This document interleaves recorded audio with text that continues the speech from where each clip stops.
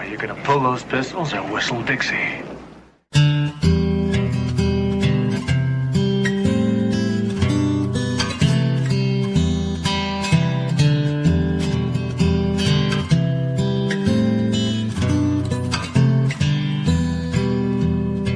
If I get to liking someone, they ain't around long.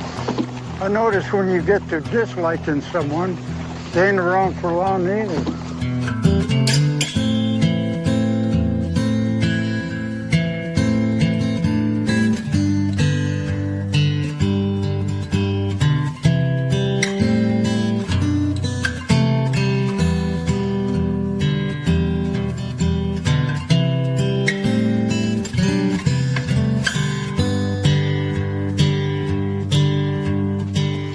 Pretty sure we have time to bury them, fellas. Hell with them fellas. Buzzards gotta eat, same as worms. All right. Hello. What's got up, the- y'all? I think we got the boomer tech issues figured out. We're a few minutes behind because I was a boomer. But anyway, I'm Jason and this is John. How's it going, Hello. John? What's going on, man? It's going pretty well. I'm all like out of sorts now because of boomer tech issues. It's all right. But anyway, this is a new show called Charlie Horse Radio. What are we doing here? So, this started as a project to work through the book titled I'll Take My Stand. It is a compilation of 12 essays written by what we now know as the Southern Agrarians or the 12 Southerners. And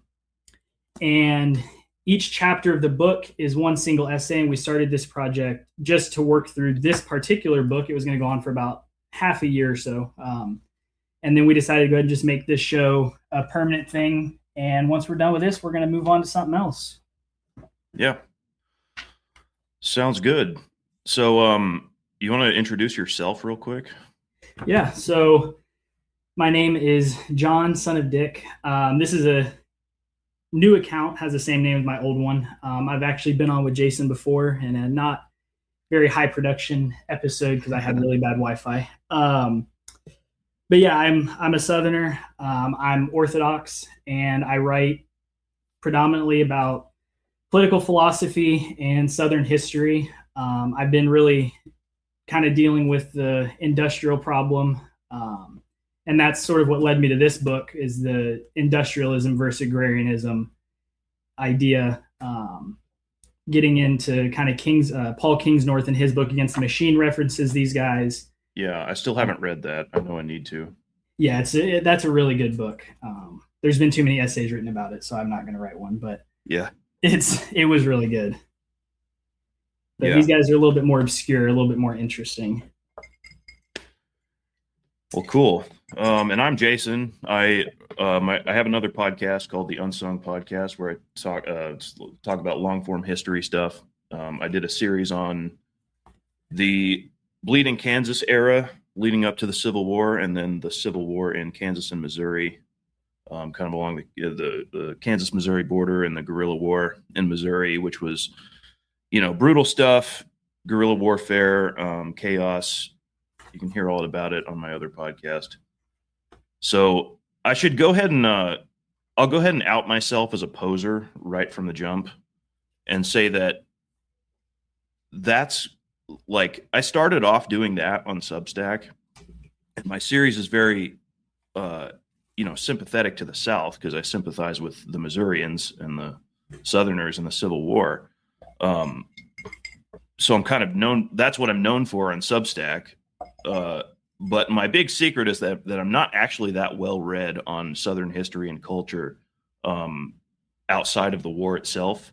So a lot of this stuff is new to me, and I'm going to be learning as we go. So I've just been faking being a Southerner the whole time, but I can fake it well enough to fool Yankees. So There you go. there we are. All right, so I'm going to go ahead and open with just a quote from the introduction the introductory essay in my version. It's this is the 1977 version. The introduction is by Louis D. Rubin Jr. This book was put out by Louisiana State University's press. Quote, "Man," it said, "far from being a godlike genius of unlimited potentialities, is a fallible, finite creature who functioned best in a society that took account of his limitations. In his zeal for the benefits of the modern scientific civilization, he was placing so high a value on material gain that he ignored his own spiritual welfare and his moral obligations to society. Properly controlled, the benefits of science and industry might bolster his human dignity. As it was, he was turning the contrivances of the new industrialism into the objective itself. In place of beauty and truth, he erected a new ideal, progress. Where properly controlled, the benefits of science and industry might bolster his human dignity. He was turning the contrivances of the new industrialism into the objective itself. Caught up in a race to exploit the natural world, through applied science, man was becoming an automaton, his entire effort directed toward highly specialized and narrow activities designed to secure immediate material profit. Man was losing contact with the natural world, with aesthetic and religious reality. His machines were brutalizing and coarsening him, his quest for gain blinding him to all that made life worth living. The tenuous and frail spiritual insights of Western civilization, achieved so arduously over the course of many centuries, were being sacrificed. The result, if unchecked, could only be dehumanization and chaos. This headlong race for mastery over nature, called progress by some and industrialism by others, stifled the aesthetic impulse, rendered impotent the religious impulse, and converted man's days into a frantic and frenzied drive for the often tawdry conveniences of modernism. Such felt the men who wrote "I'll Take My Stand," was the ruling tendency of American life in the third decade of the 20th century. As men of letters dedicated not to progress, but to humanistic values, they felt impelled to protest against it. Close quote. And that... Wow. Your intro is way better than mine. Yeah, it was pretty good. There was some stuff that was a little bit libtarded from someone writing in the 70s, but yeah, all things considered, it was pretty good. Yeah. But yeah, and that's really kind of going to be the overarching theme of this whole book and all of the essays. It's going to be a critique of industrialism, of modernity, and it's going to be an apologetic to return back to an agrarian society that the South had in its antebellum days, and a little bit into its post-Reconstruction days. And some of these traditions and customs are still held on to in the South, especially in smaller towns scattered throughout. And this book is written as an idyllic South. It's not going to be necessarily completely historically accurate. There's going to be, parts, especially where it talks about like Cousin Lucius and maybe the way he related to his slaves and stuff like that, that's going to be overly idyllic, or the minority of Southern planters and Southerners in general. Mm-hmm. But the point is that this is the ideal of the agrarian life, and the 12 Southerners intended to write this book in order to not necessarily give us a black and white step-by-step process to achieve this, but the ideal that then we conform and to in our individual lives and our families and in our local communities to hopefully achieve something close to this Southern ideal that became such a revered and missed part of American culture. Yeah. Yeah, I think that's important to point out, that it's like an idealized picture, because I can already hear the first criticism that's going to come up from, non-Southerner types is going to be, oh, well, none of this is accurate. Like this is, what about the people that didn't fit in with this picture? They're going to say that it's painting a picture that's not realistic. Yep. But it's consciously meant to be an idealized picture. So it's like, something to strive for and not necessarily what actually existed in the past. Yes. Yeah. And there are in at the end of the 1977 introduction, Alan Tate, one of the authors, wrote to Donald Davidson in 1942, and he said, quote, "I think it was and is a very great success, but then I never expected it to have any political influence. It is a reaffirmation of the humane tradition and to reaffirm that it is an end in itself. Never fear, we shall remember when our snipers are forgotten." And that the humane tradition is really what they're getting at. They're getting at this ideal humane tradition, the conditions that allow for religion and art to flourish.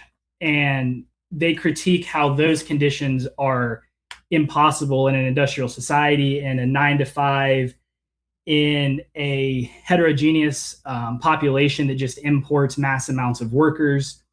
And they argue that the only way that the human life can be balanced in the traditional sense of being balanced can only be found in that agrarian society where you're in harmony with nature. You're living by, the cycles.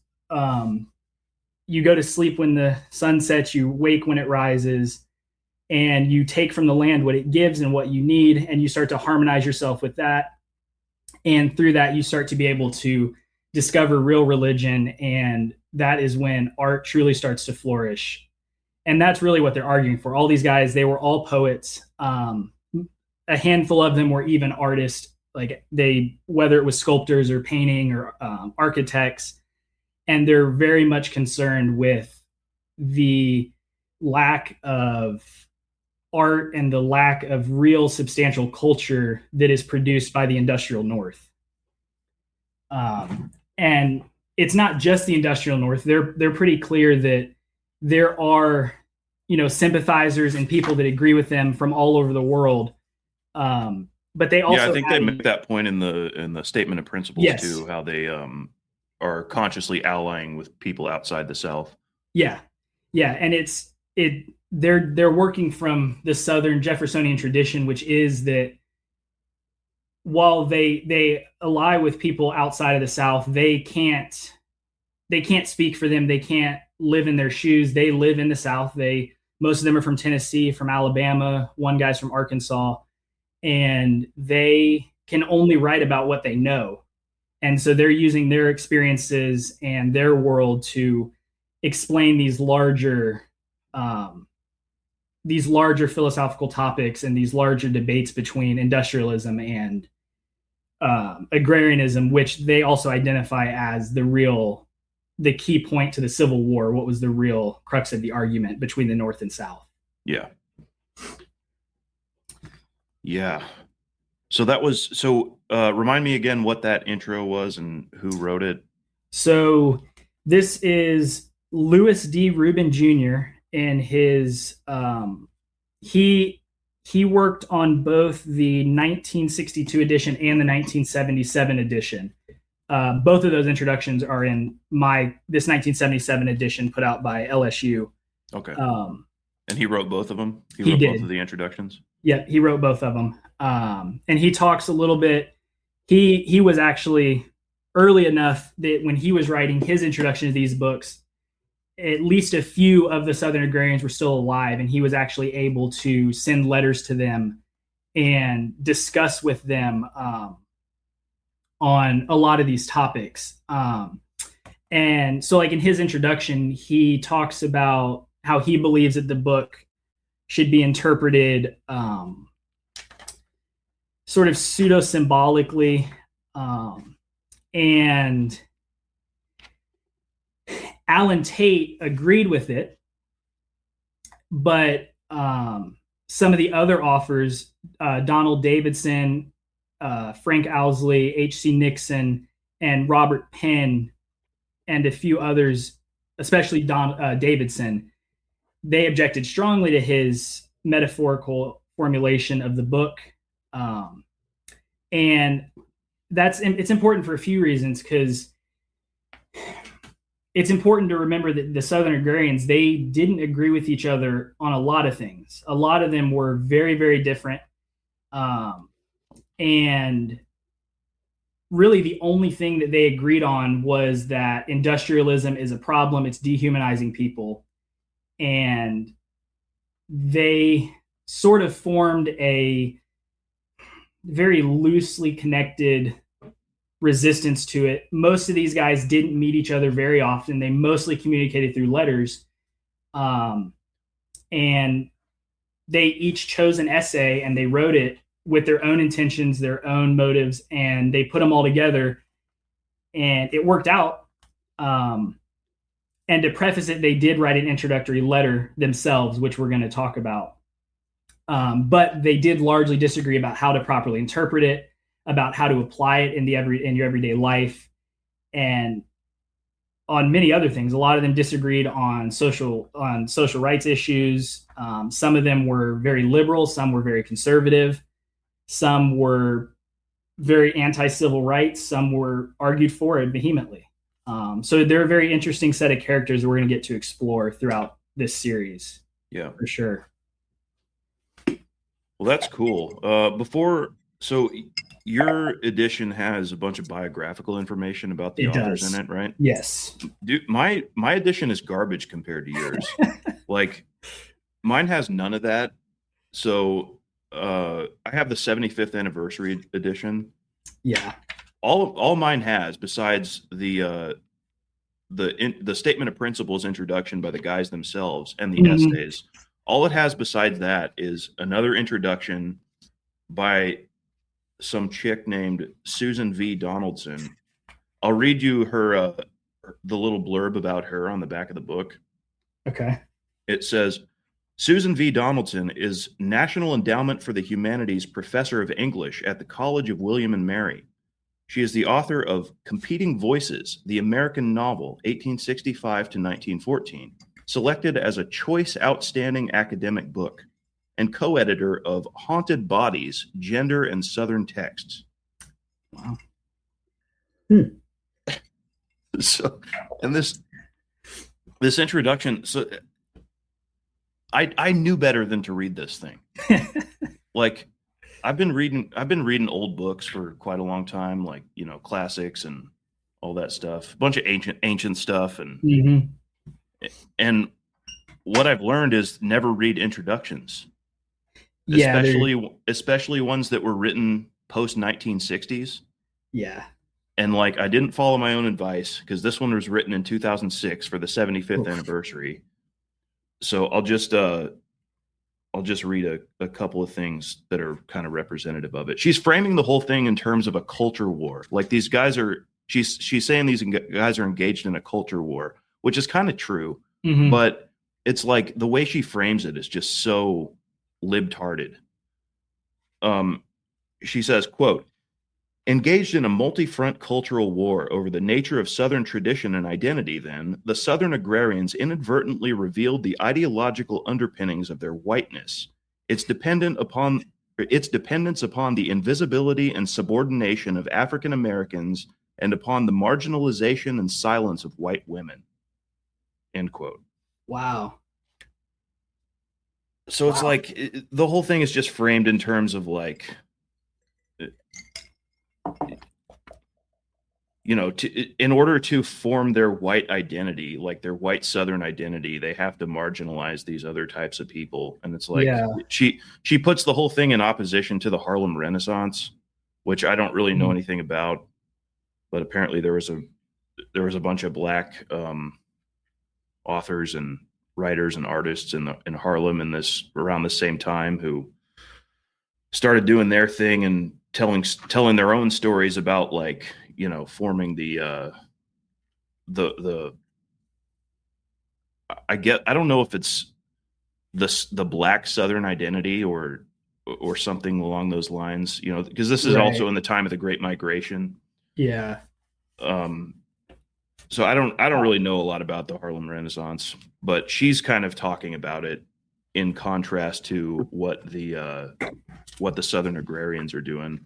Yeah, and she sounds like she sounds pretty critical of the Southern agrarians. Well, she's not overtly critical of them. It's just like she doesn't directly criticize them. It's more of like a framing issue. It's like the whole thing is just framed in terms of like, it's that whole thing where they frame it like you're threatened, like you feel threatened. Right. You know what I'm talking about? Like it's like when you criticize feminists. Yeah. Like they frame it in terms of, oh, you're threatened by my powerful womanhood or whatever, right? Yeah. Huh.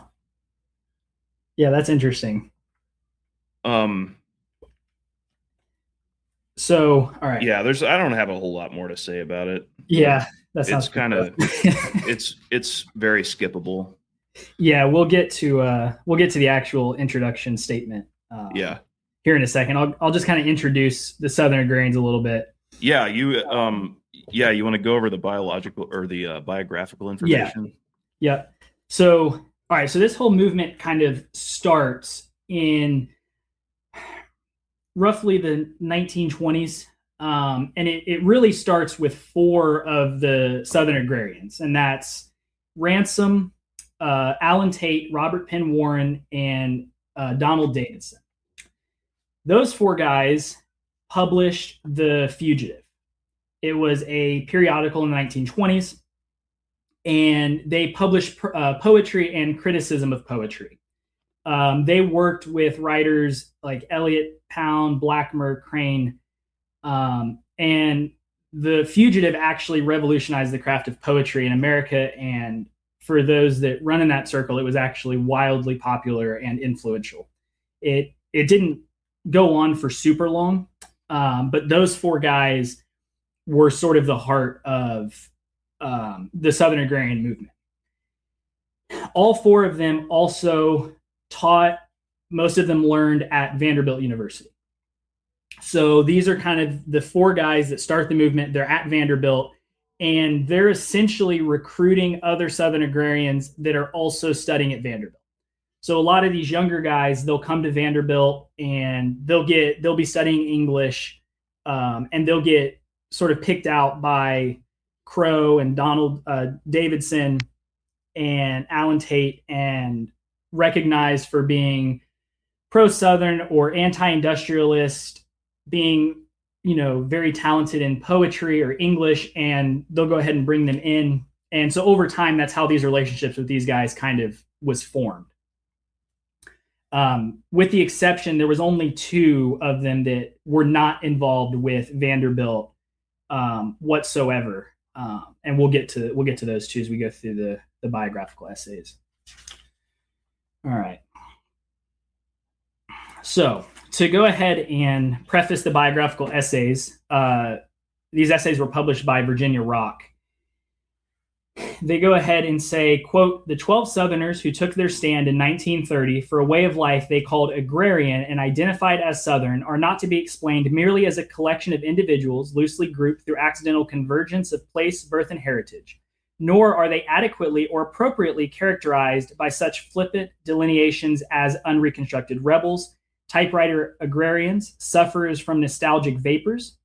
They saw themselves as committed defenders of a tradition, with a sharpened consciousness of the dehumanizing and disintegrative effects of the process of progress, determined, according to Warren on the occasion of the fugitives' reunion, to, quote, relive something, to recapture, to reassess a notion fused with their own personal sentiments and their personal pieties and their images of place and people that belong to their own earlier life."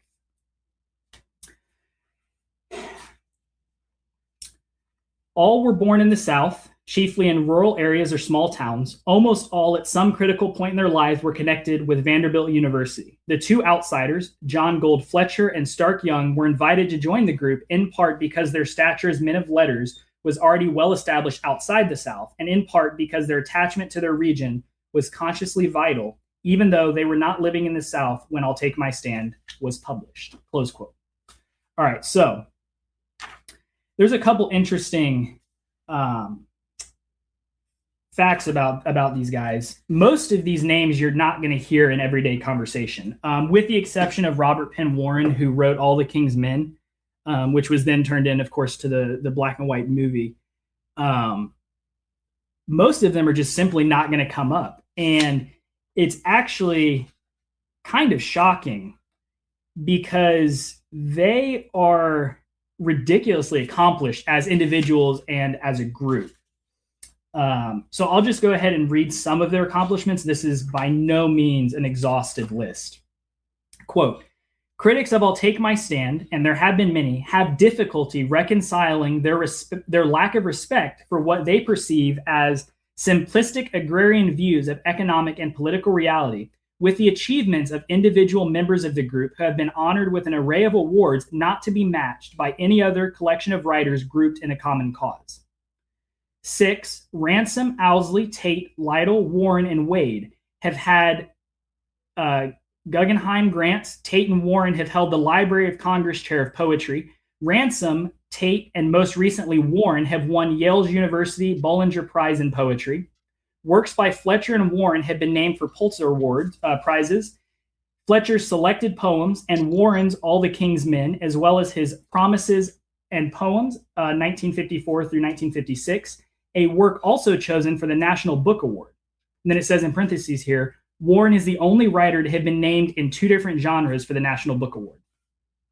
So these guys are wildly important as far as academia goes. They're extremely well known in their respective circles.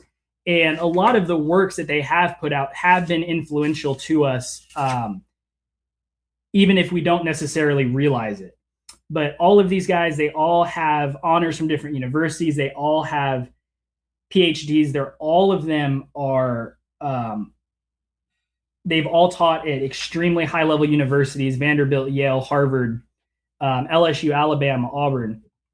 So they're all wildly well known.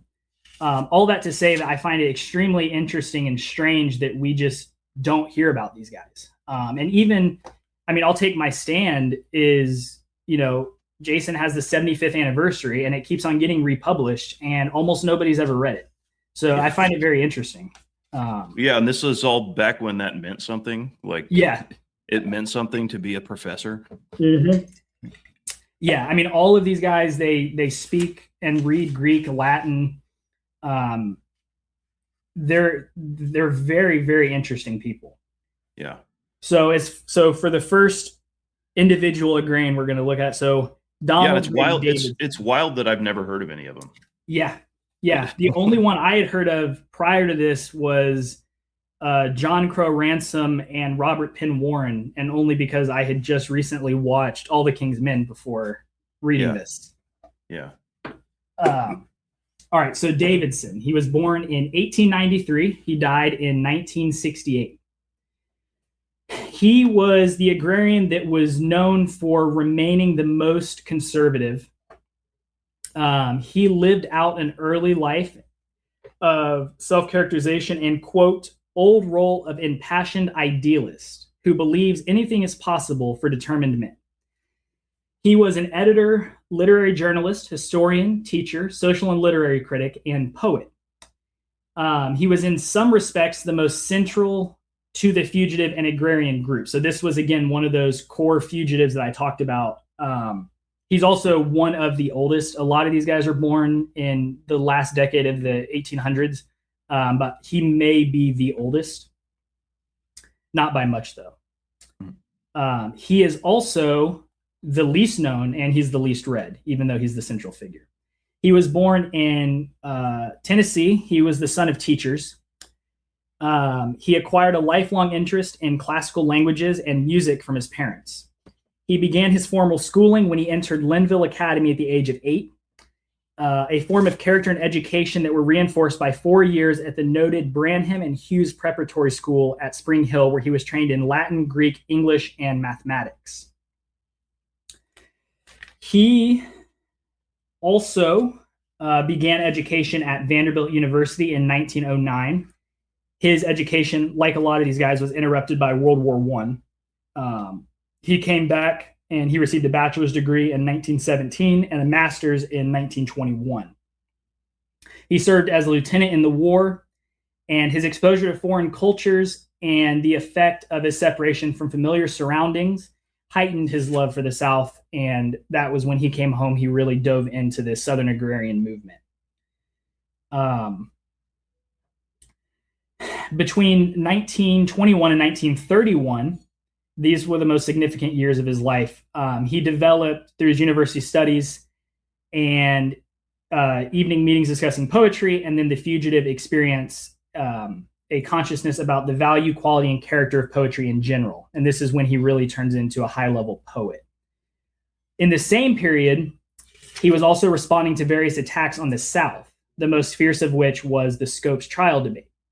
He became a spokesperson for the preservation of threatened Southern values.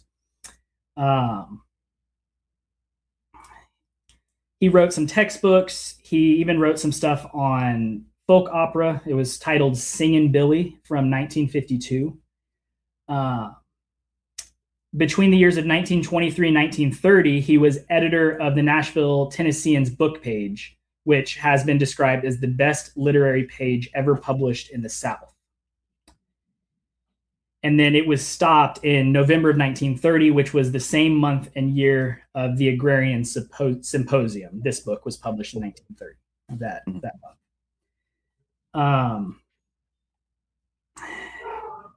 At Davidson's request, the book page engaged the minds and reviewing skills of some of his fugitive friends, and this is why he becomes kind of the core of this movement. Among these friends was Ransom Tate and Warren, who Davidson said, quote, were passing with him into their agrarian phase shortly afterward, close quote.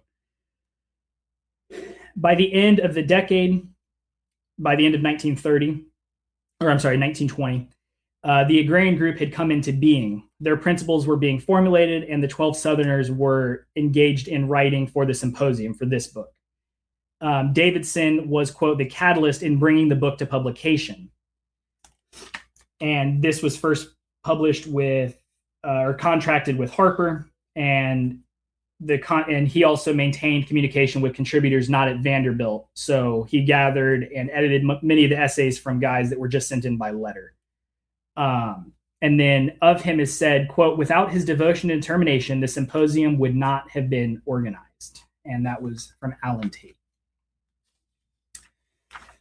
And he has a lot of achievements that are listed on his biographical essay, which I'm not going to go through, but it is very interesting. The one thing I will note is that he was chosen for honorary doctorates by 3 different institutions: Cumberland University, Washington and Lee University, and Middlebury College. His last one from Middlebury was given him in 1966, which was just 2 years before he died. All right, the next one is going to be John Gold Fletcher. He lived from 1886 to 1950. He was born in Little Rock, Arkansas, and he was the only son of a Confederate soldier. He began his early education with private tutors, studying Latin and German at the age of 5, attending a public school and the Phillips Andover Academy as preparation for Harvard.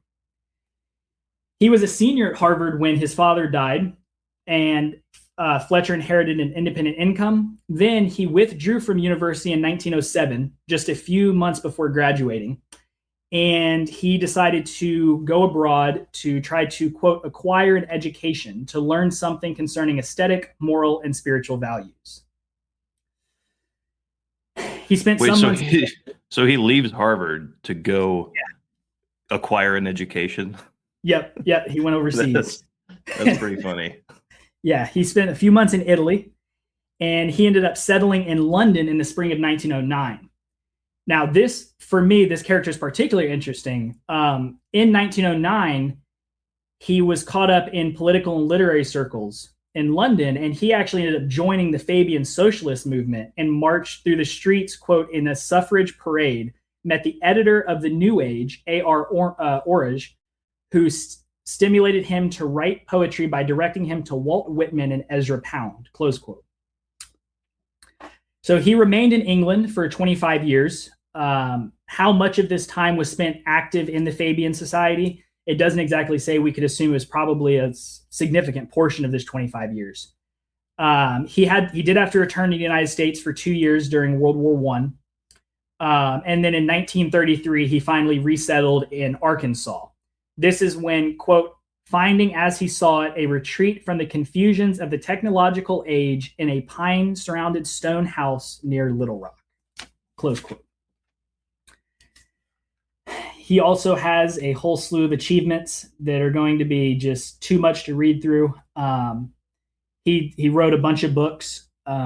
perhaps the most interesting one is a comparative analysis titled The Two Frontiers he wrote in 1930, which was quote, a neglected study of the psychology, economy, and social structure of the United States and Russia.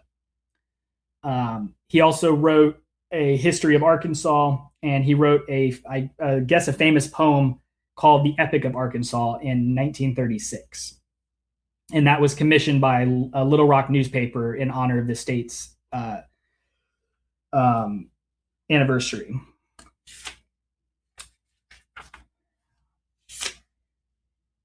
So let's see, what else about Fletcher? It's going to be interesting.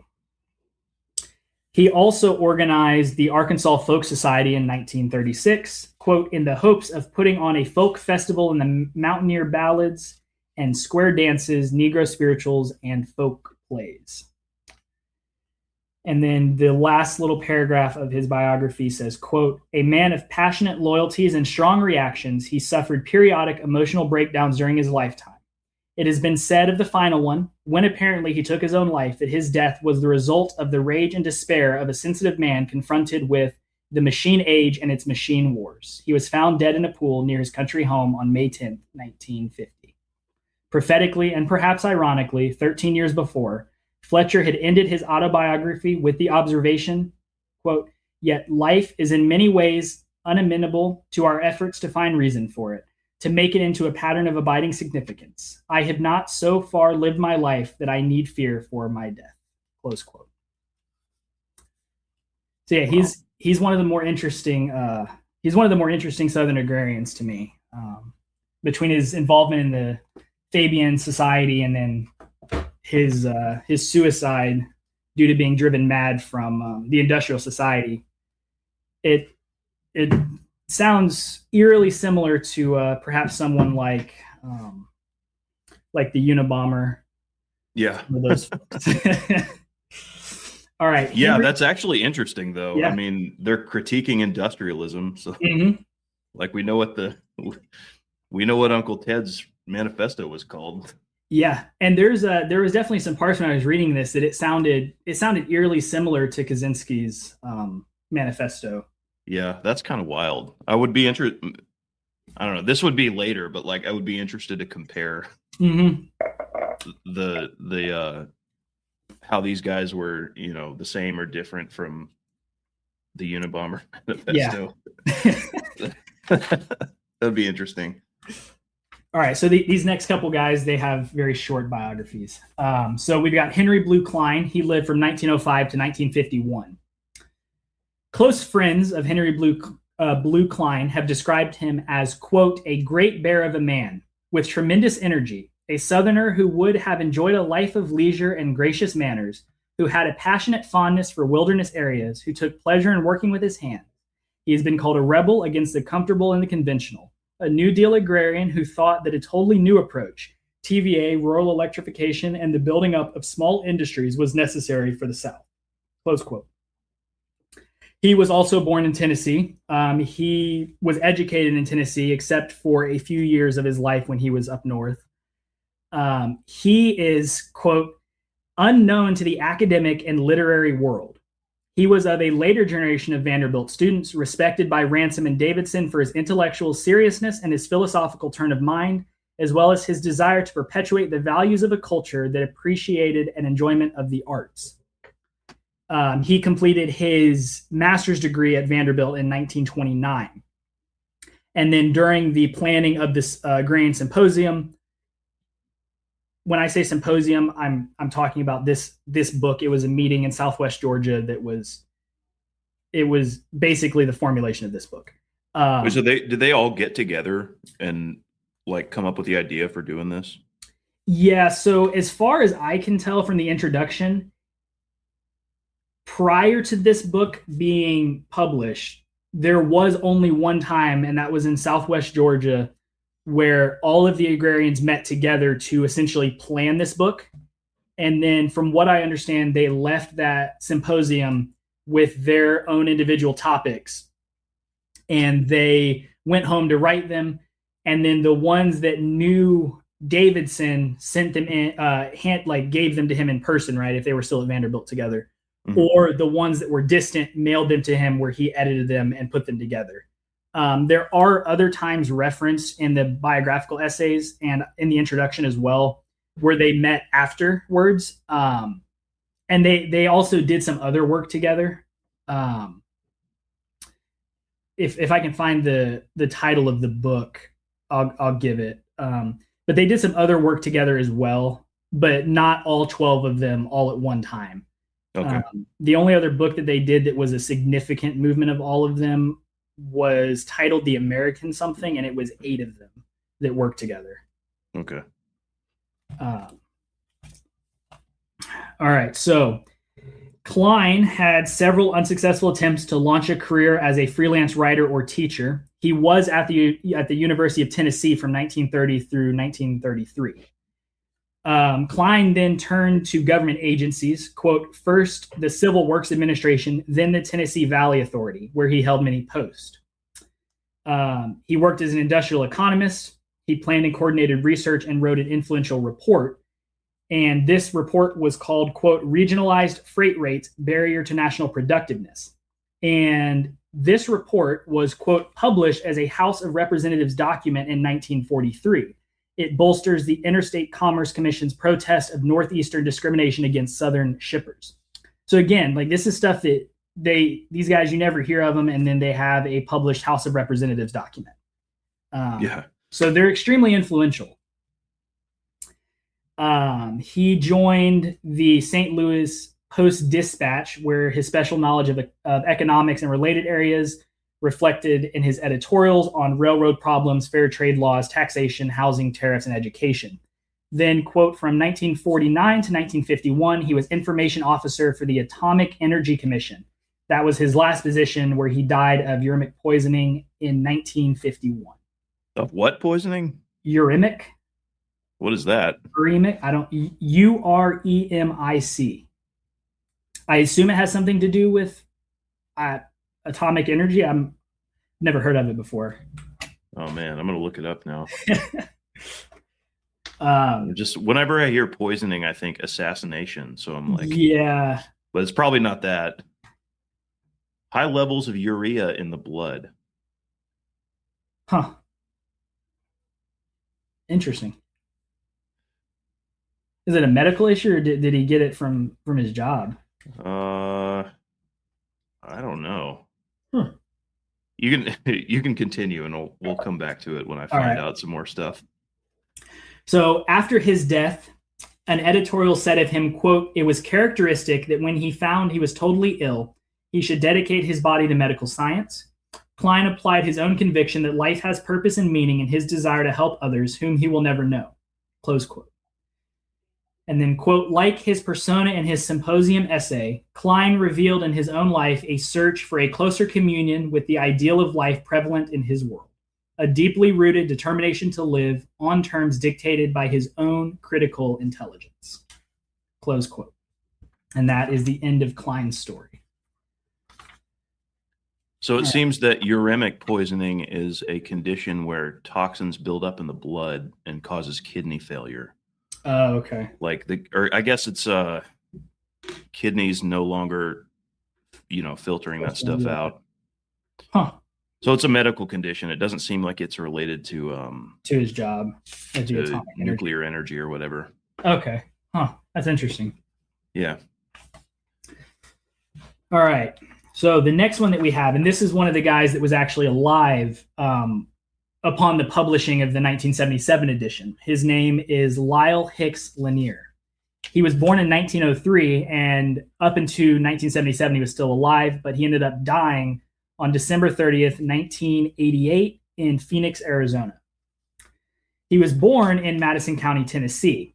He actually is one of there's several of them, but he was one of the ones that was born and raised on a farm. He attended a one-room school, and then after a year of preparatory study at Valparaiso University, he entered Vanderbilt in 1920 to study philosophy. He achieved advanced degrees, and his research in psychology at George Peabody College resulted in, quote, an important monograph titled Studies in the Comparative Abilities of Whites and Negroes, and that was written in 1929. a member of the psychology department at Vanderbilt. While the Agrarian Symposium was planned, Lanier became involved with the group not only because of his personal friendships and proximity, but also because his humanistic studies had led him to question a blind faith in social science and a, quote, scientific attitude as an easy means of solving human and political problems. And then it continues, quote, like his fellow agrarians, Lanier has been concerned with the unified human being in harmony with his society, with the concrete realities rather than scientific abstractions. He believed that science alone would not provide the answers, and so Lanier saw philosophy and psychology as intrinsically related disciplines. And in 1939, he observed in the Southern Review that dictators, not the social scientists, are the end of the search for effective control over social events. And he says, quote, the scientist is forced to contemplate the appalling paradox that science, the systematic use of intelligence, is found to have improvised its own means of destruction. He continues on as a prominent psychologist, predominantly in the areas of race and experimental and physiological psychology. As of the time of this writing, he was retired from the University of Illinois, where he had been an executive vice president. And he had a distinguished academic career. He taught in the South, the East, and the Midwest. He also served as an editor for the Psychological Bulletin. And he was a director of professional and governmental organizations, including the Social Science Research Council, the Defense Science Board, the American Psychological Association, the Society of Experimental Psychologists, and the Office of Administrative Affairs of the American Council of Education. One interesting note about Lanier as a psychologist is that he considered himself, quote, a monist rather than a dualist.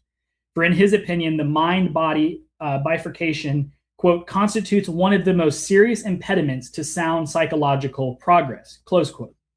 And I make that point because as we work through the essays in this book, you'll start to see this critique of the dichotomy created within man between, they call it work and sloth, but essentially between like this rigid structure of like, okay, you go to work, you work really hard, then you come home and you rest really hard, right? And they consider that resting time sloth. And this whole sort of system creates these dichotomies within the self, within the family, the home, right? You leave your children, you go to work. Your children oftentimes go to school, and then you all kind of meet at home, and it's all very disharmonious. It creates this duality within the house and within the self between work and rest, family time and work, stuff like that. So when it says that he's a monist and not a dualist, it's like he's talking about the human person and not like they're not talking about like theological monism or philosophical monism. Yeah. He's saying that like he would reject something like Plato's duality of man, right? Where like the soul and body are two distinct things, and the goal of the human life is to free the soul from the body. Or it's like the human person is like an integrated soul and body together. Yeah, exactly. Yeah. Yeah. And then, quote, the relation of Lanier's scientific convictions to agrarianism becomes clear when he says, quote, political leadership informs social science and a definitive social philosophy. Quote, he noted in his symposium essay, seek to effect a synthesis of living in an agrarian family and community. All right. Next on the list is going to be Andrew Nelson Lytle. He was another one of our still living agrarians at the time of publishing. He ended up dying December 12th, 1995 in Monteagle, Tennessee. He was also a farmer. He was a teacher, an editor, and a writer. He was born in Murfreesboro. He had a varied education. He studied at the Sewanee Military Academy, Vanderbilt University. He studied for a year in France, and he did 2 years of graduate work at the Yale School of Drama. An interesting note on him is he actually considered making theater his career. He wrote a few plays and acted professionally in New York. Although, as Lytle said, quote, he was no proper farmer, agrarian experiences have been a significant part of his life. For some 10 years, he managed Corn Silk, his father's cotton farm, the place he, quote, loved most. He ended up trying to combine writing with farming, and he completed his first book. This was a prose of the celebration of his region and his people in his novelistic dramatic biography titled Bedford Forest and His Critter Company, written in 1931. His first novel was called The Long Night, written in 1936. After finishing The Long Night, he came to realize that apparently writing and farming were ultimately incompatible for him. So he chose to become a teacher. And he spent 35 years as a teacher, or 45 years, I'm sorry.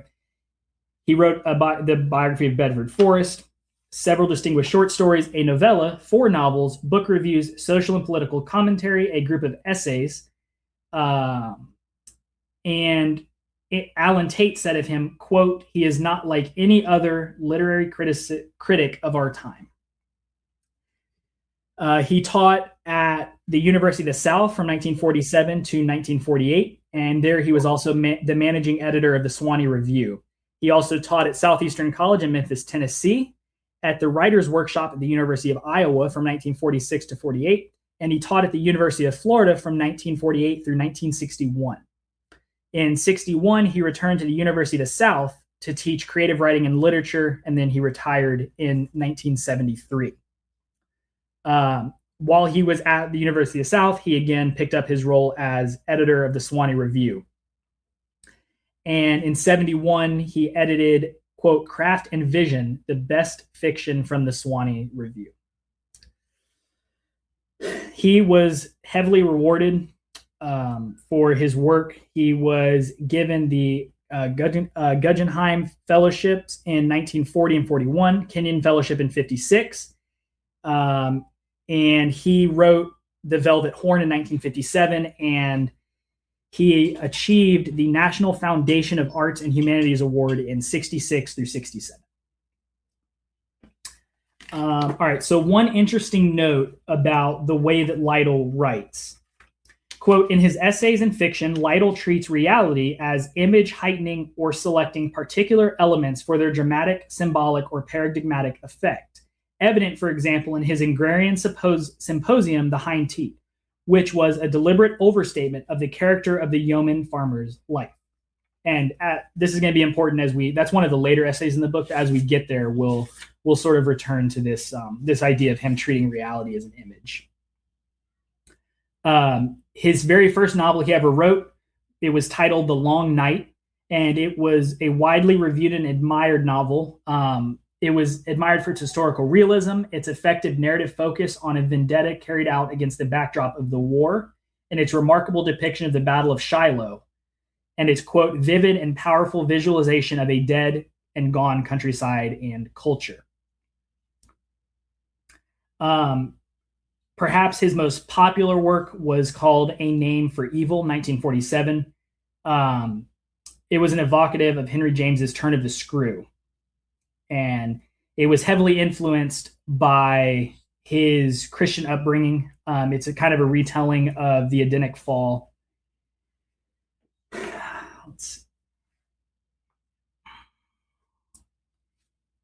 And other than that, he had a relatively unnotable life compared to some of the other ones. Quote, Lytle notes that what he has been saying presupposes a traditional attitude, one which cherishes and sustains an inherited way of life. Hence his search into a celebration of a personal familial past. Quote, if you don't know who you are or where you come from, you will find yourself at a disadvantage. The ordered slums of suburbia are made for the confusion of the spirit, for the profound stress between the union that is flesh and the spirit. They have been forced to exchange the appetites. Each business promotion uproots the family. Children become wayfarers. Few are given any vision of the divine. They perforce become secular men, half men who inhabit what is left of Christendom. And that's perhaps his most powerful quote that I've found so far. That's an interesting take. That kind of fits into how I think about history when I'm talking about history on my other podcast. It's like I kind of think of it as a way of knowing who you are, Right. a way for a culture to know who they are. Like it's not that different from mythology in that way. Yeah. It's like, yeah, that's an interesting point he makes about the fact that if you don't know that, who you are and where you come from, then you're kind of just lost. Yeah, and that's something I've kind of noticed with a lot of these guys reading the biographicals on them is that, you know, especially with the guys that go overseas to study or live, and they sort of become disordered, right? They fall in the Fabian Society. They start to become, you know, uber feminist, and then they come home and it sort of recenters them. And that's a prevailing theme among a lot of these guys, is that as they come home and they start to reconnect with their past, where they're from, they start to recenter themselves, and their thinking becomes clearer, and they start to find more comfort in their work. Yeah, I can kind of relate to that. Mm-hmm.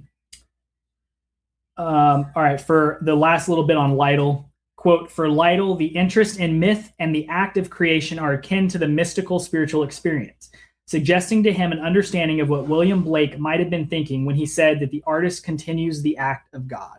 Lytle's commitment to his agrarian Southern heritage is subsumed and shaped into his practice as an artist. From his being as a man and an artist whose sensibilities and moral quality belong to a Christian heritage, he draws and recreates the archetypal experience which forever recurs within the human scene. That's going to close our discussion on Lytle. We just have a few more here to cover. These last that reminds me of Tolkien. Yeah, the artist continuing the work of God thing. Yeah, I wonder. I would be interested if Tolkien ever got his hands on this book. Yeah, I don't know. Because he has a lot of those. That'd be another interesting one to compare. Yeah, he has a lot of those same kind of traditionalist themes, the Catholic distributism and stuff like that. That kind of works at this same idea of, you know, like G.K. Chesterton's 2 acres and a cow idea of being able to provide for yourself and your family, not overproducing, just taking just enough from the land as you need. Kind of fits in a lot with these kind of guys. Yeah. All right, Herman Clarence Nixon. He lived from 1886 through 1967. And I do believe that Nixon is officially the oldest agrarian, born in the 8th decade of the 19th century. He was a historian, political scientist, analyst of economic and social conditions, and pleader for the quote-unquote little people. It is said of Herman Clarence Nixon that, quote, in attitude and activities, he failed to fit the uncritical characterization of agrarians as visionary or reactionary. He was born in Merrillton, Alabama, son of a landowner and country store proprietor. He was a product of the, quote, folkways of the hills. He was chiefly educated in the South, a one-room state normal school, and then he studied at the Alabama Polytechnic Institute. There's another guy that also studied at the Polytechnic Institute, and when the other guys talked about its references Auburn, so I don't know if this is speaking about Auburn or if this is a different school. All right, then he had his Army experience, and he served with the Library of Wilson's Peace Commission in France. He studied at the University of Chicago, where he gained a, quote, new understanding of and perspective on his Piedmont democratic heritage. He did a doctoral study on the populist movement in Iowa in 1926, and he said that, quote, injected him heartily into the liberal side of agrarianism. So this is going to be one of our more liberal, progressive agrarians. Progressive in like the left-wing American sense, not in like progress versus agrarianism. Nixon taught for roughly half a century. He taught history and political science in the South and Midwest. He started teaching at Jacksonville, Alabama State College in 1910. He also held appointments at Louisiana State University, Tulane, the University of Missouri, and at Vanderbilt for 18 years. After his retirement from Vanderbilt, he was a circuit riding visiting professor at colleges in New York, California, Ohio, West Virginia, and Kentucky. In 1957, he received the John J. Whitney Foundation Emeritus Award for teaching. He has books on sociological, economic, political studies. None of them seem like books that are going to be very common or well known, so I'm just going to go ahead and skip them. It says here that, quote, Nixon endorsed a politically liberal position, one which disturbed some of his more conservative colleagues, is evident from his activities and writings. He was regional consultant for the Civil Service Commission and director of the New Deal Louisiana Rural Rehabilitation Corporation. That's a mouthful. He served as chairman of the Southern Policy Commission, 1935, through which he supported cooperative government ownership of natural resources and public utilities and socialization of medical and hospital services. He also lobbied in Washington for farm tenant legislation. And as an essayist, he examined the South's problems of desegregation, urbanization, and industrialization. His position might be best characterized by his own statement, quote, I am for constructive acceptance of the inevitable with a maximum effort for the preservation of human community and common roots, close quote. Quote, he continued in his writings and activities to voice resistance to a quote, atmosphere of technological illiteracy, to reject the worship of industrial gods and mere economic progress. And then 32 years after the publication of the symposium, he still saw, quote, agrarianism at its best as a Confucian element of balance for civilization at its best, and the agrarian society as a preserver of the arts, including the important art of living. He is definitely going to be the most liberal and the most progressive guy that we have. Most of these guys are going to be pretty critical of things like government ownership of public resources. It's kind of that comment about the inevitability of whatever's coming just kind of sounds very progressive. Yeah, and it's kind of a thing like in the lost cause movement that, you know, generally anything like national parks and stuff like that are generally viewed very down upon as the federal government stealing state property. So the fact that he's kind of lobbying for these things it's very strange. And when we get to his essay, he ended up writing Whither Southern Economy. That one's it's the least artistic, the most boring essay of the bunch, and it's an economic treaty. But we'll get to that one. But all right, our next guy is going to be Frank Lawrence Owsley. He lived from 1890 to 1956. And if you are a lover of Southern history, his name will probably sound familiar as he wrote, quote, Plain Folk of the Old South. He essentially argues in that book that the vast majority of the Southern population was made up of yeomen, or what is typically referred to as, quote unquote, poor whites. And he basically refutes the claim that they were not poor whites or white trash, that the majority of the South were just non-slave owning yeomans that worked their own property and were neither poor nor exceptionally rich. And that's sort of that is the apologetic on that topic, as far as I know. All right, so he was a sectional historian, an influential teacher, and of course an agrarian.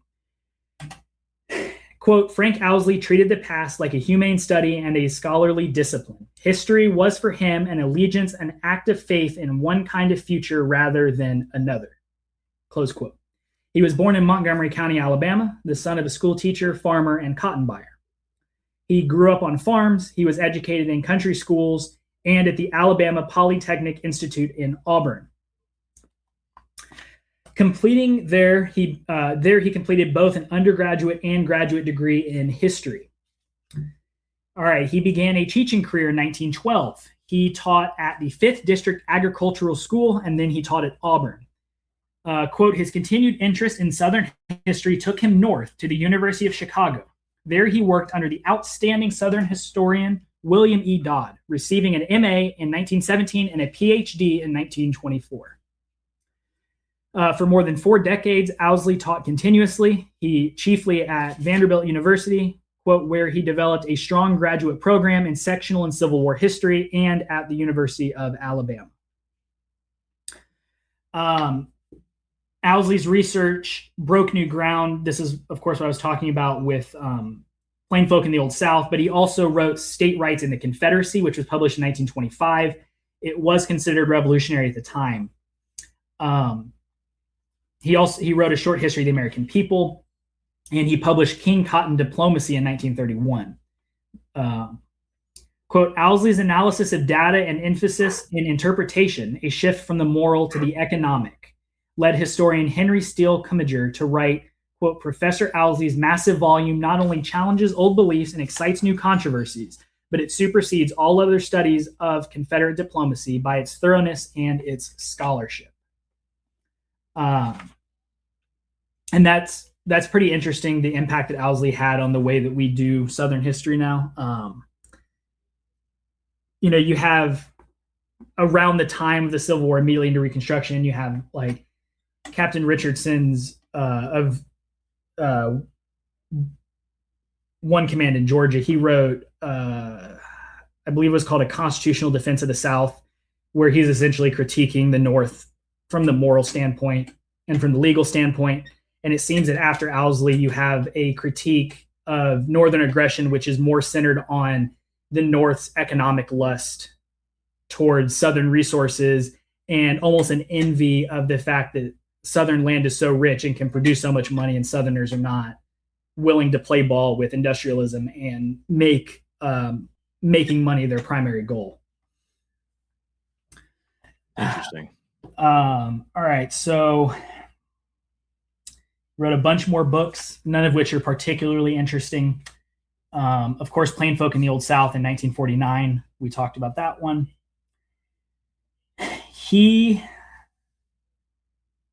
has recognition of his achievements and honors accorded as a historian, which include special lectureship invitations from Louisiana State University, University of Kentucky, University of Mississippi, summer visiting professorships at the University of Illinois, a Guggenheim Fellowship in 1927 and 28, a social science research grant and Fulbright lectureship in 1956 at St. John's College, Cambridge University, England. And it was there, when he was completing research on the diplomatic history of the Civil War, that he died of a heart attack.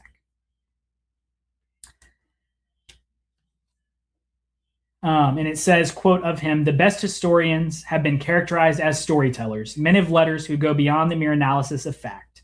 As such a historian, Owsley found agrarianism congenial, for it embodied values that permitted, he said, quote, art, music, and literature to emerge from the dark, cramped holes where industrial insecurity and industrial insensitiveness have often driven them.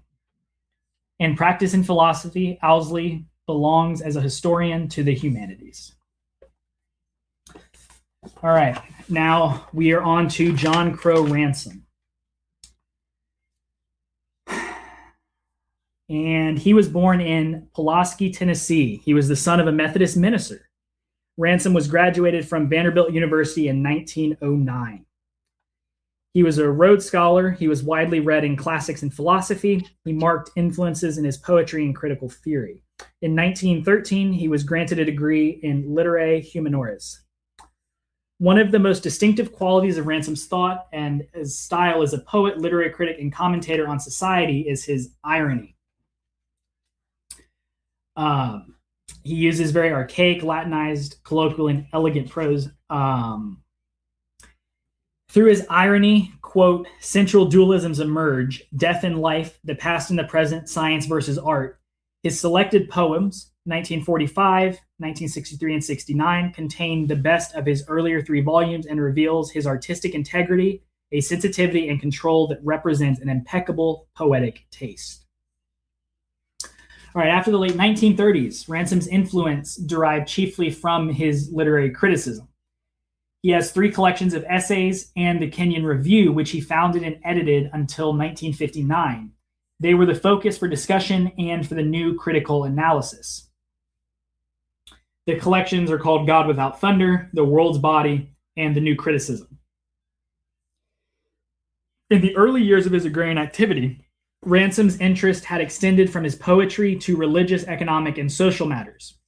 Quote, drawing on his Protestant heritage and his agrarianism, he sought to recover the excellences of the ancient faith to combat scientism. This concern with non-literary matters, which he linked to his involvement with aesthetics, found expression in his agrarian essays in the mid-1930s. And as far as this particular book is concerned, John Crow Ransom wrote the essay titled Reconstructed but Unregenerate. That will actually be the next episode we do with Elder of Vicksburg. Will be on for that. Yeah, that's the first one. Yeah.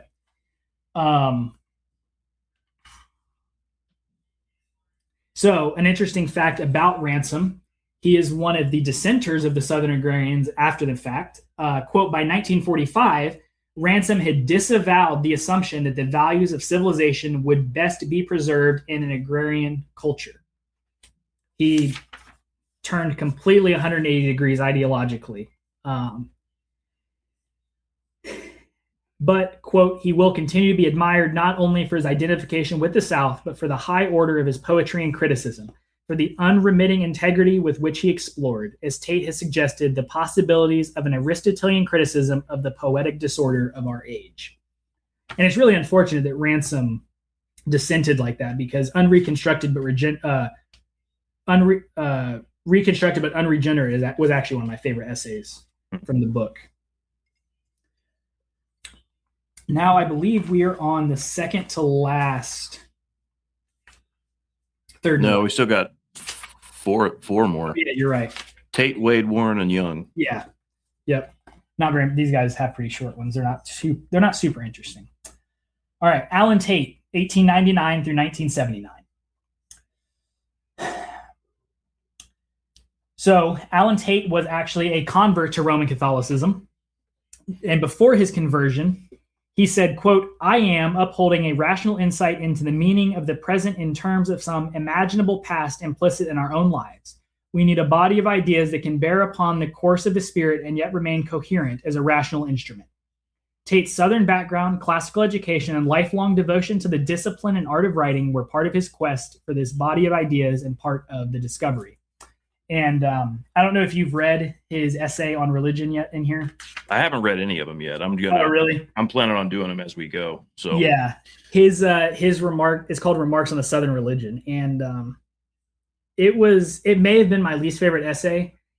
It was somewhat confusing. I do think that it'll help shed light on it now that I know that he was a Catholic when he was writing it. It'll kind of give it a new light, but that one's a difficult essay to make it through. Yeah. It'd be interesting to talk about. Yeah. All right. He was born in Winchester, Kentucky. He was educated in private schools and at Vanderbilt University. This is where he formed close friendships with Ransom, Davidson, Warren, and the other fugitives. When I say the other fugitives, the fugitive movement was very, very large. It's just that the other fugitives that are referenced were not also a part of the Southern Agrarians. There was many, many fugitives that wrote for the fugitive, but they just were not involved with this particular movement. Okay. It was here that he began his career as poet and editor. He did have some unsatisfactory forays into the worlds of business and high school teaching. Because of his failure here, he actually fled to New York in 1924 to write poetry. It was there in New York that he was, quote, extraordinarily productive in this 6-year absence from his native region. During the 6 years, he published more than 50 articles, his first volume of poetry, and 2 biographies. These 2 biographies were on Stonewall Jackson and Jefferson Davis, respectively. In his Southern heritage, quote, Tate found a coherent body of ideas from which he and other writers identified with the Southern Renaissance had converted the, quote, Southern legend of defeat and frustration into the universal myth of the human condition. And, quote, representing this metamorphosis are some of his finest poems published during his agrarian period, including Ode to the Confederate Dead, The Mediterranean. His consciousness of the South and as an image was also explicit in his antebellum novel, The Fathers, which is being reissued by Louisiana State University in 1977. So he was also wildly popular, extremely important, and he did end up returning from New York back to his native Kentucky, where he continued writing some other stuff that it's not particularly well known. Quote, in the opinion of his contemporaries, Tate's critical essays are among the most brilliant of his generation. His poetry has been called seminal, its impact far-reaching. The poet Tate has said, quote, is responsible to his conscience, the joint action of knowledge and judgment, and for the reality conveyed to him by his awareness. Close quote.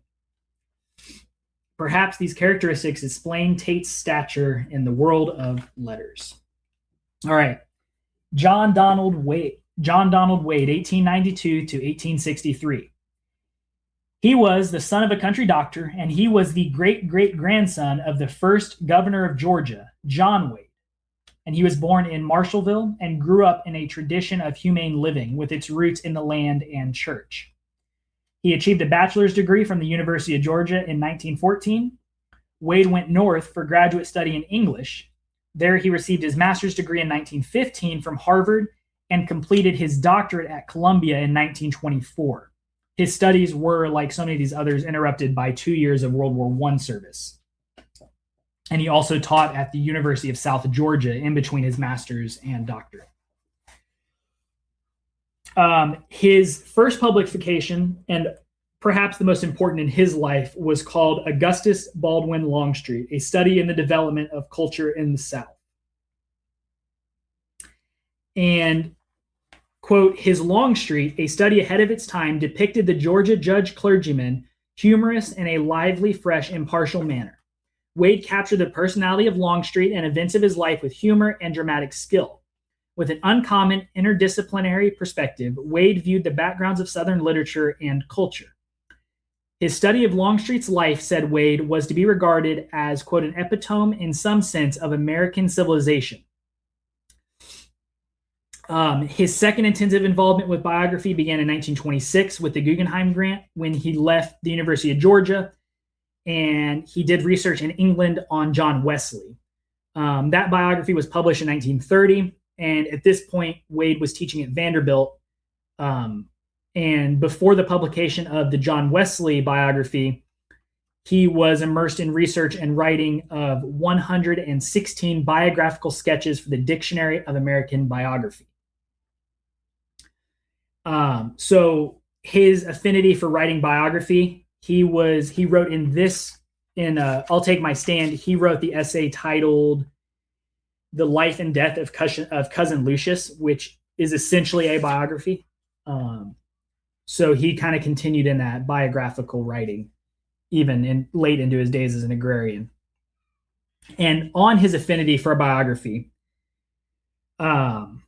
he wrote on Joel Chandler Harris, Erskine Caldwell, Thomas Wolfe, Tom Watson, and Henry Grady. And he said, quote, these were studies in which he could come directly to grips with the motivating factors in his subjects' lives.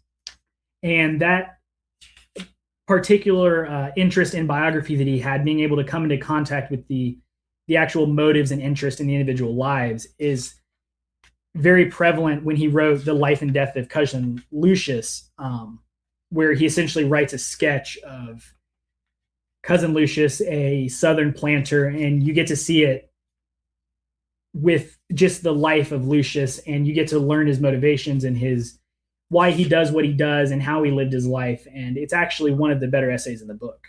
I really enjoyed it. Okay. All right.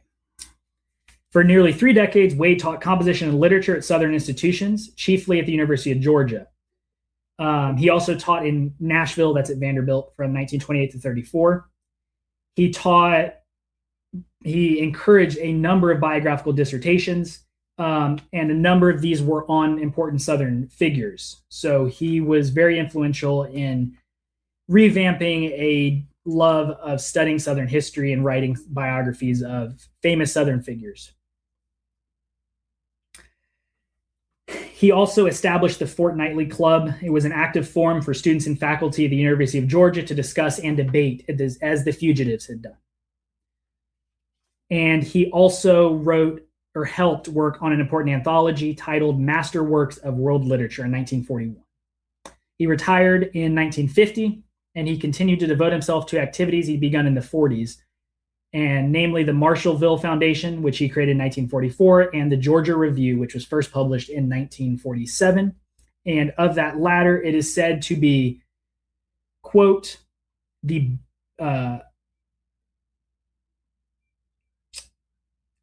to be alert not merely against false and cliche, but against all manner of highbrow cliche, faddism, and tish-tosh. And it was originally conceived as a review of Georgia for Georgians, but it became, according to Ingay, an outlet for some of the best creative writing and scholarship in the South and the nation.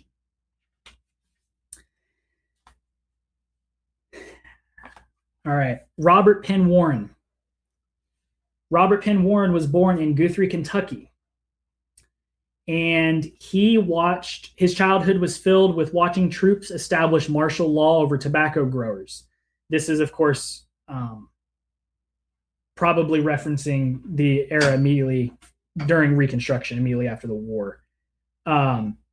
He studied at Vanderbilt. He found chemistry, quote, damned dull, and literature and composition under Ransom and Davidson exciting. It was then, with his relationship with those two, that he was invited to join the Fugitives. Warren recalls that, quote, this was my education. I got the feeling that poetry was related to ideas and to life. He received many honors as a student, culminating in the Rhodes Scholarship. He taught at Louisiana State University, then he taught at Yale, and he had, quote, an immeasurable influence. He wrote texts such as Understanding Poetry and Understanding Fiction. He has the label, quote, New Criticism attached to him. Virginia Rock argues that he is a Catholic critic, that he is not involved with the New Criticism movement.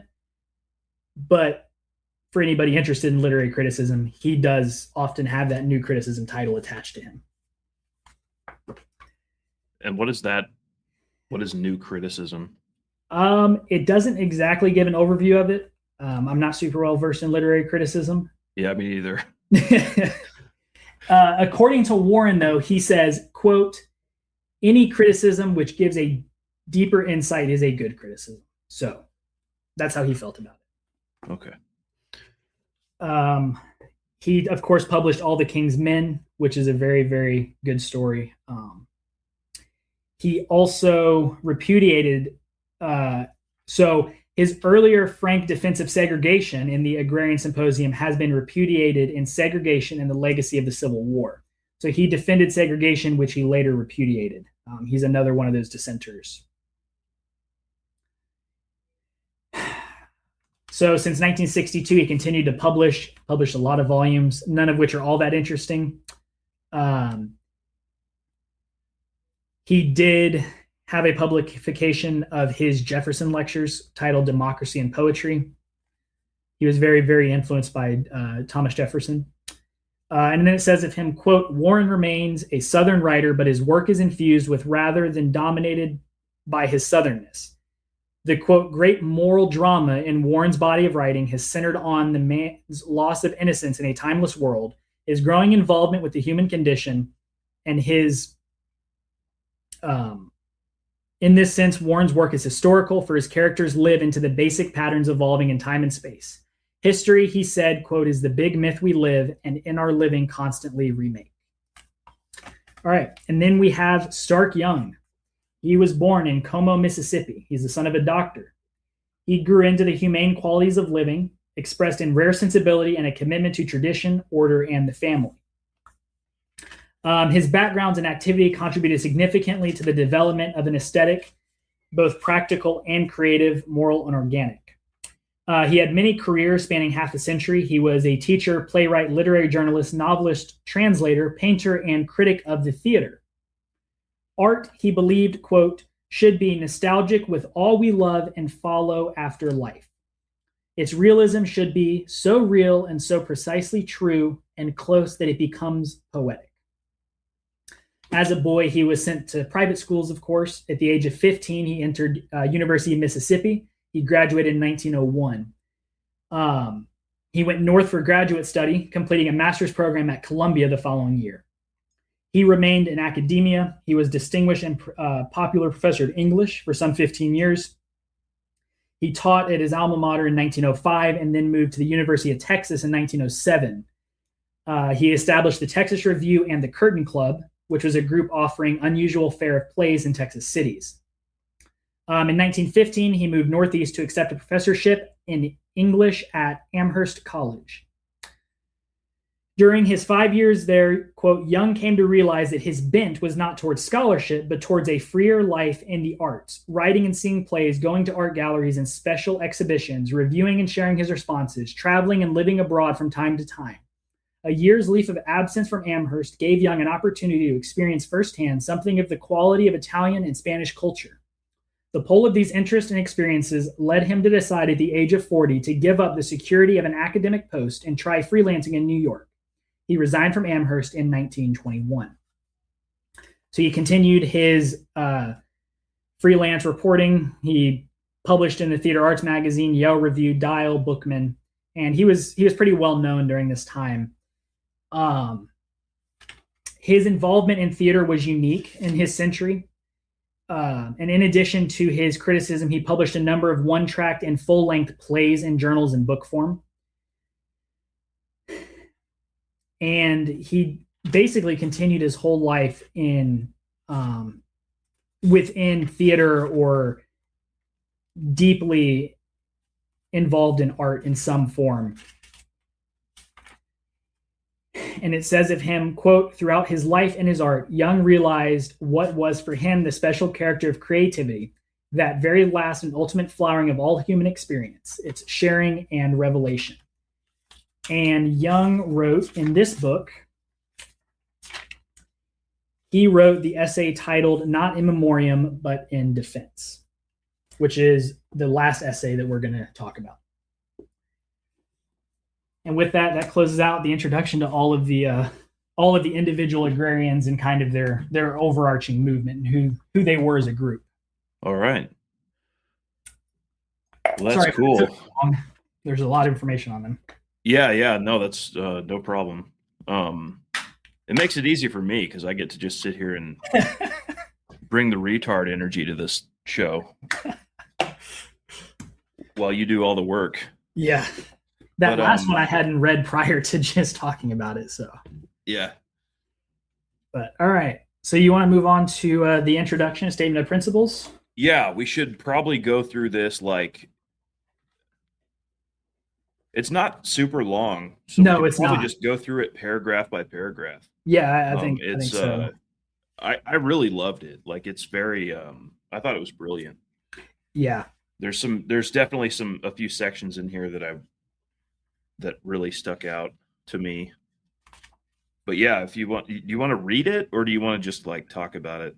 Kind of summarize what's in there.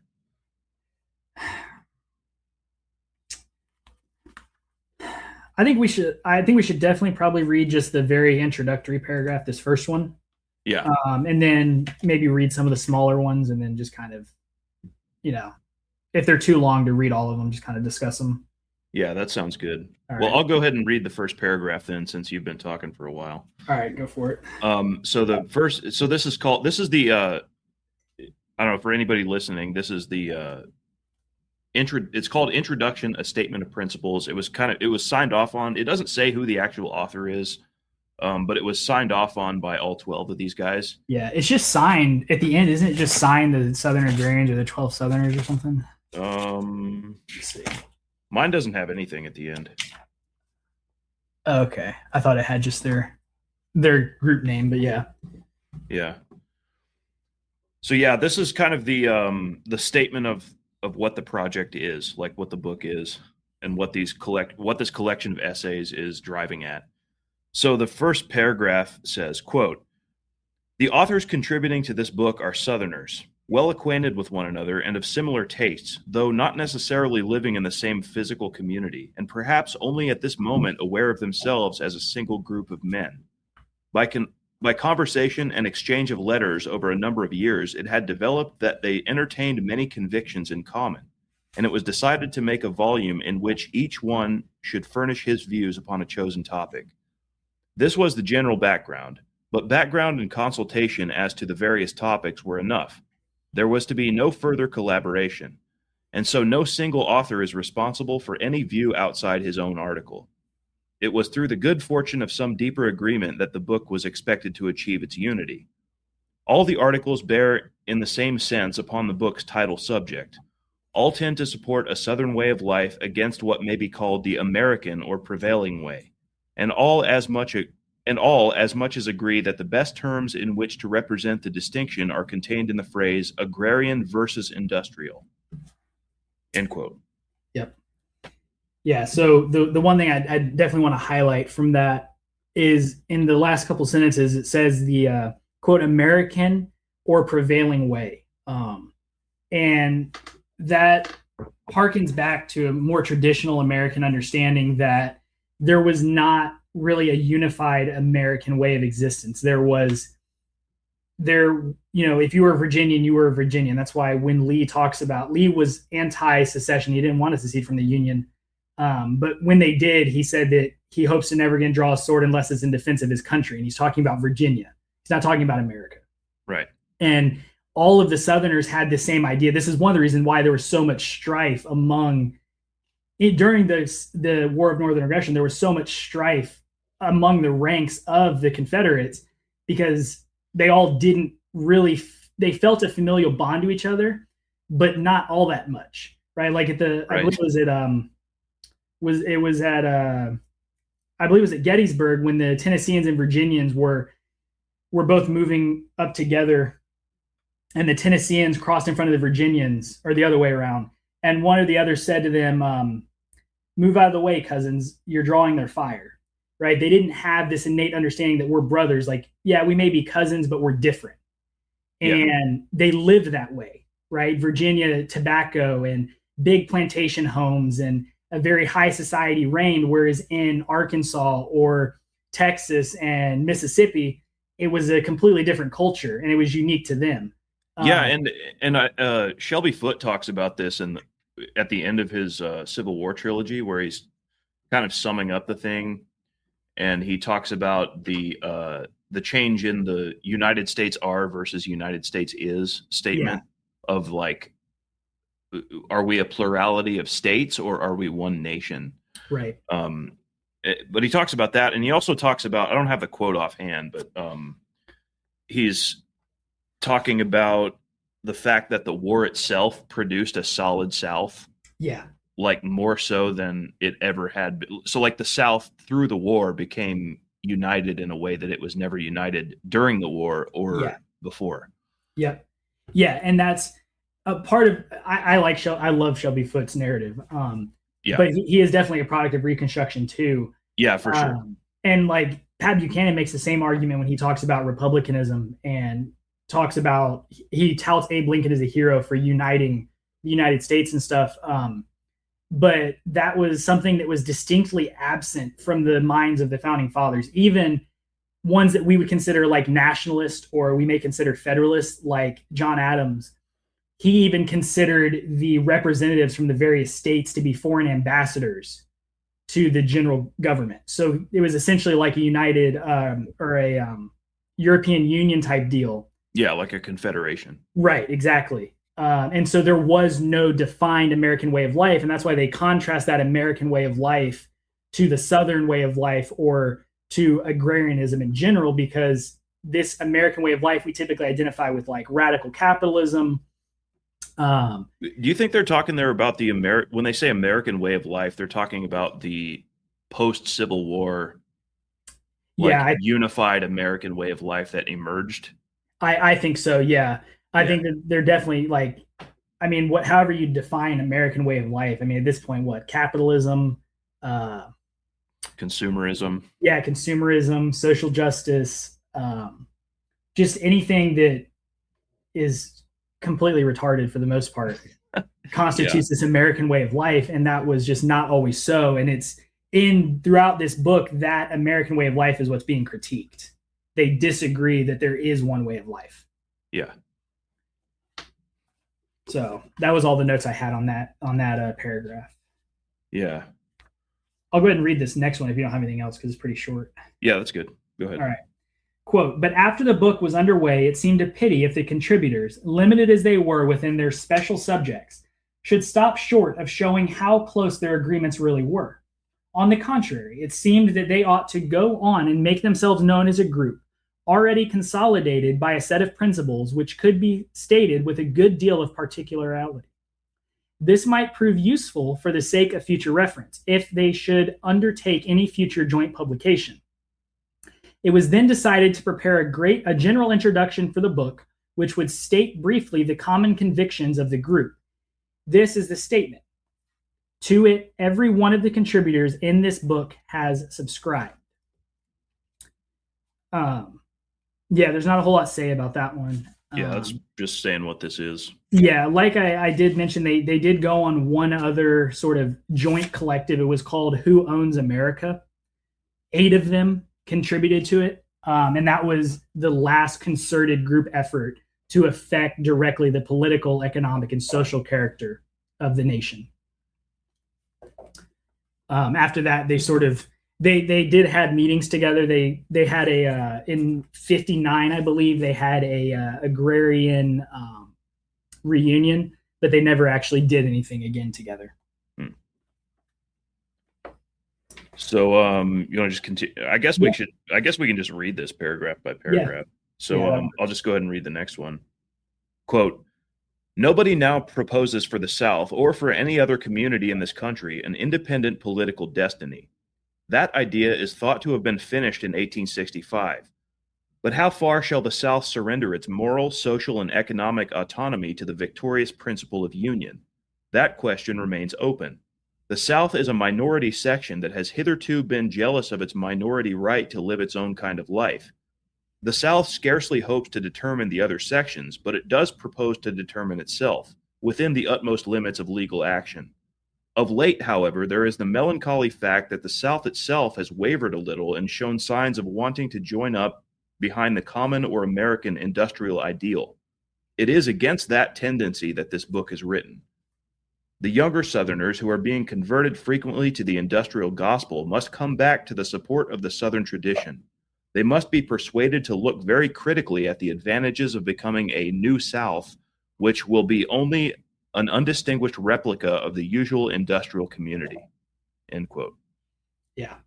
So for those who don't know, the New South movement, it was actually called the New South movement, and it was precisely a significant political push to industrialize the South, to use its natural resources, to bring industry here, to bring car manufacturing, anything that they could, they wanted to bring to the South. And a lot of people bit into this bait of the New South. What actually resulted was they did bring industry to the South. And what they also brought to the South was the workers that worked at those industries in other places. And so it never actually manifested itself in any meaningful way to Southerners. They continue to be exploited by industry coming. It raises, people come with it. It raises the cost of living. Southerners aren't getting those jobs. And so they actually just end up continually getting exploited. Their taxes go higher. And the New South movement ended up being the worst possible thing for the South that could even be conceived. But it was a legitimate movement, and it actually had a lot of power. And so these guys are arguing against that. Yeah, they're trying. I mean, by the time they wrote this, it was pretty well underway. But yeah, they're trying to mitigate the effects of it as much as possible. Yeah, because they know what's coming. There were some really good anecdotes that I'll end up reading at some point from another book that talk about some of these effects. I think the book was called "The War to Prevent Southern Independence," and they use examples like in Tennessee and Kentucky, bringing specifically car manufacturing. I believe Nissan. I think Nissan's really big in Tennessee. Because the North brought Nissan plants there, and then with them, they brought Northern workers. Crime skyrocketed, taxes skyrocketed, property values skyrocketed, and the South just continually got exploited over all this. Mm-hmm. Yeah. So now, from the first line, an independent political destiny. Now, this is a rather somewhat controversial topic in the far right of Substack. People that want to critique Wilson's, self-determination. Then you have the group that wants to critique Dugan and his idea of multipolarity, which is essentially just self-determination at an imperial level. People that want to reject individualism in favor of collectivism, people that argue for autocracy over any other form of government. And there really does seem to be a big movement against this idea of freedom is a good thing on the far right of Substack. Yeah. And it kind of feels like a lot of the far right almost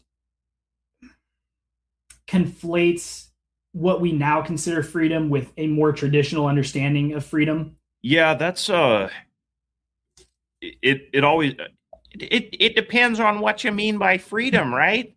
Yeah. Sorry, that's my Jordan Peterson voice. But yeah, like it does depend on what you mean by freedom, because is it like political freedom of the polis, or is it like your individual ability to do whatever the hell you want? Right. Yeah. Which was also not a thing in like the South, that all these people talk about freedom and they tout it. They were not in favor of being able to be gay, right? Jefferson actually explicitly says anybody caught being gay has to be castrated. Yeah.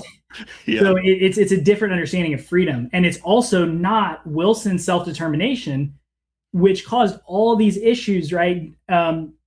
Really in the 20th century, where the US government is then getting visitors from like, I don't know, bumfuck Africa, right? That are coming here like, oh, well, we're getting oppressed by the French or by, whoever. And it's like, okay, well, this is an issue because you're some little micro ethnicity in Africa. Are you really worth like absolute political sovereignty? Yeah. Probably not, right? You have to be able to defend your political sovereignty.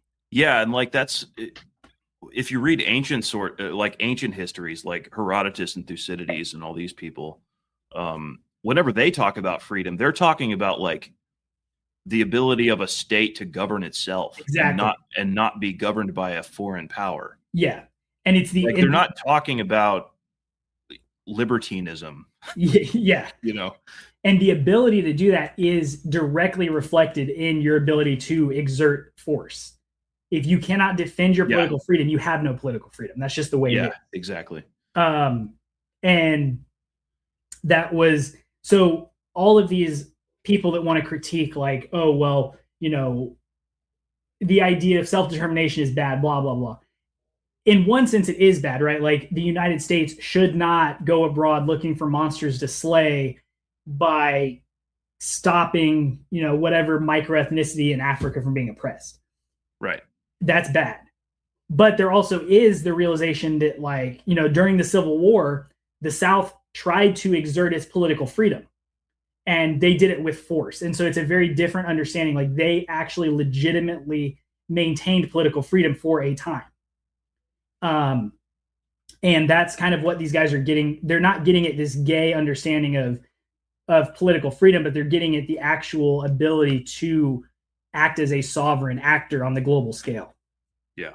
And there is a quote, my introduction, it quotes, now I'm probably not gonna be able to find the quote now I'm talking about it, but it quotes one of the Southern agrarians who says that essentially makes the exact point that I was just talking about. We'll continue on talking about this. If I can find it, I'll bring it up. Here it is right here.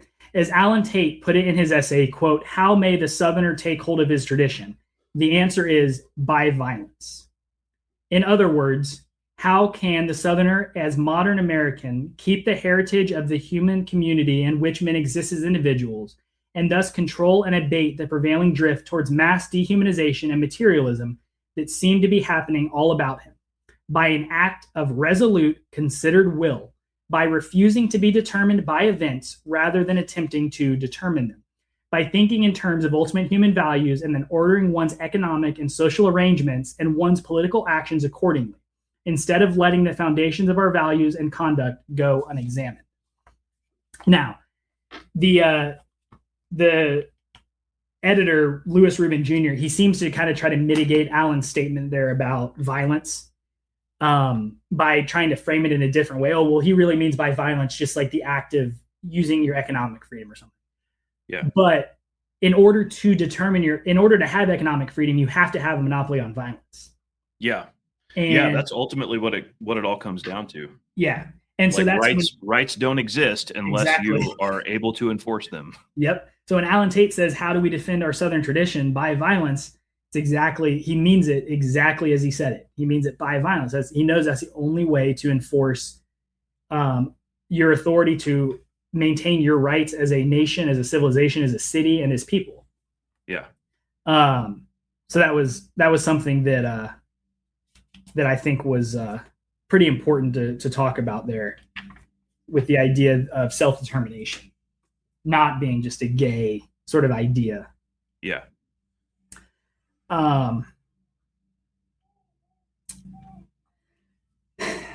Yeah. Do you have anything else from that paragraph? No, I'm good. We can keep going. Okay. All right. Quote, but there are many other minority communities opposed to industrialism and wanting a much simpler economy to live by. The communities and private persons sharing the agrarian tastes are to be found widely within the Union. Proper living is a matter of the intelligence and the will, does not depend on the local climate or geography, and is capable of a definition which is general and not Southern at all. Southerners have a filial duty to discharge to their own section, but their cause is precarious and they must seek alliances with sympathetic communities everywhere. The members of the present group would be happy to be counted as members of a national agrarian movement. Now, this is what we talked about this a little bit earlier with. They're happy to ally with people from other areas that are into this agrarianism thing. Yeah, and this is like Kingsnorth talks about this a bit too, and he references, he references the Southern agrarians, he references the Luddites, he references all kinds of different agrarian societies and how all of these people are all aligned on this one idea. I must make a slight disagreement here with the when he says, quote, does not depend on the local climate or geography and is not Southern at all. I somewhat disagree there. I do think that the ethnogenesis of the North and the South made the South distinctly sensitive to this topic, whereas the North is content with industrialism and being essentially enslaved to the machine. Yeah, that's an interesting question about, like, at least with the local climate and geography piece, it's like, how much of how the North turned out was determined by their local climate and geography, and how much of it was determined by the actual people that came there versus the people that came to the South. Yeah. I don't really know, you can probably read Albion's Seed and figure out some more about that. Another good one is Grady McWhiney's Cracker Culture, when he talks about the different cultures of the South and the North. And that book is really, really helpful on this particular topic. And in the last line of that book, he says,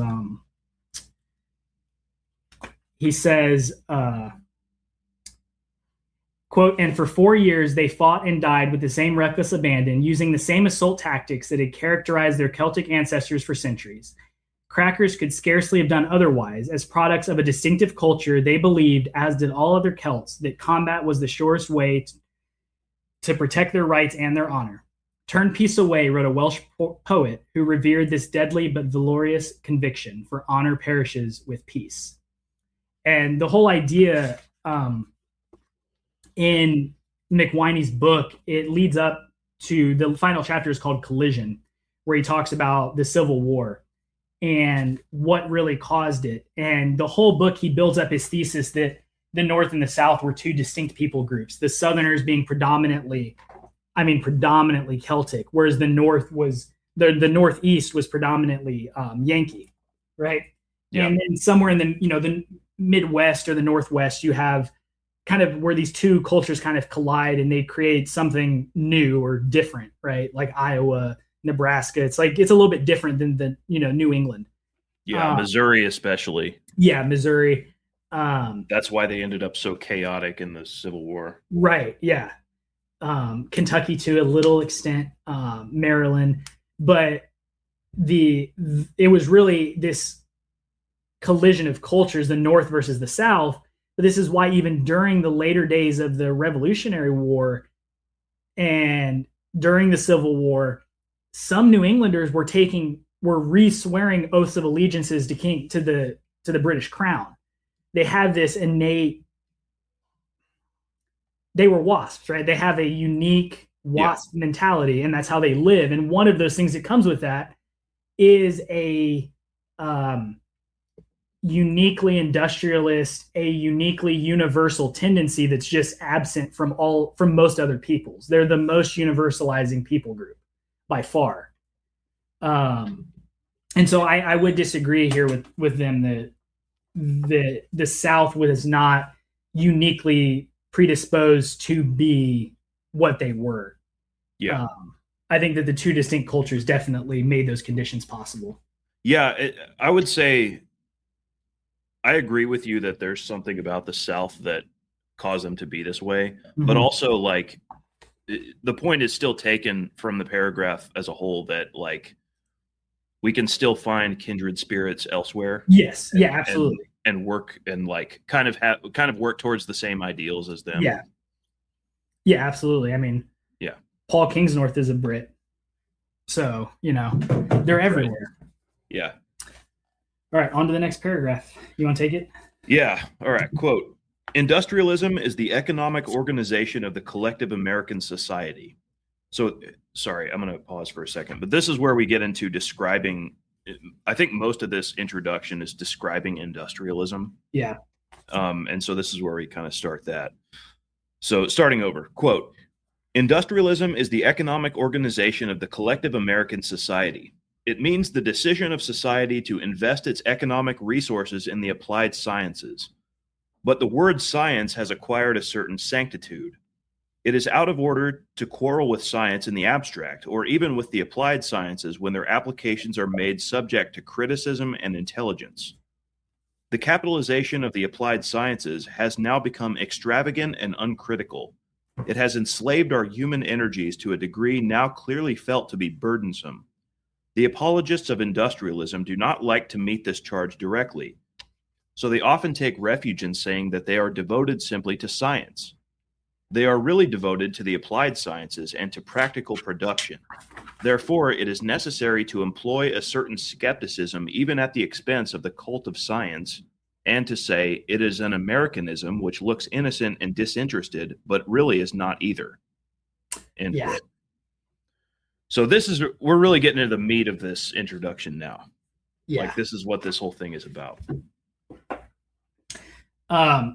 So obviously what's being described here is what, it's so prevalent, especially in like Orthodox communities, Catholics, and even more traditional Protestants to an extent, this rejection of scientism that, you can see all kinds of, just look up scientism, right, on YouTube. Yeah. You're going to get some Orthodox or Catholic that's going to be refuting scientism.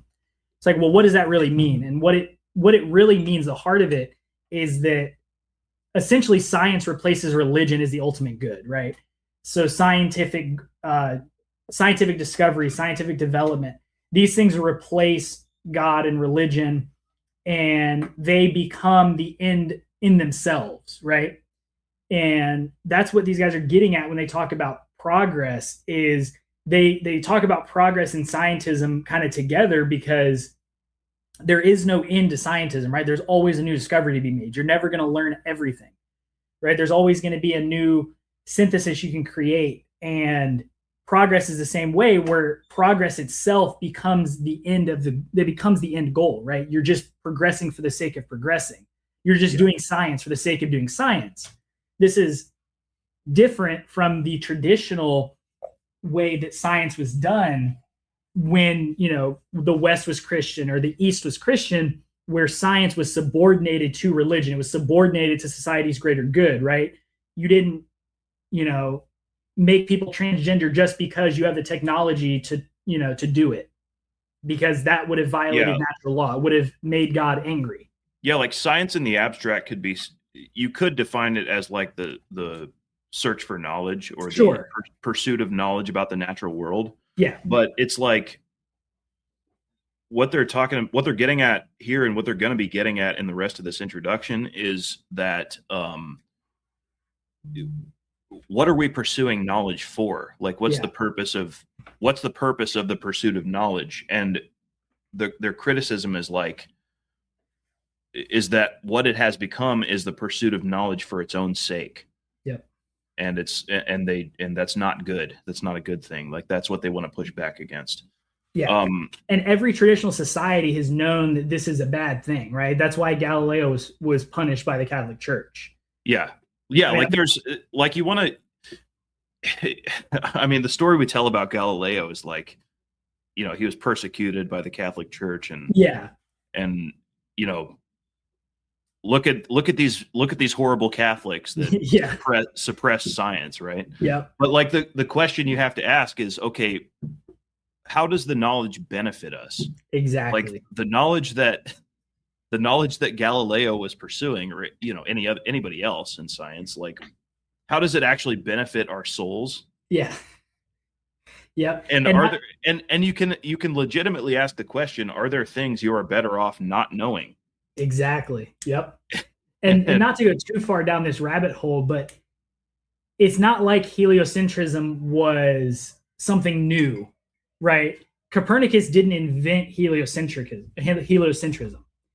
The ancient Greeks knew that the Earth technically revolved around the sun. They were aware of this.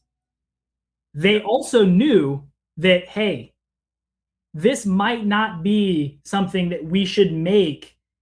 Like, yeah, we know this is real. Okay, good. Very, like, whatever. This is also not the myth that our world should revolve around. Right.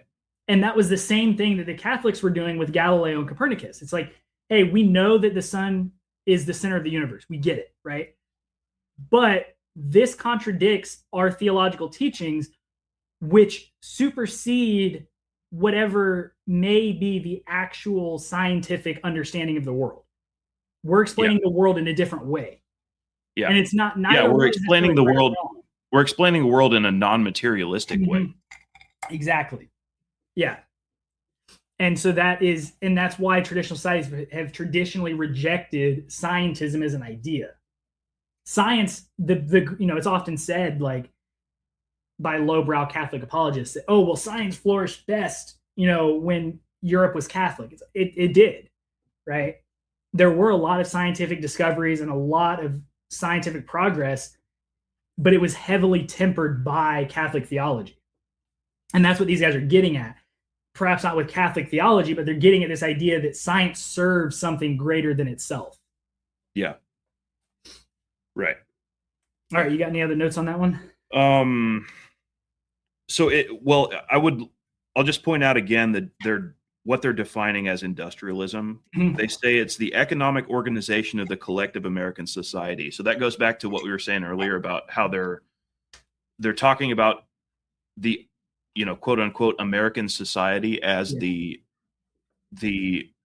American way of life that emerged post Civil War. Yeah. And then it says, and then the next sentence is that it means the decision of society to invest its economic resources in the applied sciences. So it's like a collective post-Civil War way of life that's oriented towards this scientific pursuit of knowledge. Yeah. And that's what they're going to be critiquing. So. Yep, precisely. So, we can move on then. All right. Quote, the contribution that science can make to a labor is to render it easier by the help of a tool or a process, and to assure the laborer of his perfect economic security while he is engaged upon it. Then it can be performed with leisure and enjoyment. But the modern laborer has not exactly received this benefit under the industrial regime. His labor is hard, its tempo is fierce, and his employment is insecure. The first principle of a good labor is that it must be effective. But the second principle is that it must be enjoyed. Labor is one of the largest items in the human career. It is a modest demand to ask that it may partake of happiness. Yeah, that's really interesting. I had a thought about this that I'm going to save for the next paragraph. Mm-hmm. Okay. Um, but it's very interesting that they talk about labor as a thing that should be enjoyed. Yeah. You know? Absolutely. Yeah. And the only note I'll make on this, because this is the first real point of this book that we're going to see a critique of tools, like actual mechanical tools or processes. And we're going to see later on in this book that this is not a blanket critique saying like, oh, tractors are inherently evil. You cannot use a tractor, right? You cannot cut your lawn with a zero turn. That is inherently bad. You must use a scythe. Yeah. That's not the point, right? The point is that these machines must be subordinated to the ultimate human good, not to humans cannot be enslaved by the machines themselves. Right. And that's going to be the critique that we're going to see throughout this book. But that's the first place that we start to see this. So I thought it worth mentioning here before you read that next paragraph. Yeah, and I think that another thing that's important to point out here too is that I think you'd probably agree with me on this, that when they say happiness in this paragraph, they're talking about like the Aristotelian eudaimonia. Yeah, absolutely. Sense, and not just like your base passion, like satisfying your base passions, right? Yeah, absolutely. And this is it's not on this this account anymore since I deleted it, but I once did a long, I think it was a 5-part series on, it was essentially Aristotle and Thomas Jefferson. And it was Aristotle and the American way of life and the way that we should frame life, liberty, and pursuit of happiness within the Aristotelian context rather than within this modern idea of the pursuit of happiness, right? Yeah. And I think it's obvious, right? Like Aristotle's in the Library of Congress and some modern liberal is not. So it should be obvious. But the point being that happiness for Aristotle is not just being able to do whatever makes your passions happy, right? Like it's not being a transgender because you feel like you're a woman. It's not being gay because it would make you happy to be gay. It's not these things. It is the true happiness is only found in being virtuous. Yes. And your entire life ought to be ordered towards making you virtuous. This is the entire foundation of Plato's Republic, right? Plato's Republic is an anthropology. It's not a treatise on political philosophy.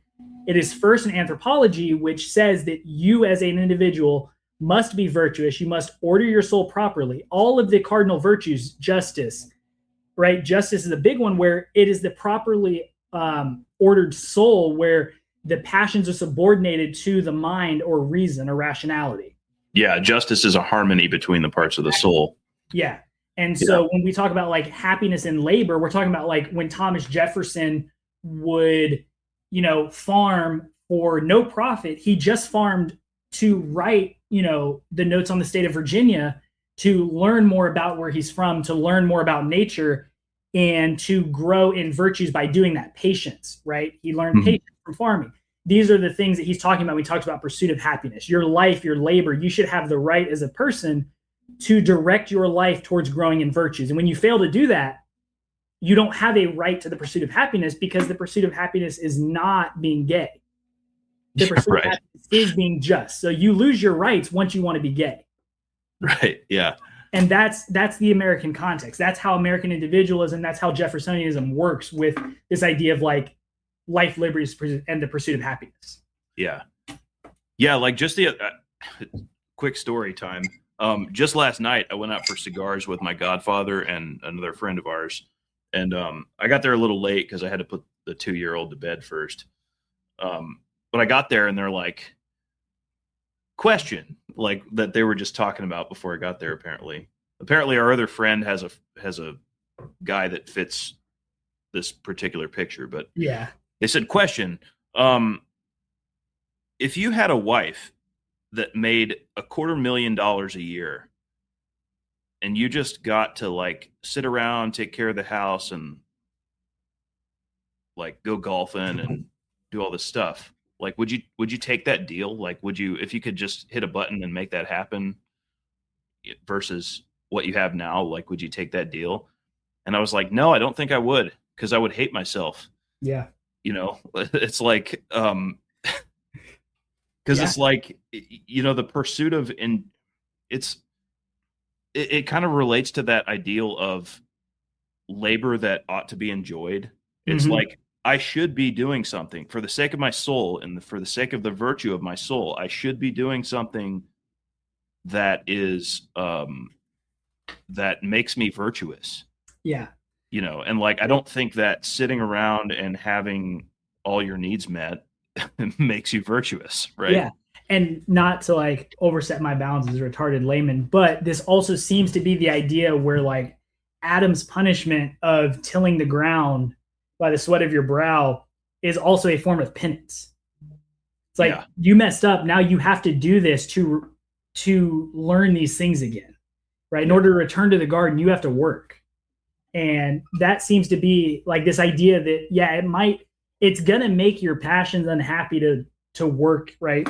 But it's going to ultimately be good for your soul. Right. And I think that we could probably say that someone that is at least semi-rightly ordered in their life, it would also afflict like them as a person. It's like, well, no, I don't want to just do nothing, because they desire to be virtuous. Yeah. So that's all I got. Yeah, so let's go ahead and read the next paragraph, and I'll say what I was going to say earlier. So this is the next paragraph. Quote, "The regular act of applied science is to introduce into labor a labor-saving device or a machine. Whether this is a benefit depends on how far it is advisable to save the labor.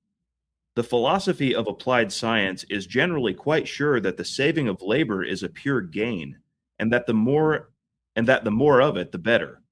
This is to assume that labor is an evil, that only the end of labor or the material product is good.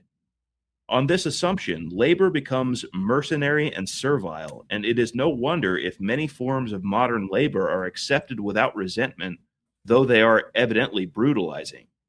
The act of labor as one of the happy functions of human life has been in effect abandoned and is practiced solely for its rewards." End quote. Yeah. So there we get even more into this idea of the fact that labor should be a good thing that makes you virtuous, and that industrialization makes it not that. Like, it makes it a bad thing to be avoided, and you only want to enjoy the products of labor rather than having the labor itself make you virtuous, right? Yeah. And so go ahead. No, go ahead. I'll save it. So this is going to be a critique that we see the Southern agrarians make strongly against the modern industrial society, is that it creates a dichotomy between what they call work, and then they're going to say that the myth or the lie of the industrial society is that it gives you time for leisure, right? Like, oh yeah, we're going to reduce factory hours with this machine, and then you're only going to work 8 hours a day now, 5 days a week, and you're going to go home and you're going to have all this time for leisure, right? And they say, well, actually, no, what you're going to do is you're going to go home and you're going to be slothful. Yeah. And that's that dichotomy of the soul that they talk about. That's why the dualism and monism psychologically that we talked about earlier is important. They found it necessary to put in the notes, is this idea that you're going to go home and just have leisure time. Well, we talked about leisure, what it means properly, right? The pursuit of happiness, the pursuit of virtue. That's the way that leisure was properly understood in Aristotle, Plato, Jefferson, Washington. All these people understood leisure the same way, to be the growth in the virtues, and that was the true pursuit of happiness. And that's true. But just doing nothing is not necessarily leisure. And that's what the confusion is with the industrial society and the false promise that it makes to us. So what the agrarians argue that it actually does is, okay, fine, you're going to go to work for 8 hours. Then you're going to go home and you're going to be slothful. You're going to be tired. You're going to be taught that when you're done working, you're done working. So you're going to go get dinner every night from whatever, right? You're going to order takeout. You're going to need your microwave to make your food with as least labor as possible, because now you're off work and you should be resting. Yeah. And now all of a sudden you're buying a microwave. You're buying the nicer oven. You're buying a whatever they call those stoves that boil faster, convection stove or something. Yeah. You're going to buy an air fryer. You're going to buy a convection oven. And now you're needing to work more to supply your consumerism. And that's the lie of industrialism that they're so heavily critiquing. Because you're going to become so invested in saving as much labor as possible and avoiding labor as much as possible that you're just going to become like, you're going to end up having to work more. Yeah. For one thing, to economically supply your sloth. Yep. And then you're going to end up doing things in your quote unquote leisure time that are not productive of anything. Like that are not productive of virtue, that are just like, you're going to sign up to 50 different streaming services and watch whatever's on Netflix, right? Exactly. Yeah. And I couldn't find the quote now probably, but in that Gary McWhiney book I talked about earlier, he talks about how many hours a year Southerners actually worked in the antebellum South. And if you assume that only white Southerners worked, not even slaves, only white Southerners, they would work roughly 11 weeks a year to live the lives that they lived. And they ate, according to McWhiney, they ate roughly 248 grams of protein per day per man, woman, and child. So they're eating all of this protein, they're eating good, and they're working for roughly 11 hours a week. Yeah. And that's what we mean when we say like the industrial weeks a year, you mean. Yeah, 11 weeks a year. We're going to say that the industrial society actually lets you work less. It's just a lie. You go to work from 9 to 5 every single day to do nothing most days at work. Yeah, and then that comes with all kinds of secondary effects, like less time with your family, less connection to your family, less connection with your own home. Like you have less investment in your own home because you're not there as often. You're not there as much. Yep. So let's assume that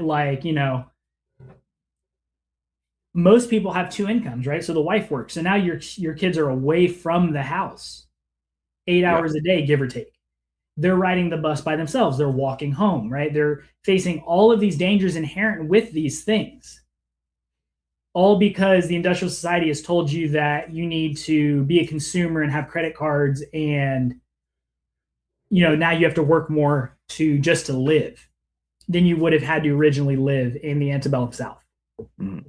And it's really quite staggering when we think about it. Yeah. So what I was going to say earlier that I said I was saving for the next paragraph is, so you have this idea that in this paragraph, it says, this is to assume that labor is an evil, that only the end of labor or the material product is good. Yeah. So it's saying that like the assumption of the industrial society is that labor is bad.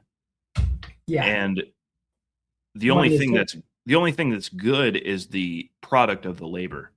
And so inherent in that assumption would be that if you're not enjoying the product of the labor, you're not getting any good out of the labor.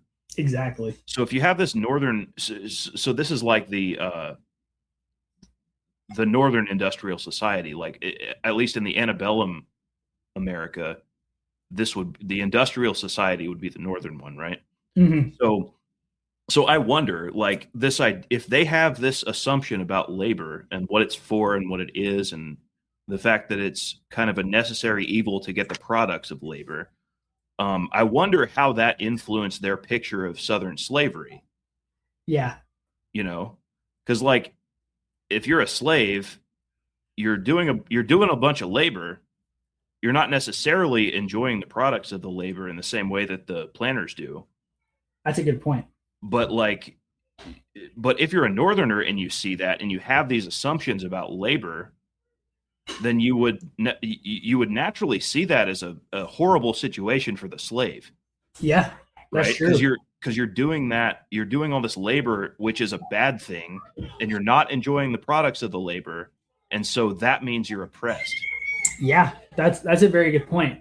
Right. Yeah, and that fits really well with a lot of the critiques that, or not necessarily critiques, but comments or jealous comments that Northerners made when they would come to the South, where they would sound jealous at the leisure time that the Southerners had. They would be like, you eat enough every day. You have a big house, you have massive pieces of property, tons of pigs and cows and chickens, and yet you don't work. And they would have this air of jealousy about them. And that fits really well with that. And you mentioned slaves. Another interesting comment that McWhiney has, if all of this, when we talked about how much you would work if it was just whites, if all the slaves worked, that number dropped to somewhere like 4 hours a week per slave. Yeah. Per year. And these people, I mean, it made the Puritan, this Northern Puritan mentality and spirit just so angry to see even slaves at like dress nice at balls with their white gloves, right? That they're so famous for now. They would be there. They'd be dancing and having their praise meetings and all of this stuff. And it made Northerners so angry that, well, why aren't you guys working right now? Yeah. And it also plays in well to the idea that the end product of the labor is the ultimate good. In the North, most of the time, unless you were a farmer or something, most of that end labor was probably money, right? It was probably cash of some kind. And we also see in the North a much greater tendency to make money with money. We don't see that as much in the South. Through usury and that kind of stuff. Yeah, we don't really see that. We don't see investments as much in the South. We don't see usury. We see a tendency in the antebellum North to use the product of your labor to actually make more money. Mm-hmm. As if money is it was the only good. It was what they were chasing more than anything else. Yeah. Yeah, that was really interesting though, the way that it would influence their views on slavery. Yeah. Huh. Yeah, because then you can kind of understand the like religious crusade attitude that the abolitionists took towards slavery, right? Yeah. That was when I was listening to episode 4 of American Guerrillas. That was why I had asked about the quote of the New York journalist. Yeah. Because it was so interesting, and it's something like that would have made John Brown's blood just boil. Hearing about the way that slaves were actually treated in the South, or in Missouri at least. Yeah, for sure. What was the last line of the last one you just read? It was the last sentence is, the act of labor as one of the happy functions of human life has been in effect abandoned and is practiced solely for its rewards. Okay, perfect. Are you ready for me to read the next one? Yeah, go ahead.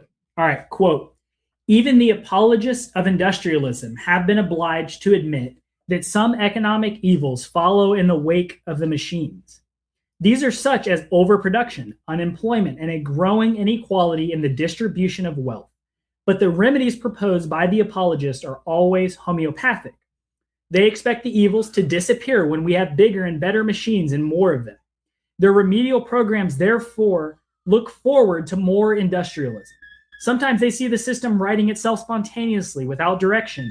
They are optimists. Sometimes they rely on the benevolence of capital or the militancy of labor to bring about a fairer division of the spoils. They are cooperationist or socialist. And sometimes they expect to find super engineers in the shape of boards of control who will adapt production to consumption and regulate prices and guarantee business against fluctuations. They are Sovietists. With respects to these last, it must be insisted that the true Sovietists or communists, if the term may be used here in the European sense, are the industrialists themselves. They would have the government set up an economic superorganization, which in turn would become the government. We therefore look upon the communist menace as a menace indeed, but not as a red one, because it is simply according to the blind drift of our industrial development to expect in America at last much the same economic system as that imposed by violence upon Russia in 1917. I love that paragraph. Yeah. That is it's like, you know who the real communists are? The American capitalists. That is brutal. Yeah. All right. So just to start this paragraph, in case anybody is for some reason unaware, 1917 was the beginning in Russia of the Russian Revolution, the Communist Revolution, where the Red Army tried to overthrow the White Army for the first time. right? The communists tried to overthrow the czar. They succeeded in, I believe it was November 1917, and they continued as a social democracy for a little while, not very long, a couple months, before the actual communist revolution happened and then Lenin was installed in power. So that was what happened in 1917. That's the context it's being referencing here when they say the violence imposed upon Russia in 1917. Yeah. All right. So there is a lot to break down in this. Yeah. So right at the beginning, they expect the evils to disappear when we have bigger and better machines and more of them. Yeah. Their remedial programs, therefore, look forward to more industrialism. So they're saying, like, the industrialists understand that there are problems with industrialism. Yep. And their solution to that is to do industrialism even harder. Yeah, this is the philosophy of progress, right? Oh, well, we know there's issues like, if you transgender a man, he can't, necessarily have children. But it's okay. More science will fix that in the future. Yeah, we just need to engineer a way to make him fertile again. Right. Yep. And this is literally the philosophy of progress. And it starts with industrialism, right? Industrialism predates transgenderism. It predates any kind of anything we associate with the left wing of America. It predates all of this. This is all right-wing philosophy. This is what the GOP promotes, right? I hate to be like that, typical like left-wing, oh, well, Trump's an oligarch, but Trump is an oligarch, right? He gives tax breaks to the rich. He does these things where he's cementing this industrial society further. This is what the GOP's done since the days of Lincoln. This is why the Civil War is the crux of this book. Yeah. The GOP has remained the same. It's been this promoter of the industrial society. Yeah, I don't know if I'd describe that as right wing, though. I mean, it's kind of right wing in the American sense. In the American sense, but like I don't think the GOP has ever been right wing. No, of course not. Yeah, I completely agree. I don't think this is a bit of a rabbit trail, but I don't think that there was ever a party flip. Yeah. And actually, what's really interesting is if you read Pat Buchanan's Republic, Not an Empire, he actually touts Abe Lincoln as the founder of the GOP. And he claims that the modern GOP was in line with Lincoln until the mid 20th century. Yeah. Which is very rare considering that most of the like Southern Republicans will be like, oh no, there's a party flip after the Civil War. You see, we were really on Buchanan's side. We were really on the side of the Democrats during the Civil War. And then there was a party flip. Now we're Republicans. Yeah. Now that's just a lie. Yeah. But that was a bit of a rabbit trail. Yeah. All right. So back to the paragraph, right? So one thing that I would like to note that we're going to see throughout this whole book is the first line, quote, even the apologist of industrialism. We're going to see this religious language used when we talk about industrialism. And the agrarians do view industrialism as a new religion. They view this modern capitalism, this modernity as a religion, right? The same way the far right critiques them on these grounds too, right? Being a religion.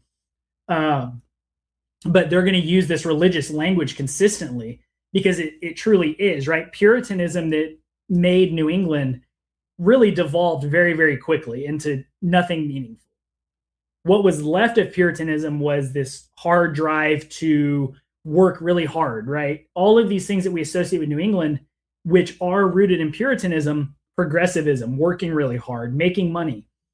Those things lasted, but the actual anything like Orthodox theology did not last. They became Unitarian very quickly. Mm-hmm. You noted in American Guerrillas extensively how liberal and progressive they became extremely quickly. Yeah. And this religion, the religion of industrialism, and that's also where all these like weird that's where the Unitarian Universalists come out of. That's where the Mormons come out of. Yep. Like you have all these weird radical sects that come out of that region. Yeah. I can't remember what year it was, but it was relatively early that I think it was Princeton became a dogmatically Unitarian. It was in the 1800s, which is very strange considering that we typically consider Puritanism to be sort of the bulwark of Christianity in the United States.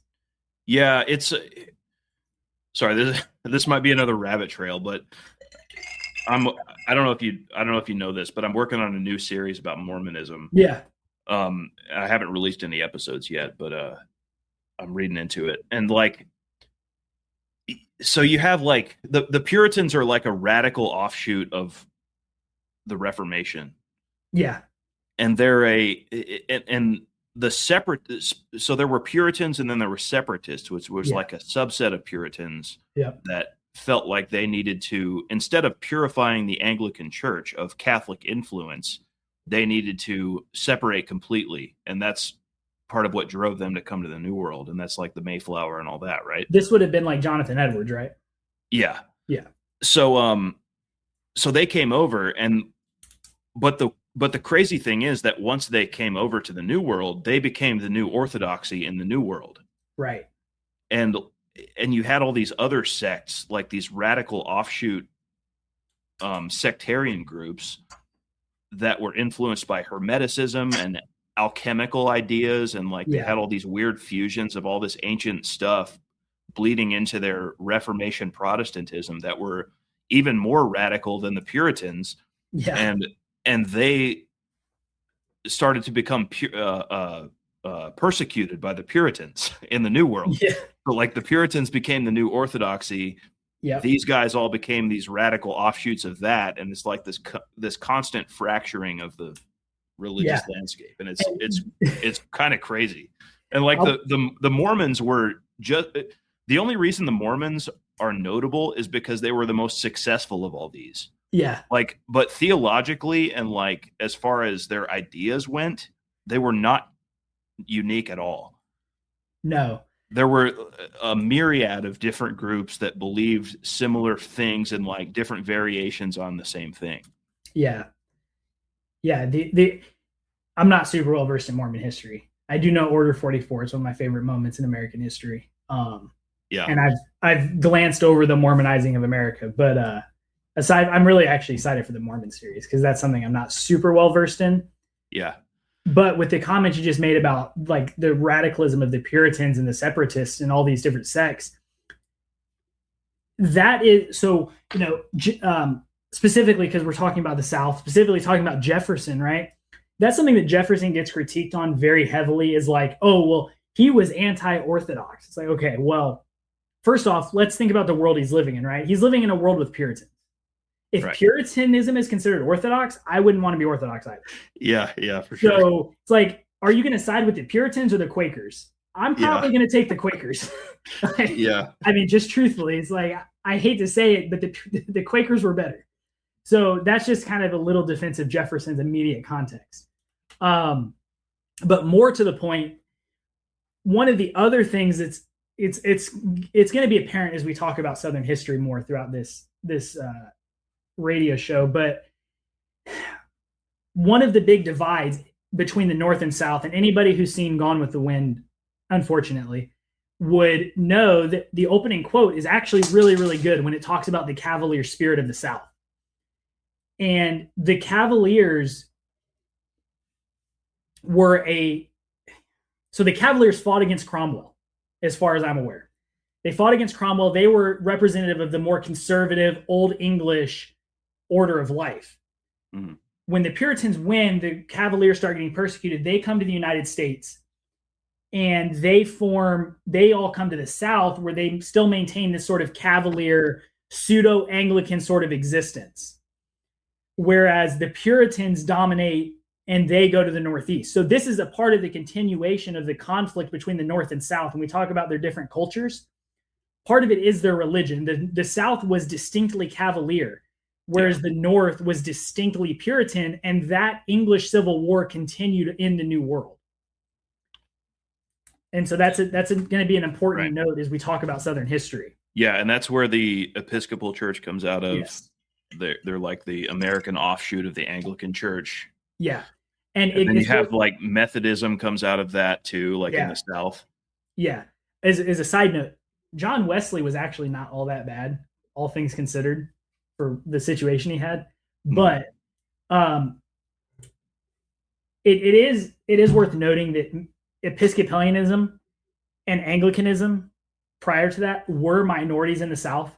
They were predominantly like Methodist, Presbyterian. There were Baptists. There were some Quakers. The Episcopalian Church was the minority, but it was overwhelmingly the majority among Southern elites. So all of your planters were predominantly Episcopalian. Interesting. The planters of the South were, of course, who guided Southern civilization.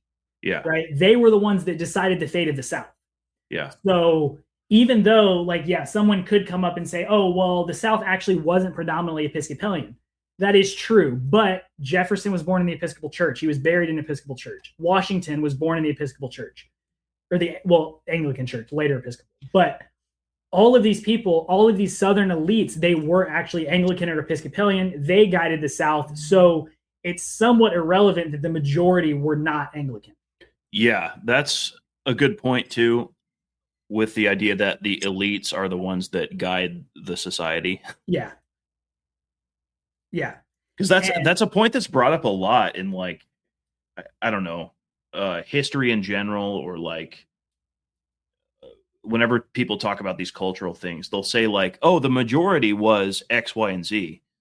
Yeah. But they're kind of missing the point. It's like, it doesn't matter what the majority was. It matters what the decision makers were. Exactly. Yeah.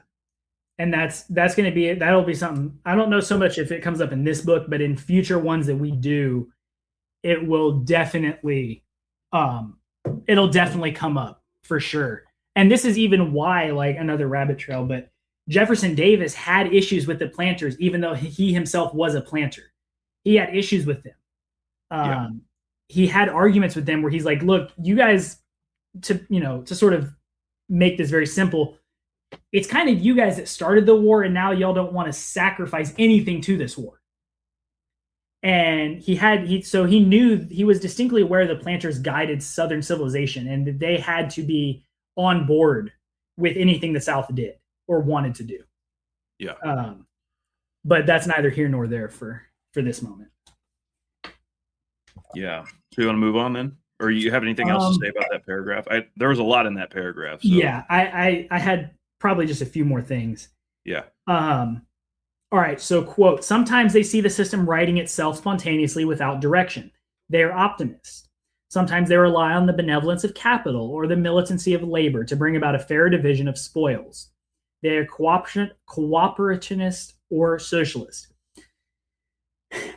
Now, this is going to be another critique that we see throughout this book, is this idea that the economic system produces issues, right? The industrial system produces issues such as, quote, overproduction, unemployment, and a growing inequality in the distribution of wealth.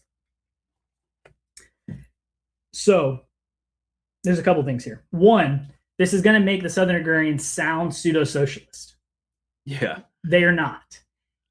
If we were going to, if you were going to put a gun in my head and make me assign some commonly used title to the Southern agrarians, I would probably choose Catholic distributism personally.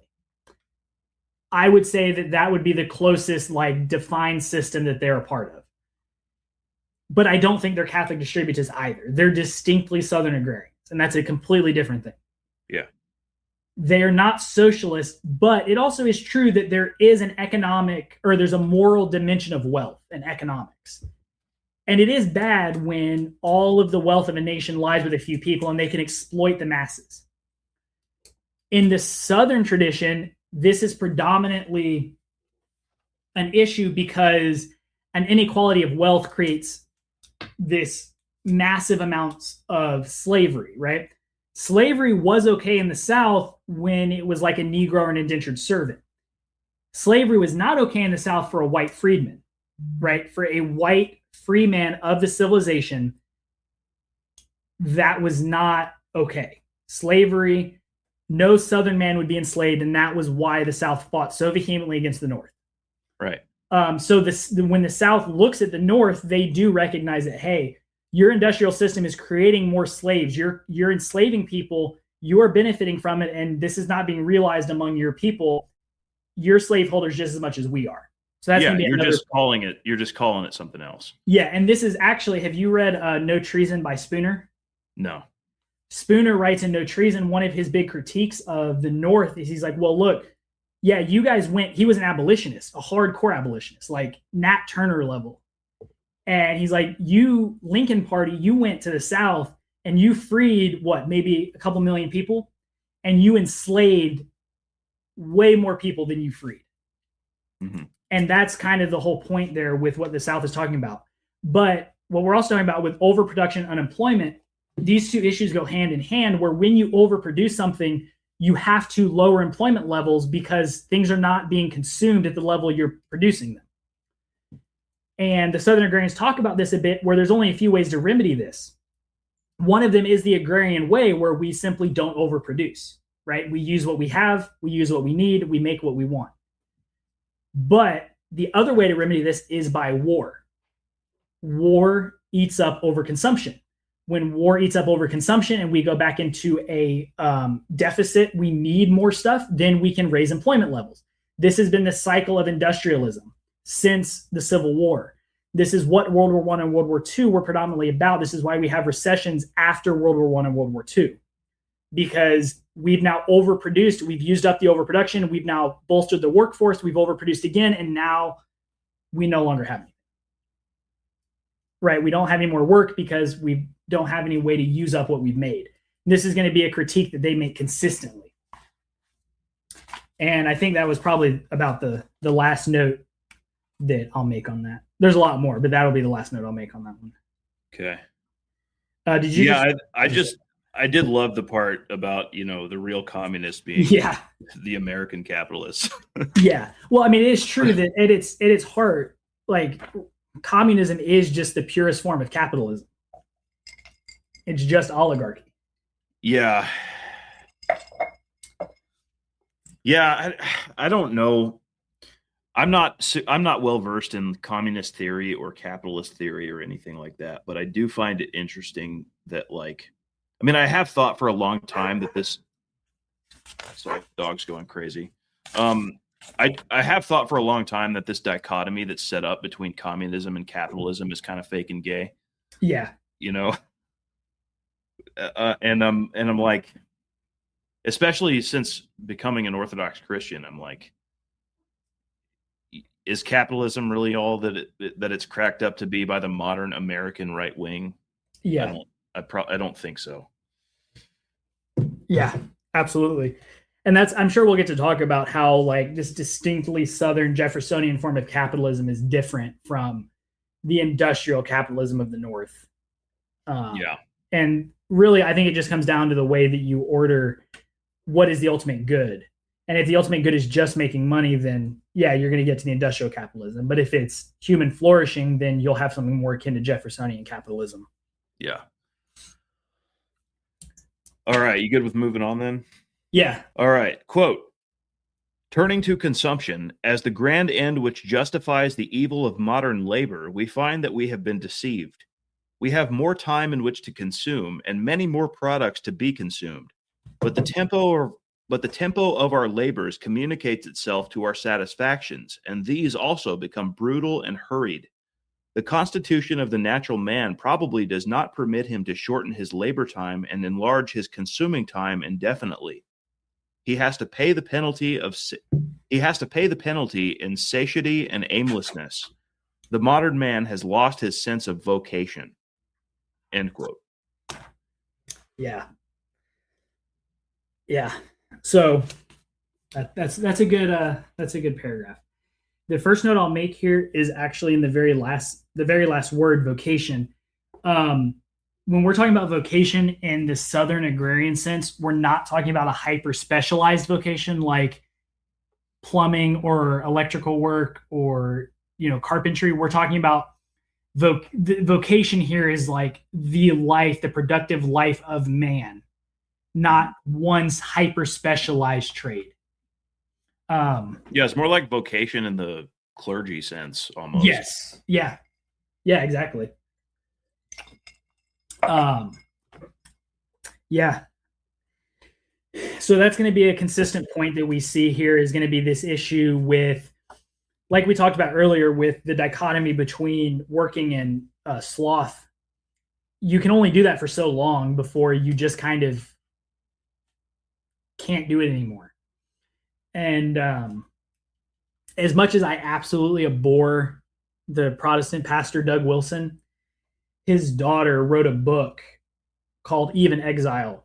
And one of the points that she made was how the production of the vacuum cleaner, the washing machine, the ironing press, or like electric irons, all of these things, how it actually encouraged feminism because women had less to do at home. Yeah. And that's kind of that's the point they're getting at here is like, you're going to end up like, we can perfect industrialism, right? Like you can literally do nothing and this issue is not going to be resolved. There's going to be a problem. And that's kind of the point they're getting at here. Yeah. Yeah. It kind of underscores that point about labor being an evil that you have to endure for the sake of what it produces. Mm-hmm. That we were talking about earlier. But yeah, it's like the end of labor is consumption. Yeah, exactly. And what you just said there, that labor being an evil, I would assume that this probably tends to come out of Puritan theology with this idea that like the punishment given to Adam and Eve post-fall, these are punishments intended to be evils or intended to hurt us. Mm-hmm. Whereas like in the Orthodox perspective, we would say, well, yeah, they're sort of punishments, but they're also remedial. They're intended to bring about repentance. They're intended to be blessings to us. So there's going to be that difference between Puritanism and like some kind of traditional Orthodoxy or even Catholicism or something.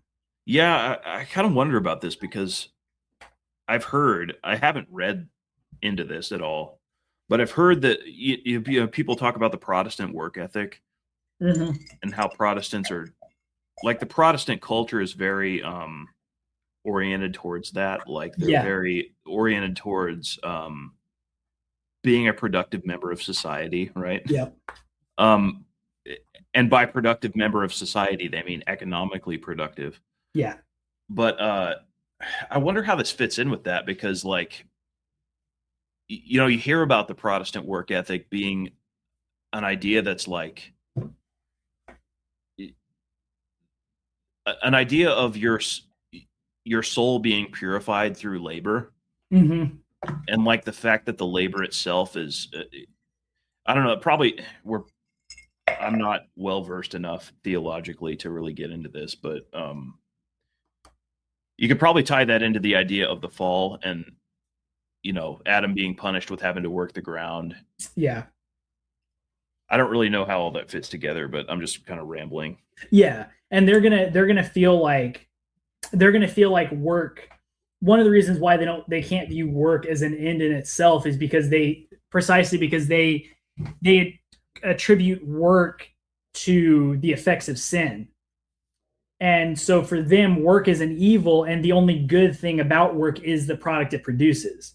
Yeah. Whereas like for traditional Christianity, whether it be Orthodox or Catholic, or perhaps even some traditional Protestants, you have this idea where, well, actually work existed prior to the fall. Like Adam had to do things. He wasn't just sitting on the ground doing nothing. He had to do things. He was naming all the animals. Yeah, exactly. He was not just idle. So work in itself is not the evil, and it's not something to be abhorred or to try to win sloth from.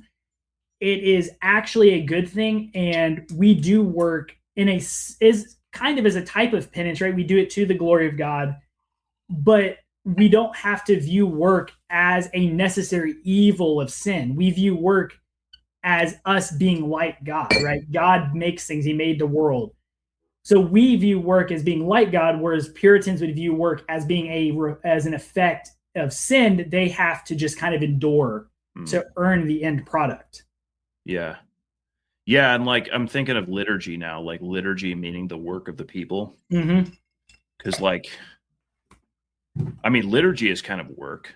Yeah. especially if you're a modern American and you're used to all this consumption in your leisure time. Like, you go into liturgy and you're like, this is, I mean, I hate to say this, but it can be agonizing sometimes. Absolutely. It's like, and I don't say that as a bad thing, but it's like it's good for you. That's why it's good for you. It's because it's breaking you of this mindless consumption that you're so immersed in. Yep. And we see this difference, like when we're talking about between Protestantism and Orthodoxy, we see this difference where, like, we endure liturgy with our children, and it's really, really hard sometimes. Mm-hmm.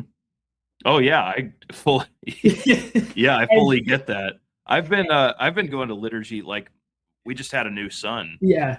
About 3 weeks ago, and so, my wife's staying home because we're still within the 40 days. Yeah. And so I've been taking my 2.5-year-old to liturgy by myself, and it's like it's a whole other world. It's like, especially when I don't have my wife there to help, corral her. And it like, just on Pashka, I had to miss communion on Pashka because one of my kids had to go to the bathroom. Like, but that's very different than the Protestant, like, okay, well, we're going to walk into church and put our kids in daycare and then go sit in the service. Mm-hmm. There's just this inherent understanding that anything hard, anything work related is bad. Yeah. Right. Like, we have to do it as penance, but we do it only to get the end goal, which is like hearing the sermon or making the money.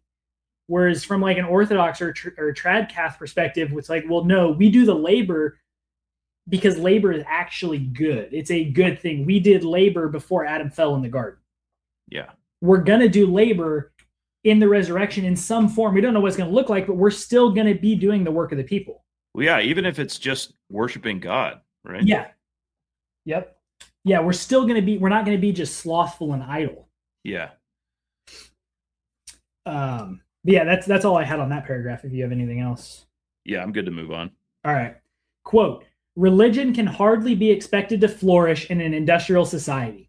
Religion is our submission to the general intention of a nature that is fairly inscrutable. It is the sense of our role as creatures within it. But nature industrialized, transformed into cities and artificial habitations, manufactured into commodities, is no longer nature, but a highly simplified picture of nature. We receive the illusion of having power over nature and lose the sense of nature as something mysterious and contingent. The God of nature under these conditions is merely an amiable expression, a superfluity, and the philosophical understanding ordinarily carried in the religious experience is not there for us to have. Yeah. Yeah.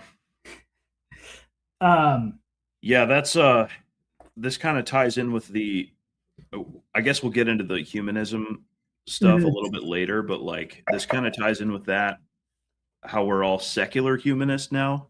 Yeah. Even if we don't realize it. But yeah, religion can hardly be expected to flourish, or can hardly expect to flourish in an industrial society. Yeah, because the part of that paragraph that stuck out to me was the illusion of having power over nature. Mm-hmm. Because I remember, like, I grew up, I don't know if I've told you this before, but I grew up evangelical, like a mega church style evangelical Christian, quote unquote. And then I, kind of got out of that in my early 20s because it was absurd. But so I went through an atheist phase for a while before converting to Orthodoxy. And I remember from that time, like, this idea, because I was really into the atheist podcast, YouTube stuff for a while. Yeah. And hearing all the stuff those people talk about. And one of the things they'll talk about is, like, they'll talk about the comfort that religion brings in an uncertain world. And, like, they'll do this psychoanalysis of why people become religious. Yep. And they'll talk about that. And then but it always ends with this, like, thing where, okay, yes, we had this uncertainty in the world in the past, and, like, religion answered all these questions that people were really concerned about. But now we have science. Exactly. We have the light of science that can tell us about the world and answer all these questions. And now we don't need religion anymore because we have science and we can actually get answers to all these questions that religion pretended to answer. Yep. Probably the biggest. I read Carl Sagan's book, what was it called? The Demon Haunted World.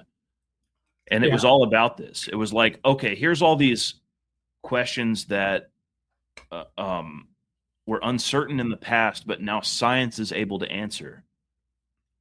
Yeah. But it's all an illusion. Like that's the point. It's like that's what they're getting at here. It's like they're not actually giving you control over nature. They're giving you the illusion of control over nature. Yeah. Like it's a Tower of Babel thing. It's like we're pretending to be gods. Right. Yeah. And I mean, any just brief overview of industrialism, it should show you that even what's going on right now, right? Like Corpus Christi, Texas. I haven't looked at it recently, but as of last month or a couple weeks ago, they were almost completely out of water. The entire city, almost 500,000 people have no water in Corpus Christi, Texas. All because I think it was roughly 50% of their water usage goes to the industrial plants there. Mm-hmm. So yeah, you can tap as many aqueducts as you want. You could do all these things. Eventually, nature is going to stop giving to you because you're not ultimately in control of it. And we're going to see the aftermath of it when the industrial society abuses nature to such an extent that God says, hey, fuck you, we're done. Yeah. And the result of it is going to be brutal. Like if Corpus Christi actually runs out of water, it's going to displace almost 500,000 people. What are they going to do? Well, yeah, you saw it with that. It was like a few years ago, that giant ice storm in Texas. Yeah. Right? Snowmageddon. Yeah. I mean, I live in South Georgia. Just our county wasn't really affected, but the 3 counties around us had to evacuate from these wildfires, all because God didn't make it rain. Yeah. And it's like, we can only control nature to such an extent. And when we try to mess with it, there's only so much we can do because we're not in control of it. Yeah. I am a firm believer that, like Job says, the Old Testament, that natural disasters and things like that are actually ministers of God. Yeah. I've come around to that too. Like I'm a firm believer that nothing is an accident. Yeah. Like it's all ultimately part of the divine providence, right? Yeah. So there's only so far you can push nature before it just isn't going to give anymore. Yeah. And that's that lie that we've told ourselves, that we have mastery over nature until Corpus Christi, Texas runs out of water and you've abused the aqueduct. And now it has mastery over you. Yeah. But yeah, that was the only other comment I have, because you mentioned Sagan. We'll have to link in the show notes the hilarious song that came out a couple years ago. Has millions of views. The one with Sagan and that black atheist guy. I can't remember his name. Oh, Neil deGrasse Tyson. Yeah, and they have the song. Black Science Man. I love that song. The comments on it. Yeah, wait, I don't know. I don't think I've heard this song. Oh, dude, I'll send it to you. You got to read the comments on it. It's hilarious. It's the funniest thing ever. Nice. All right. You want me to move on to the next paragraph? Yeah, go ahead. All right. Quote, the amenities of life also suffer under the curse of a strictly business. I think we skipped a paragraph.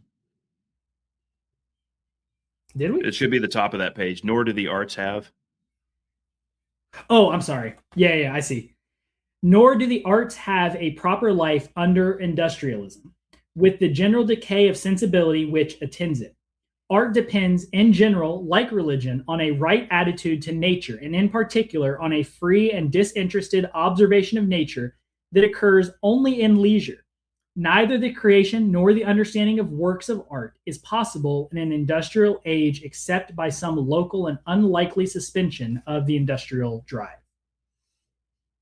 All right, so this is going to be a topic that's going to come up, and it came up quite frequently actually in the biographical essays that we talked about earlier with the way that all these guys were artists. They all viewed the industrial society as a great evil towards art in general. And there is a dedicated essay to art in this book, and it is titled A Mirror for Artists. Donald Davidson wrote it.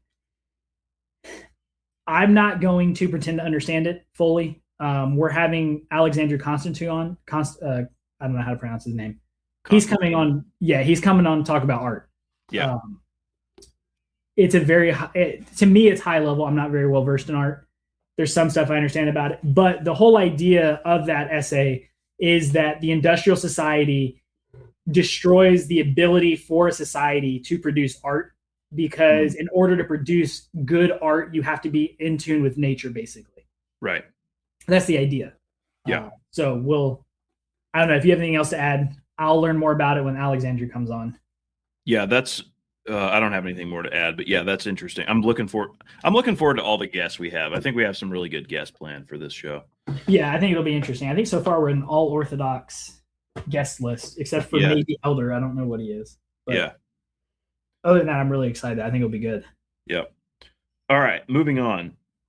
Quote, "The amenities of life also suffer under the curse of a strictly business or industrial civilization. They consist in such practices as manners, conversation, hospitality, sympathy, family life, romantic love, in the social exchanges which reveal and develop sensibility in human affairs. If religion and the arts are founded on right relations of man to nature, these are founded on right relations of man to man." End quote. Yeah. So I have a note written in the margins on this one.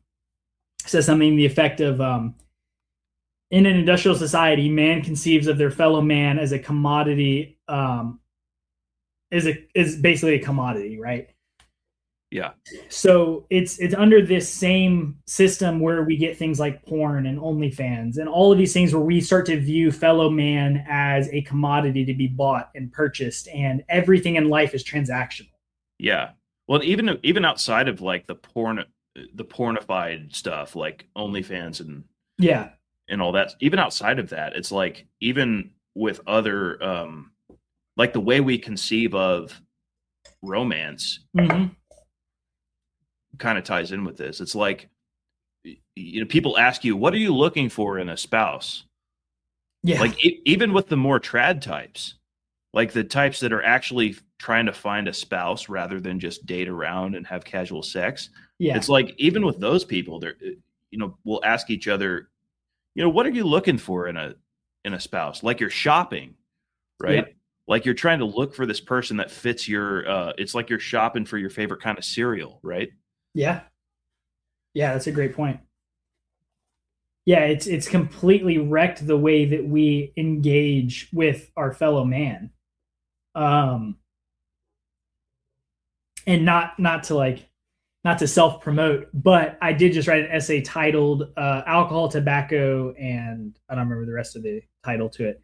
But the point of that was this idea that like we can never return to right relations with fellow man until we wreck this industrial society, which basically just makes us work. And then, you know, the only time we have left, like if you are in a happy marriage, the only time you have left after work is for your wife and kids. Mm-hmm. No happily married person is like, okay, well, now I just got off work. It's 5:00. I'm going to go fishing with the boys 5 days a week. Right? Nobody happy is going to do that. But in an agrarian society in the South, antebellum, that was actually common, where it's like, hey, you know, I milked the cows this morning. I'm going to go fishing for a little bit with my friends. We're going to go hang out at the tavern for a couple minutes, and then we're going to come home and we're going to farm some more together and cook dinner and just spend our entire day together, right? With only short absences to have other communal relations. Yeah. And that's something that's just completely lacking now. It's like everything is oriented around your relations with other people. Like even your labor is oriented around your interpersonal relationships. Yeah. Right. Yep. And part of that, since you said and that, your work develops out of the interpersonal relationships rather than the other way around. Yes. Because like in the modern society, you go to a job, like you get hired, and then maybe if you're lucky, you form relationships with your coworkers. Right. Yep. And this is very different. I mean, I don't know. I'd probably say the best example of like an agrarian society we have in the modern America is probably the Amish. Mm-hmm. And I think there's a lot admirable about the Amish, especially with the way that they work together. And it's like, hey, this person's house burned down. We're all going to go get together and build their house. It's like nobody's expecting it's not transactional. It's not like, oh yeah, you owe me this much money for doing your plumbing. It's like we just come together as a community, as friends, as family, and we just do this. Yeah. And none of it is transactional. And I think that's the real key that they're getting at here is that in a agrarian, in a traditional society, the relationships are just simply not transactional. You don't think that. Yeah. You just kind of live together. Yeah. You help people out when they need it, and you count on the fact that when you need help, they're going to help you out. Yep, exactly. All right, you got anything else to add on that one? Nope. All right. Quote, apologists of industrialism are even inclined to admit that its actual processes may have upon its victims the spiritual effects just described, but they think that all can be made right by extraordinary educational efforts by all sorts of cultural institutions and endowments. They would cure the poverty of the contemporary spirit by hiring experts to instruct it, in spite of itself, in the historic culture. But salvation is hardly to be encountered on that road. The trouble with the life pattern is to be located at its economic base, and we cannot rebuild it by pouring in soft materials from the top. The young men and women in colleges, for example, if they are already placed in a false way of life, cannot make more than an inconsequential acquaintance with the arts and humanities transmitted to them, or else the understanding of these arts and humanities will but make them more wretched in their own destitution. Yep. there's a lot to unpack there. Yeah, so like what stuck out to me there was that this idea that if you're immersed in a false way of life in the industrial society, it doesn't matter what kind of quote unquote education you're getting at your college, right? Yeah. Like, and it kind of like, I've been into the like the great books world. Mm-hmm. Reading the classics, reading Homer and Herodotus and Thucydides and Plato and Aristotle and all that. I think those are good, and you should have an education in them. But that's an interesting idea that you can't actually get a proper education when you're immersed in this fake culture around you in your day-to-day life. Yeah. Right. And we're going to talk about this with Fisto, but this is precisely Jefferson's point when he warns Americans, and this is well prior to the War of Northern Aggression. He warns Americans. He says, no, we have to have universities. We have to have academies. We have to have public schools in Virginia, in each county, to prevent Virginians from going to school, even in Kentucky or Tennessee or Maryland. He's like, they cannot be educated anywhere other than where they're from. Mm-hmm. And this is exactly what, we see the contrast between Northerners when they come visit the South in the antebellum period, where Southerners may mistake and they'll be like, oh yeah, New York, that's south of Kentucky, right? It's like, okay, well, are they wrong? Yeah, technically, but also their education didn't particularly care where New York was located because it didn't affect them at all if they knew where it was. Yeah. And part of Reconstruction, and this is explicitly referenced by like the president of Harvard at the time, was basically thought himself an apologist to the imbecilic, idiotic, uneducated Southerners that knew nothing. He thought that they were going there to bring the gospel of education to the South. I believe he actually uses that term. Yeah.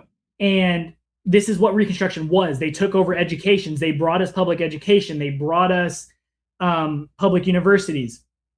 They filled our public universities with Yankee professors. Yeah, and that kind of ties in with the even before the war. it kind of ties in with especially the guys that settled Kansas. Like I talked about this in my other podcast. It's like Eli Thayer, the guy that founded the Immigrant Aid Society, the original one in Massachusetts. He's talking about why we need to go to Kansas and colonize it, basically. Yeah. Like when it's opened up for settlement, naturally it would have been settled by pro-slavery Missourians. Of course, yeah. But Eli Thayer founded the Immigrant Aid Society and is like, no, we can't permit that to happen because the slave power might expand and take over the North eventually, which is absurd. But he's like, the way we're going to do that is to go there and demonstrate the superiority of our civilization over theirs by education and industry. Yeah. And you can read this, like, I don't have a quote offhand, but there's a quote from him where he says this. It's like very explicitly laid out. Like, we're going to go there. We're going to bring our schools. We're going to bring our mills and factories and assert our dominance, basically, by the way we are over the agrarian South. Yeah. They view and this is even before the war. Yeah. It's very interesting the way that all of these guys just sort of, I mean, from all appearances, they weren't necessarily in cohorts with each other, but they all viewed themselves as our like enlighteners. Yeah. And obviously the effects of reconstructed education system have been, horrible. And we all know it now. But even at the time, the Southerners post-Civil War, a lot of them bought into it. And it's become a huge problem for us that they've pushed this gospel of industrialization through our education system. Yeah. And it's a huge, huge problem. And I think that's what they're talking about here with the false way of life and not being able to, quote, make more than an inconsequential acquaintance with the arts and humanities transmitted to them, because the Southern agrarians know that these people, even if you go to University of Virginia in 1920, that's not the same University of Virginia that Jefferson founded. Like, that's not your people teaching you. That's someone different. Those are people that think that you're an uneducated Southern, no better than a Negro that needs to learn how to read and write. Yeah. Yeah, this kind of brings up a question too, like for those of us who are parents. This might be jumping ahead in our project a little bit, but I know you have kids and I do too. And it's like what they're saying in this paragraph is that you actually cannot get a proper education when you're immersed in this false way of life. Yeah. So that brings up the question, like, how do we give our, if we ourselves were not given a proper education and we cannot have been given a proper education, how do we give our kids a proper education while we live in this industrial society? That's a big question. I'm really excited to have Fisto on. Just a couple weeks ago, I think it's a couple weeks ago now, there was something came up where he basically commented to someone about withholding your tax dollars from the school. And I commented back to him. I was like, yeah, we'll be successful when Fisto's out of a job. Yeah. He's a teacher in Florida, if anybody didn't know. Yeah. And that truly is like, I'm from the deep South. I was homeschooled my whole life. My wife was homeschooled. Our kids, by all appearances right now, will be homeschooled unless there's some crazy good classical school that opens up right next to us, right? Yeah. And that is kind of, they're going to talk about it a bit in the education part of this, and Mick Winey talked about it a bit in his Celtic Culture book, where the Southerners, for the Southerners, education did not mean some abstract knowledge in like geography or mathematics.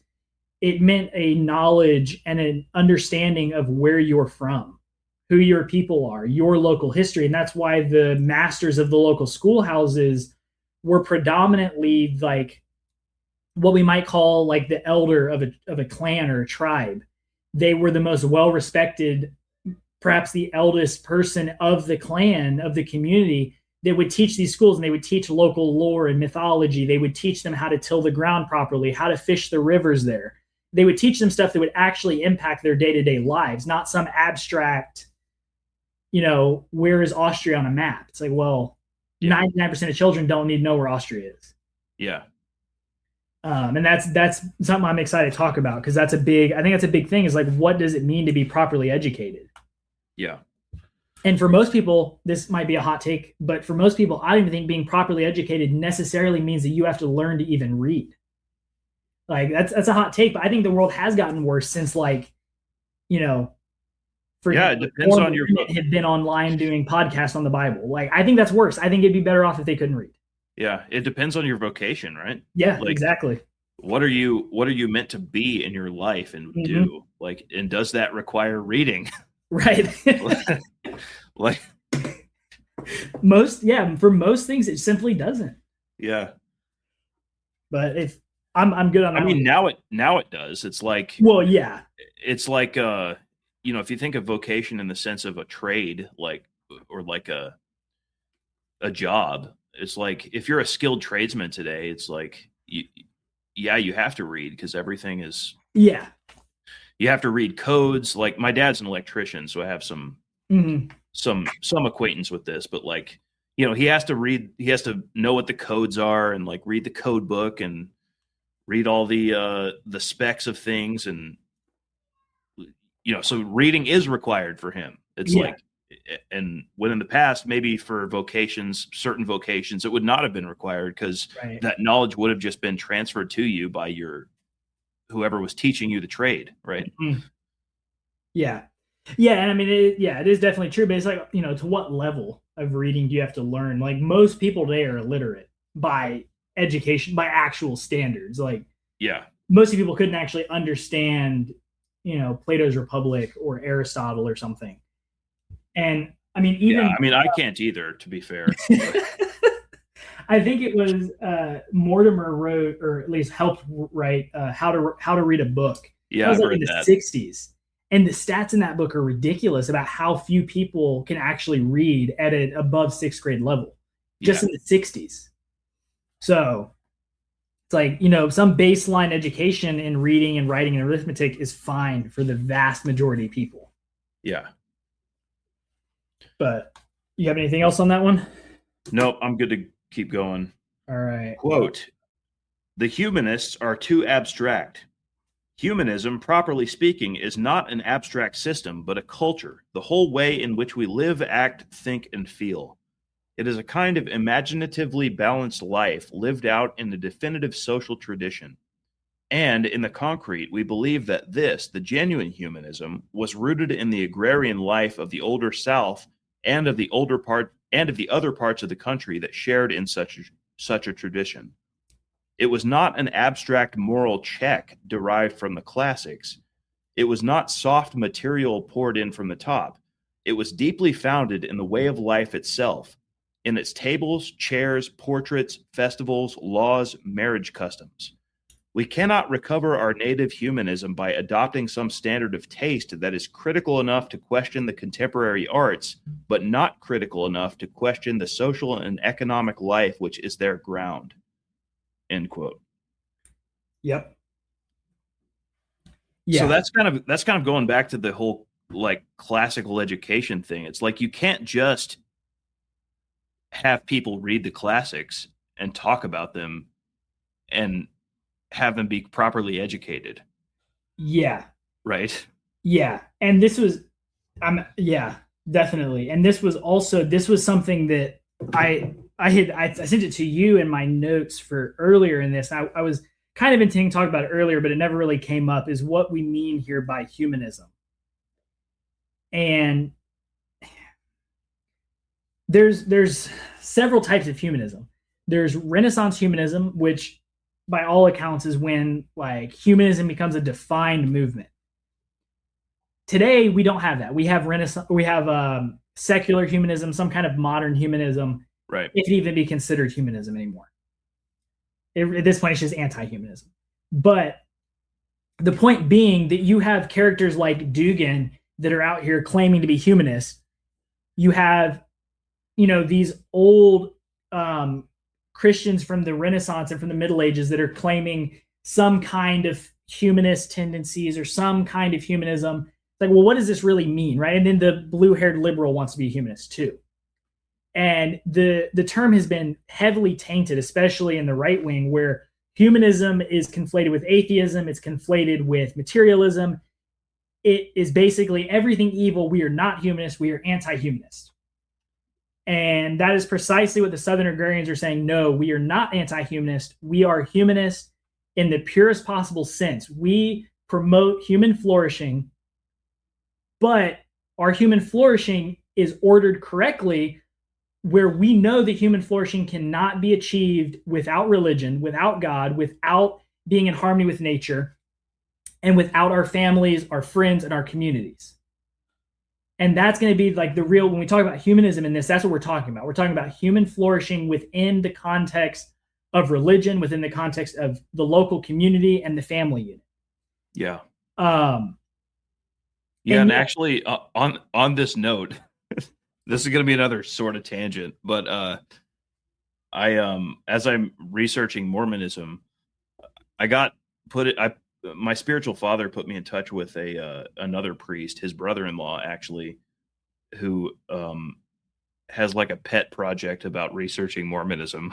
And so I talked to him on the phone for like 3 hours, but one of the things he told me was that of all the heretical, pseudo-Christian sectarian groups, the Mormons are like the most humanistic. Yeah. In the sense that we're talking about, like the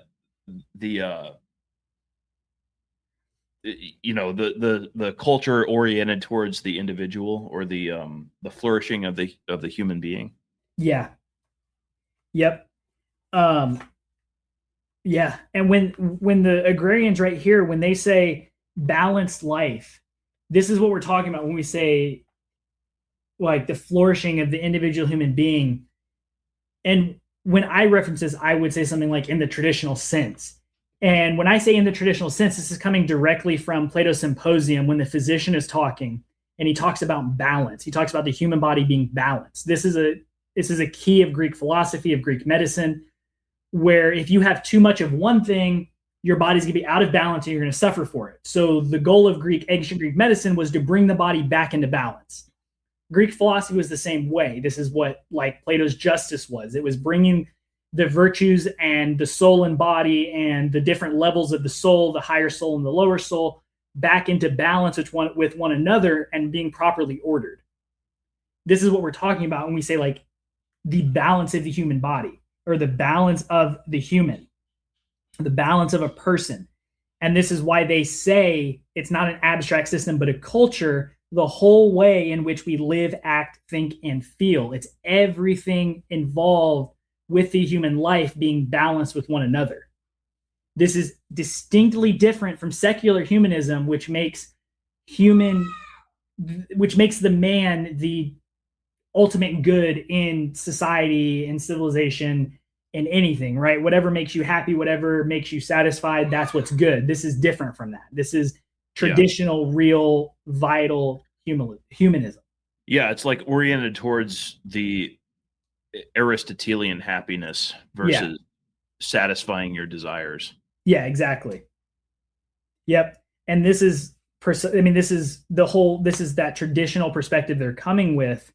And that, they don't believe that our morality can be checked, quote, abstract by, quote, check derived from the classics. It was not a soft material poured in from the top. It was deeply founded in the way of life itself. And then they go on to say in its tables, chairs, portraits, festivals, laws, marriage, customs. That is the native humanism they're talking about. They're talking about the entire society, the entire community being oriented towards human flourishing and towards bringing humanity up to a higher purpose, not just letting you do whatever you think is best or making you the center of the universe. That's not what they're talking about here. Yeah. Yeah, because it's like accounting for the disordered soul of the individual. Because like if you're just satisfying your whatever you happen to want in the moment, it's like you are sinful and retarded, right? Yeah, exactly. Like, so what you want in the moment is probably not pointing towards what's good or what's best for you. Yeah. So it's like the society is dragging you away from your immediate wants that are probably disordered, and they're dragging you towards what's actually best for you. Yep. Yeah, exactly. Yeah, and I think that's the whole point of what they're talking about here. Yeah. Yeah, anything else on that one? Nope. I'm good. All right. I'm good to move on. Quote, the tempo of the industrial life is fast, but that is not the worst of it. It is accelerating. The ideal is not merely some set form of industrialism with so many stable industries, but industrial progress or an incessant extension of industrialization. It never proposes a specific goal. It initiates the infinite series. We have not merely capitalized certain industries, we have capitalized the laboratories and inventors and undertaken to employ all the labor-saving devices that come out of them. But a fresh labor-saving device introduced into an industry, does not emancipate the laborers in that industry so much as it evicts them. Applied at the expense of agriculture, for example, the new processes have reduced the part of the population supporting itself upon the soil to a smaller and smaller fraction. Of course, no single labor-saving process is fatal. It brings on a period of unemployed labor and unemployed capital. But soon a new industry is devised which will put them both to work again, and a new commodity is thrown upon the market. The laborers were sufficiently embarrassed in the meantime, but according to the theory, they will eventually be taken care of. It is now the public which is embarrassed. It feels obliged to purchase a commodity for which it had expressed no desire, but it is invited to make its budget equal to the strain. All might yet be well, and stability and comfort might again obtain. But for this, partly because of industrial ambitions and partly because the repressed creative impulse must break out somewhere, there will be a stream of further labor-saving devices in all industries, and the cycle will have to be repeated over and over again. The result is an increasing disadjustment and instability. Close quote. Yeah, so that's what I was talking about earlier when I referenced the cycle that the industrial society goes through of overproduction, unemployment, and then using up the overproduction to create more employment. The other way, aside from the agrarian society or war, to achieve this is by opening up new avenues of production, right? So opening up a new industry, creating backup cameras in every car, right? That is an industry in itself that takes workers to make the backup cameras, which then go into the cars, right? When we get so efficient at building cars, okay, well, now we can build an entire car with one person and machines. Now we have to have more industries that machines can't yet do. So we start putting backup cameras in. People work building the backup cameras. Now we have a machine to do that. And now we need something else. Yeah. And it's an infinite cycle. Yeah. It's like, so I think what they're getting at in the first half of that paragraph is the idea that, like, what you think is going to happen is when we invent some way, like some machine or process to save you time and labor. Yeah. Like what you think is going to happen is that, okay, you're going to be able to produce the same amount of stuff in less time, and then you're going to have more time for leisure. Yep. But that's a lie. What's actually going to happen is that you're going to be expected to produce more stuff in the same time instead of less stuff in less time, or instead of the same stuff in less time. Right? Yeah. Yep. I'm getting my words mixed up, but you get the point. Yeah. So then, like, I'm experiencing this right now in my own industry. So, like, I don't know if I've ever talked to you about this, but I'm a software guy. Like, I'm a software engineer in my day job. And so we're going through the whole AI thing right now, right? Right. And I am in such a position that I'm able to keep my job and benefit from it. Mm-hmm. But it's really kind of like, it's not because of anything I did. It's like good fortune, basically. It's like I can use AI to be more productive in my own job. Right. But in turn, it causes us to have less need to hire new junior developers. Right. So it's like the whole industry is kind of in an upheaval right now because we don't have, like, the pipeline is broken, right? Right. Yeah. Like there's the entry level jobs are the first ones that feel the impact of this. Yeah. And because the entry level job, like I'm in kind of a mid-level role right now. And because the entry level jobs are impacted, I am less able to progress in my career because I don't have people coming up under me in the same way that I would otherwise.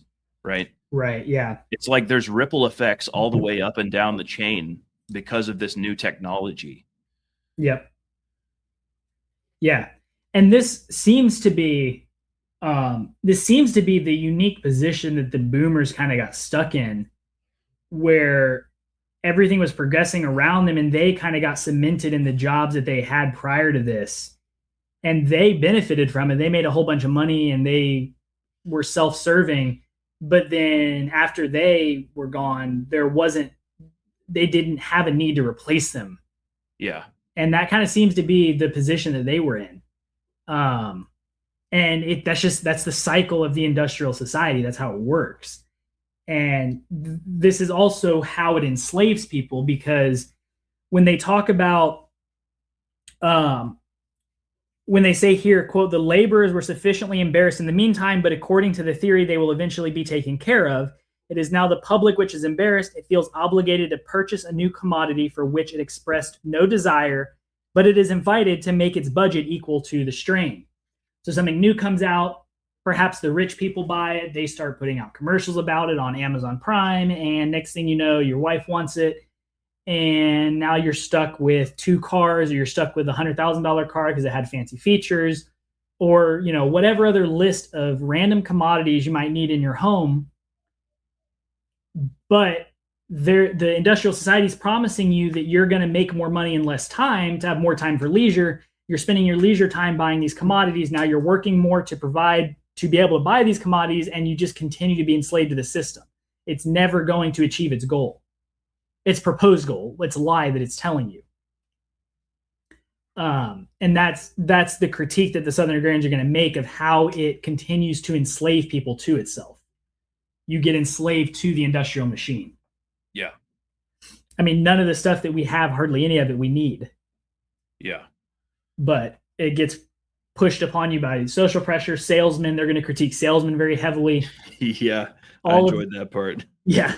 All of this because they have to keep the industrial system running, and you have to keep buying things. Mm-hmm. When you can't afford it, you can get a credit card. Yeah. All right. You good to move on? Yeah, go ahead.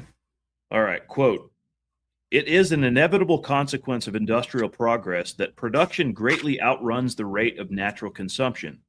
To overcome the disparity, the producers, disguised as the pure idealists of progress, must coerce and wheedle the public into being loyal and steady consumers in order to keep the machines running. So the rise of modern advertising, along with its twin, personal salesmanship, is the most significant development of our industrialism. Advertising means to persuade the consumers to want exactly what the applied sciences are able to furnish them. It consults the happiness of the consumer no more than it consulted the happiness of the laborer. It is the great effort of a false economy of life to approve itself, but its task grows more difficult every day, end quote. So it's like they're saying that ultimately this is all serving the machine itself. Like not only are we not serving the laborers who produce all this stuff, we're not even serving the people who consume this stuff. Yeah. Like we're serving the machine that produces the stuff for the sake of the machine. Yep. Like, yeah.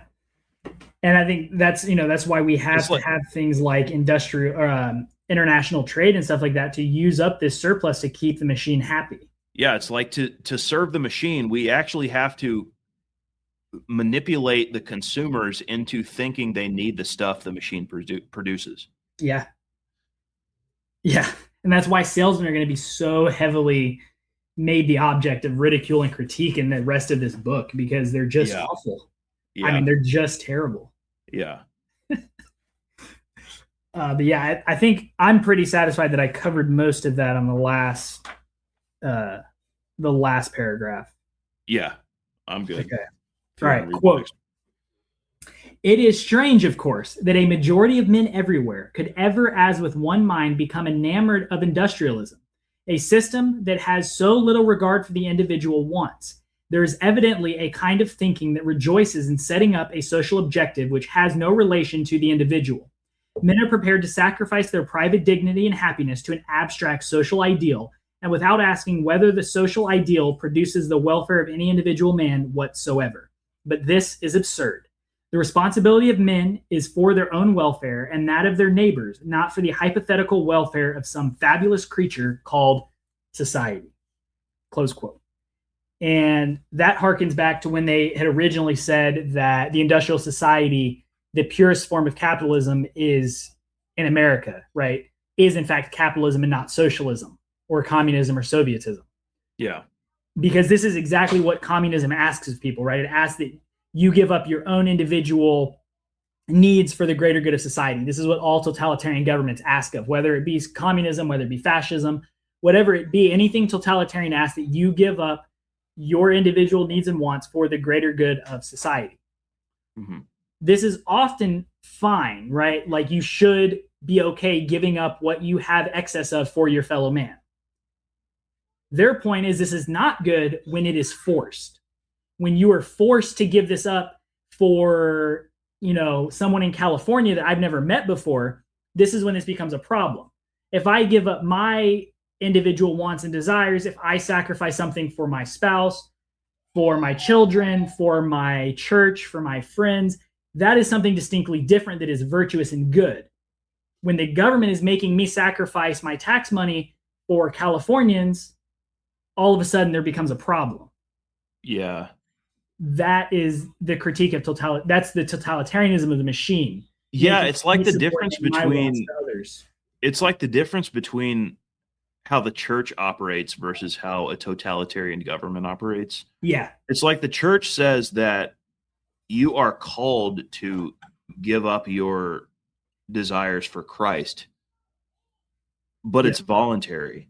Exactly. It's like, look, if you don't want to do this, you can just, if you decide that you don't want to repent, you can just languish in your sins if you want to, right? Yeah. It's voluntary. Like Christ does not compel you to follow him. He asks you to follow him, and he says that, look, if you follow me, your soul will be better. Yeah. But I'm not going to compel you, and I'm going to leave it up to your free will to do so. Yep. And that seems to be whenever the far right wants to critique like libertarianism, I think they have grounds to do so, but in the traditional American and Southern manifestation of like what we now call libertarianism, that was sort of the idea. It's like, look, things can only be virtuous if you do it yourself. This is the justification for private property in the context of like building virtue. Like, it's not virtuous for me to give up something that's not mine. It's virtuous for me to give up my private property. And in the Southern manifestation of what we now call libertarianism, that was the idea. It's like, look, you don't have to do these things. If you violate the rights of your neighbor, you're going to have to be punished for it because you can't do that. But you can just be selfish and an asshole. But if you do use your private property for the greater good, then you're going to be more virtuous. And that was kind of the understanding of that Jeffersonian ideal. And that's what I think what they're getting at here. Because the Southern Agrarians are certainly not against helping your fellow man. They are deeply concerned with the community, with the welfare of the community, but they're anti being coerced to do it by a totalitarian government. Yeah, that's kind of like the false dichotomy that's been set up between like full-blown communist collectivism and like something like Ayn Randian objectivism, like selfishness, right? Yeah. Like it's not actually a dichotomy. It's like it's not a choice between being full-blown coerced collectivist and being a selfish individual. Yeah. Yeah, I think that's the point they're getting at here. Other than that, I mean, I don't unless you have something else to add about that one. I think that idea of just being free to be virtuous is kind of the core idea there. Yeah, I guess the only thing I would say is he says men are prepared to sacrifice their private dignity and happiness to an abstract social ideal, and Yeah, without asking whether the social ideal produces the welfare of any individual man whatsoever.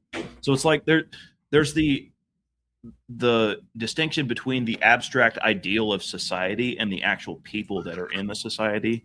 yeah, that sounds very akin to what you were talking about with John Brown, and his not actually like Yeah, tangibly helping any slaves. yeah, how he's willing to like Be destroy martyred for the ideal. destroy as many individual lives as he needs to achieve this abstract ideal of equality. Yeah,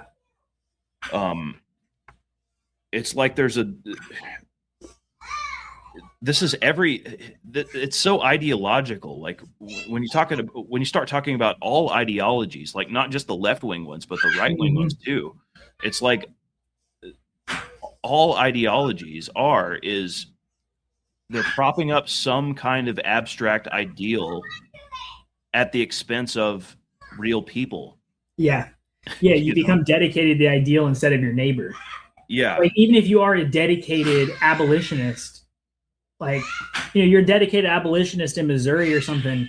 Yeah, and or especially not even Missouri, but especially in the Northeast, Yeah, like where all the abolitionists originated from. You don't know any slaves personally. Yeah, You have no personal relationships with any slaves.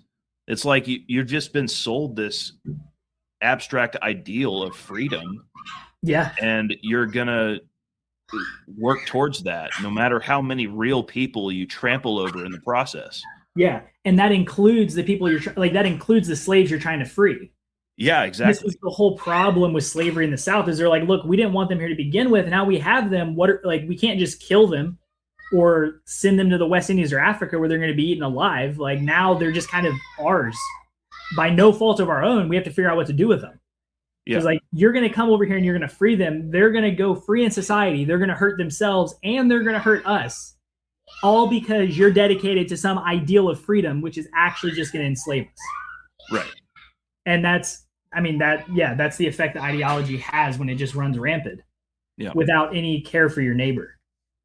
Like slavery, that's fine. Northeast, Nebraska, Iowa, perhaps slavery wasn't like they didn't want slavery. That's fine. But when you come to the South, it's like, look, we have 50% slaves here. We don't Nat Turner just happened, man. We don't want Nat Turner again. We're not freeing them. It's not going to happen. Like, what are you going to do? You're going to be dedicated to this ideal of freedom, which is going to kill us. It's pretty shitty. Yeah. Yeah. That's all I have to say. Yeah, and then the sacrifice thing, it's like, he talks. I think by men here he means people in general. Yeah, like not necessarily just men, but I also think that kind of ties in with, we just talked about this Orthodox woman that posted this big screed about the Orthodox dating scene. I don't know. I don't know if you know about all that drama that's gone on the past few days, but it kind of ties in with that whole discourse. If you take it as being, if you take that as meaning like males, right, instead of just people in general. But it's like, men are prepared to sacrifice their private dignity and happiness to an abstract social ideal. It's like, okay, as a man, you should be willing to sacrifice your personal wants and desires to something greater. Certainly. That's part of being a man. Yeah. But it's like, what are you sacrificing it for? And is that thing worthwhile? Yeah. And that's like the modern gender slop discourse, right? Yeah. It's like, what are the female side of it wants men to just sacrifice themselves for whatever woman happens to wander by and want a man. But I don't know. I don't. This is kind of a tangent, but the point is, like, if you're going to sacrifice something, and it's going to be a willing sacrifice, like a properly ordered, willing sacrifice, not coerced, it has to be something that you are convinced is worthwhile. Mm-hmm. Yeah, and the only real way that it can be worthwhile is if it's for your family or your immediate neighbors. I mean, other than that, it's like do I care what happens to people all over the world? Sure, but like, do I care what happens to Africans?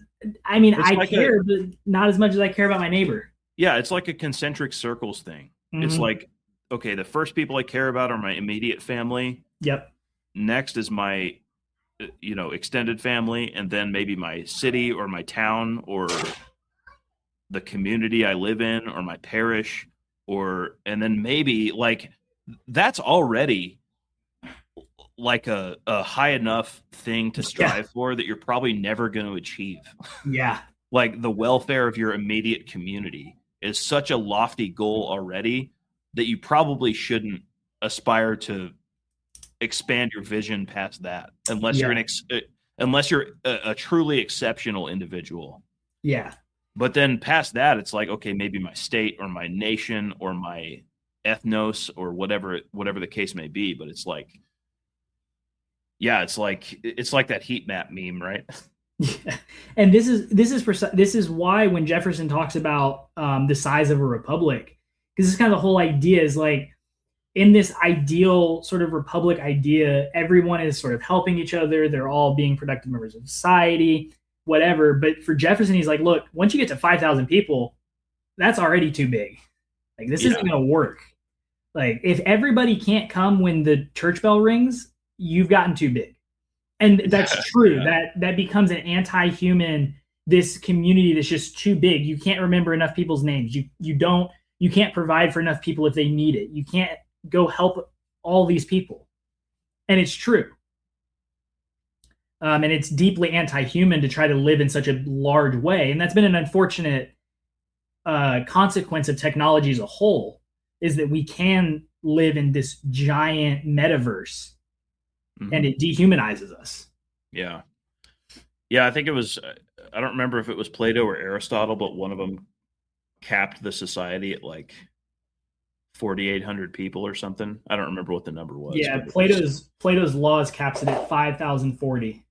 Yeah, that's right. It. And that like he's like that has to be maintained. It's like if somebody dies, that spot has to be filled, and if more people have more children than they were supposed to, then those children have to go live in a different community. Yeah. 5,000 people and 5,040 people, and that's it. It's a hard cap. Mm-hmm. Yeah. All right, you good with that one? Yep. I think you're on, right? I think it's you next. Okay. Quote, opposed to the industrial society is the agrarian, which does not stand in particular need of definition. An agrarian society is hardly one that has no use at all for industries, for professional vocations, for scholars and artists, and for the life of cities.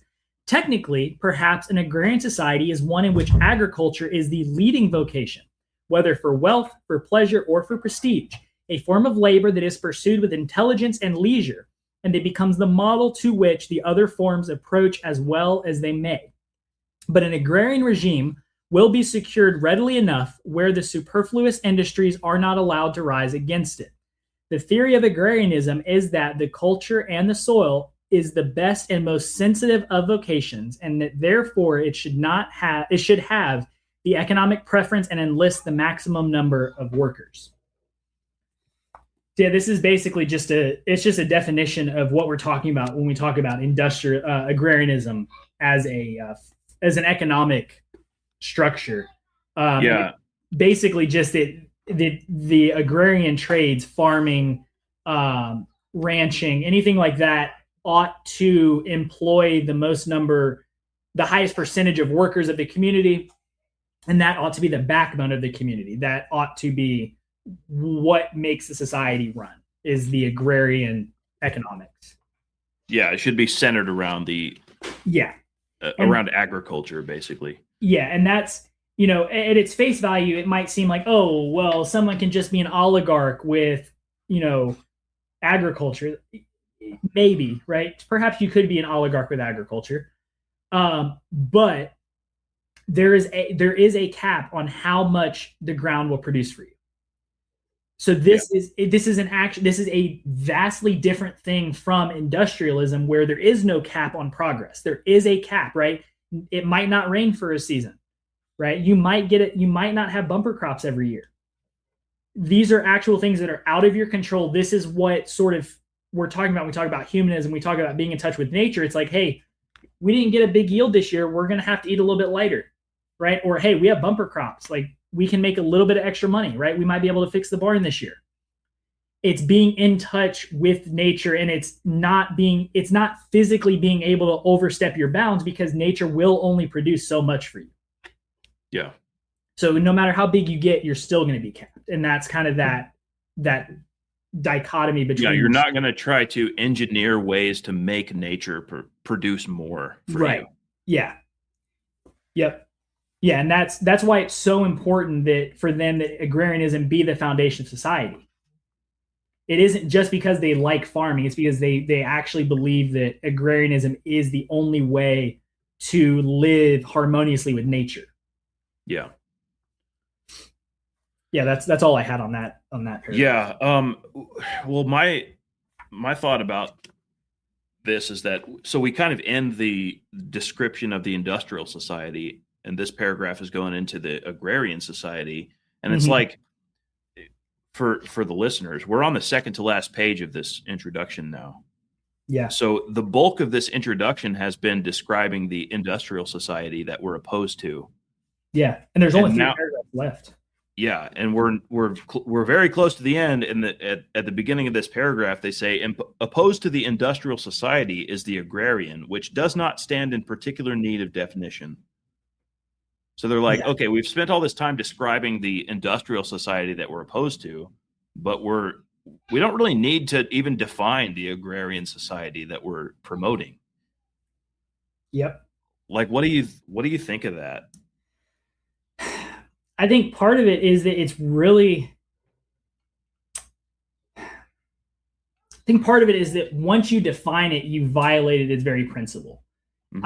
I know I made a post about this at some point, and I think you commented the first thing you thought was orthodoxy.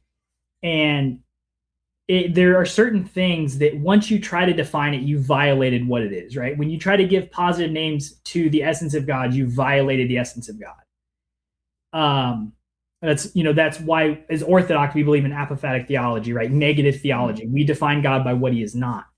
Right. And it seems to be that all of the realist, the most substantial things in life cannot be defined by what they are, but they have to be sort of just grasped unconsciously, or you have to kind of mark the boundary. You have to kind of mark the boundaries, like say that I can look at that thing and say that that's definitely not what we are.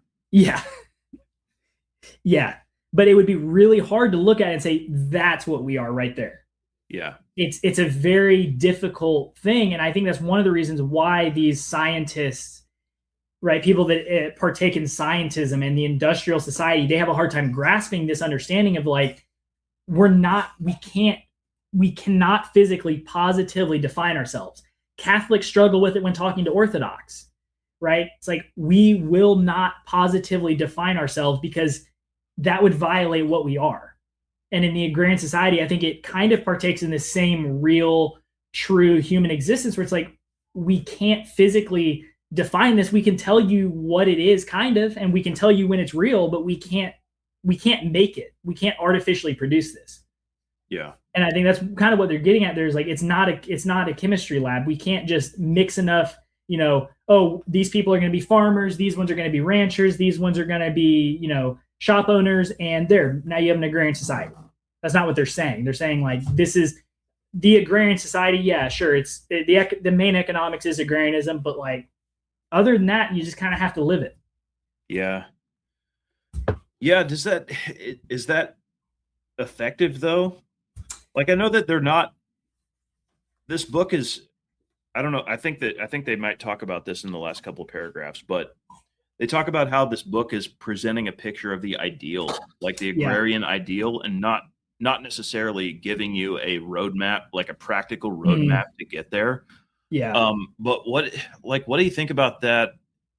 Like the idea that they're critiquing industrial society, but they're not necessarily, they're replacing it with an ideal, but they're not really giving you anything like praxis wise to get there.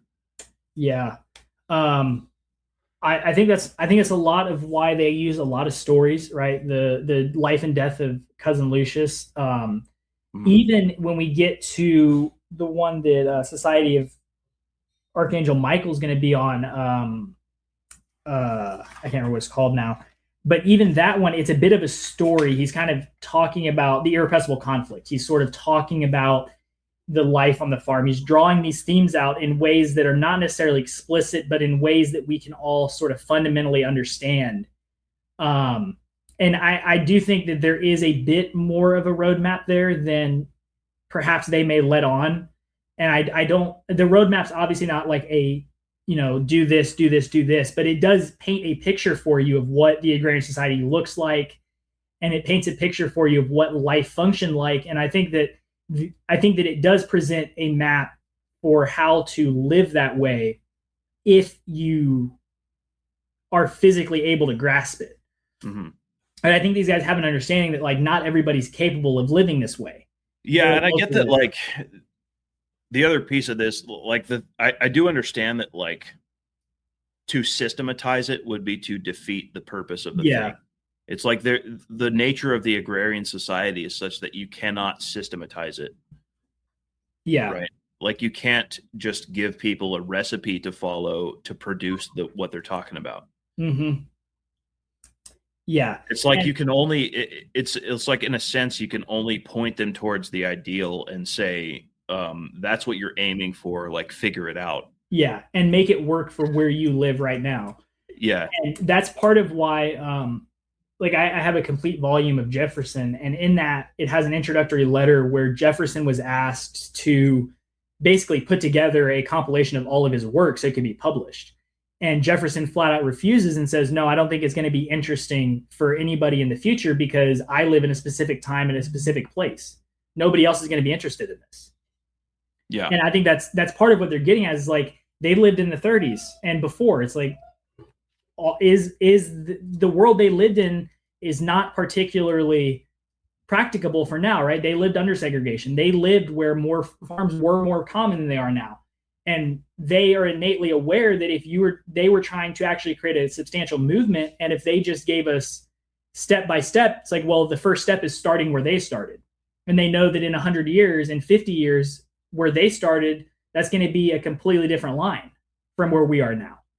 So they kind of give you this ideal painted in an artistic way, they paint you this picture of what it looks like. It's like, well, look, now you go make this happen in your life and you figure it out and you leave this picture for the next generation. Yeah. But yeah, it's something, I think it's something ungraspable intellectually, largely. Yeah. That's where I think this all ties in with orthodoxy. It's like, I mean, I pay attention to the Orthodox, the guys online that talk about Orthodox. I don't want to call it online Orthodoxy because that's not a real thing. Yeah. But like Orthodoxy is in the parish. But I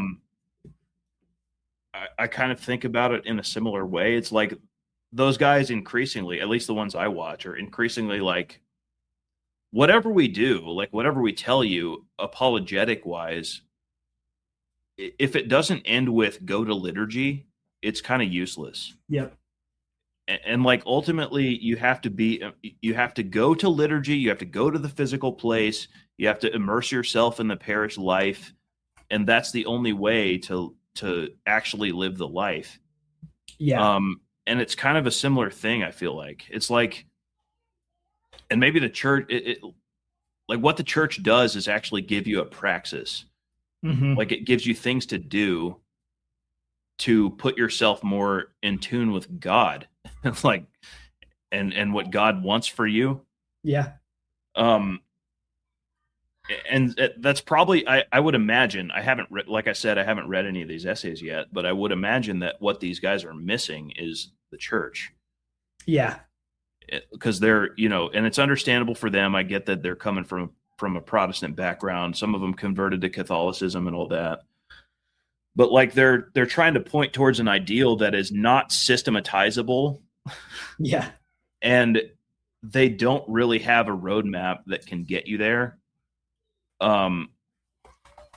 But to whatever extent there can be a roadmap, I think the Orthodox Church is what gives you the map. Yeah, absolutely. Right? Yeah. Like, or at the very least, if not a map, it gives you something to do day to day that points you towards the ideal. Yeah.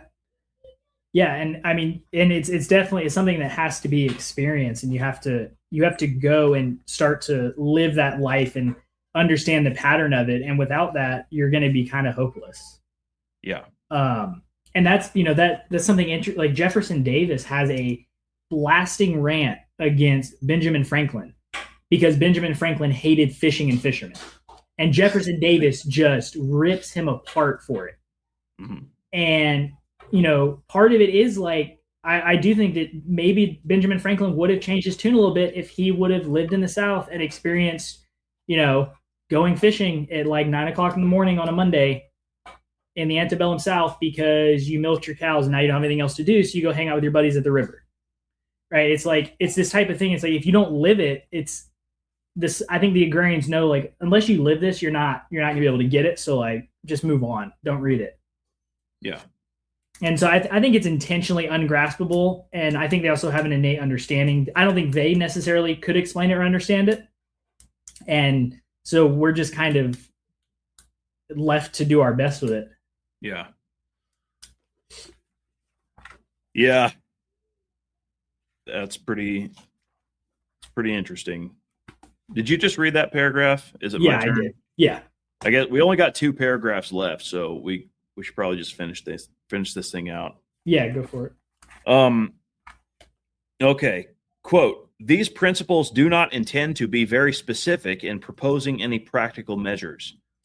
How may the little agrarian community resist the Chamber of Commerce of its county seat, which is always trying to import some foreign industry that cannot be assimilated to the life pattern of the community? Just what must the Southern leaders do to defend the traditional Southern life? How may the Southern and the Western agrarians unite for effective action? Should the agrarian forces try to capture the Democratic Party, which historically is so closely affiliated with the defense of individualism, the small community, the state, the South? Or must the agrarians, even the Southern ones, abandon the Democratic Party to its fate and try a new one? What legislation could most profitably be championed by the powerful agrarians in the Senate of the United States? What anti-industrial measures might promise to stop the advances of industrialism or even undo some of them with the least harm to those concerned? What policy should be pursued by the educators who have a tradition at heart? These and many other questions are of the greatest importance, but they cannot be answered here."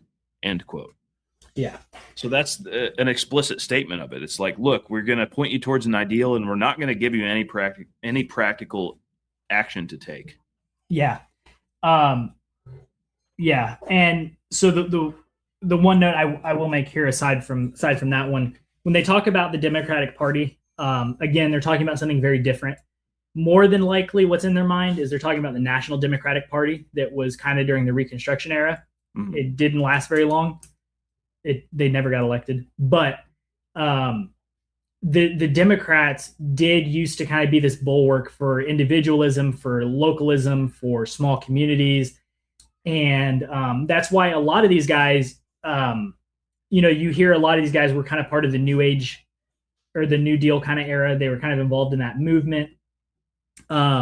Alabama's famous song of the South, they reference during the Great Depression, they lose their cotton farm, and the dad votes for Southern Democrat. Yeah, he's a Southern Democrat. He votes ought for to get a rich man to vote like that. Yeah. And I can't remember what president he's talking about right now, and he goes to work for the TVA and stuff. So this is kind of a deep part of Southern tradition, is this Democratic Party. Buchanan was a Democrat, right? All of these kind of guys leading up to the Civil War were Democrats. And then after the Civil War, you have a massive victory of the Republican Party and a domination by the Republicans for a very, very long time. And that's kind of the context they're talking in, where they're like, hey, look, should we kind of appeal to the Democratic Party? Is they're kind of referencing this lost world of this actual Democrat versus Republican dichotomy that no longer exists in their world, and it definitely doesn't exist in ours. It's like the Democrats used to be something different, and now we kind of don't have any hope in the modern U.S. Two-party system. Mm-hmm. Yeah, that was the comment I had there on the Southern Democrats. Yeah, I do think, like, I'm conflicted about this no practical roadmap thing. Yeah. Because it's like, it's kind of, that's what I remember the atheist YouTube sphere of the 2010s doing. Yeah. It's like, okay, we're going to knock down the American evangelical Protestantism, and we're also going to not give you anything else. Yeah. Right. And I get, like, these guys aren't doing that exactly. Yeah. But it's kind of a similar idea where they're like, you have to know what to do. Otherwise, what are you going to do? Right. Yeah. Yeah. And it's, I would like to read the Who Stole America or whatever their other book was and see if they maybe give a more practicable roadmap. Mm-hmm. I don't know. Because like they do say in that last sentence, but they cannot be answered here. So maybe they answered them other places. I don't know. I don't know enough about these guys to know if they ever made an attempt to answer these questions. Well, and maybe it might also be preparing the way in a sense. Like, because I mean, we know that there's like an Orthodox movement almost in the South today. Mm-hmm. And maybe it's preparing the way for that in a sense, like unconsciously, you know what I mean? Yeah, it could be. It's like, showing everybody the problems of the industrial society and the secular society. Mm-hmm. And they don't exactly know what to do instead. Yeah. But they're kind of preparing the way for the church that will eventually show you what to do. Right. Yeah. I mean, it's not always expected, especially not in the 1930s. The mid 20th century was a very tumultuous time in the United States. It was absolutely brutal, and it had to have been extremely difficult to try to both recognize the issues, critique them, and present some kind of way forward when you're just bombarded with issues on every side, from social rights to 2 world wars. I mean, everything was just completely in shambles. And so I think it's understandable. I think that it's probably a pretty good analysis to assume that they just did the best they could with the intention that someone else would pick up their work later, or maybe their work would just kind of help America get through the time it was in to be able to come out at least with some kind of pride and honor to be able to continue. Yeah. Yeah, that's kind of a thing to bookmark in my mind, though. The fact that this book as a whole is not intended to give you a practical roadmap to anything. Yeah. And I mean, I'm sure, maybe we'll be able to kind of paint a better picture of it as we go. Be able to kind of give some commentary that they didn't, maybe. Mm-hmm. But yeah, it's definitely difficult. And maybe, perhaps we can try to go through maybe the Who Stole America and see if that has some more actionable information in it. Yeah. Yep. You want to close it out with the last paragraph? Yep. Quote, "For in conclusion, this much is clear. If a community or a section or a race or an age is groaning under industrialism and well aware that it is an evil dispensation, it must find the way to throw it off. To think that this cannot be done is pusillanimous. And if the whole community, section, race, or age thinks it cannot be done, then it has simply lost its political genius and doomed itself to impotence." Close quote. Yeah. So basically, reject doomerism. Yeah. Yeah, don't black pill. Yeah. And that's, this is something that I've noticed with some of these guys, like Kingsnorth gets critiques for it all the time, is kind of his refusal to present any kind of positive action. And this is one of the other, I think, things that it might be, is a recognition that positive action in the times of the Southern Agrarian, and even in Kingsnorth's time now, it's not necessarily possible with the stock that we have right now. We don't have roots. We don't have native stocks hardly anywhere. And so part of their goal, and Kingsnorth explicit goal, is to begin doing the monotonous and unenviable work of just planting roots and creating the conditions for an actual rebellion against the machine. Mm-hmm. And I think, that might be part of what they're getting at here. But yeah, the point is like, regardless of whatever path we take, you can't black pill. Yeah. Everything, nothing is infinite, right? And the machine's not infinite either. Eventually it's going to burn itself out and collapse, or someone will be able to dismantle it. Yeah. Yeah. I was just telling a friend of mine this the other day. Like, he'll probably hear this, but, he's a young single Orthodox guy and is trying to find a woman to pair up with, and talking about how the scene sucks at the moment. And I'm like, yeah, I get it. And I'm an old head. I'm already married. I have kids, and I'm thankful I don't have to deal with that anymore. But at the same time, it's like, we were talking about kind of mindset and strategies for achieving what you want, which is to have a family. And I was like, you don't have to be a made man already. You just have to have a vision. Yep. You have to have a vision of where you want to go, and convince a woman who's trustworthy that it's achievable and that you can do it and that you're working towards it, and get her on board, and she'll come along with you. Yeah. And like, key to all that is do not black pill, right? Yeah. Like, if you black pill, you're going to shoot yourself in the foot, and it's going to be over. Yeah. That's just admitting defeat. Yeah. It's like, yes, shit sucks. It's terrible. Sack up and get after it anyway. Like, and that's actually attractive, by the way. Like, absolutely. If you can portray that to a woman, like, portray the fact that you're fully aware that shit sucks, and that you have a way to get after it anyway, despite the fact that shit sucks, that's attractive. Yeah. Right. Yep. Like, I don't know what your experience was like. I know you're married now, but it was. I got lucky for my generation. Met my wife when I was like a kid at church, and known each other forever. Now we're married. Yeah. But yeah, I got exceedingly lucky for my generation. Very rare, it seems. Yeah, but it's like the black pilling is the temptation. Yeah. And it's just going to be a temptation for the foreseeable future, right? Yeah.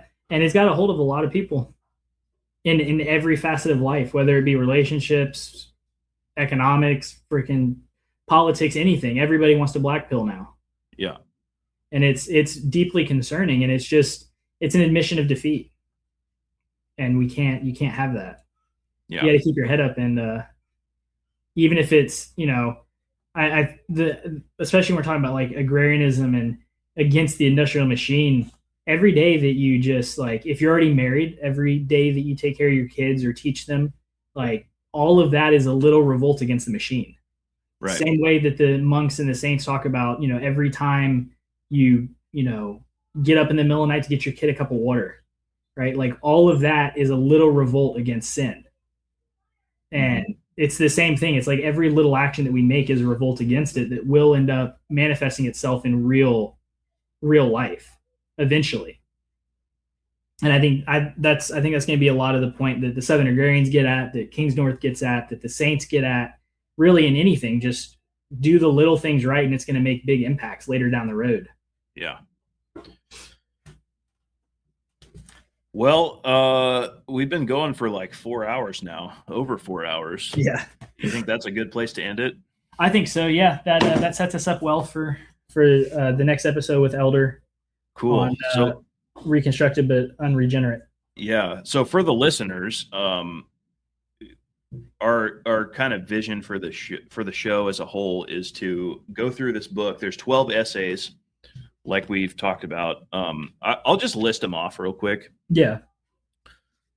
So the 12 essays are Reconstructed but Unregenerate by John Crow Ransom, A Mirror for Artists by Donald Davidson, The Irrepressible Conflict by Frank Lawrence Owsley, Education, Past and Present by John Gould Fletcher, A Critique of the Philosophy of Progress by Lyle H. Lanier, Remarks on the Southern Religion by Alan Tate, Whither Southern Economy by Herman Clarence Nixon, The Hind Tit by Andrew Nelson Lytle, The Briar Patch by Robert Penn Warren, The Life and Death of Cousin Lucius by John Donald Wade, William Remington, A Study in Individualism by Henry Blue Klein, and Not in Memoriam but in Defense by Stark Young.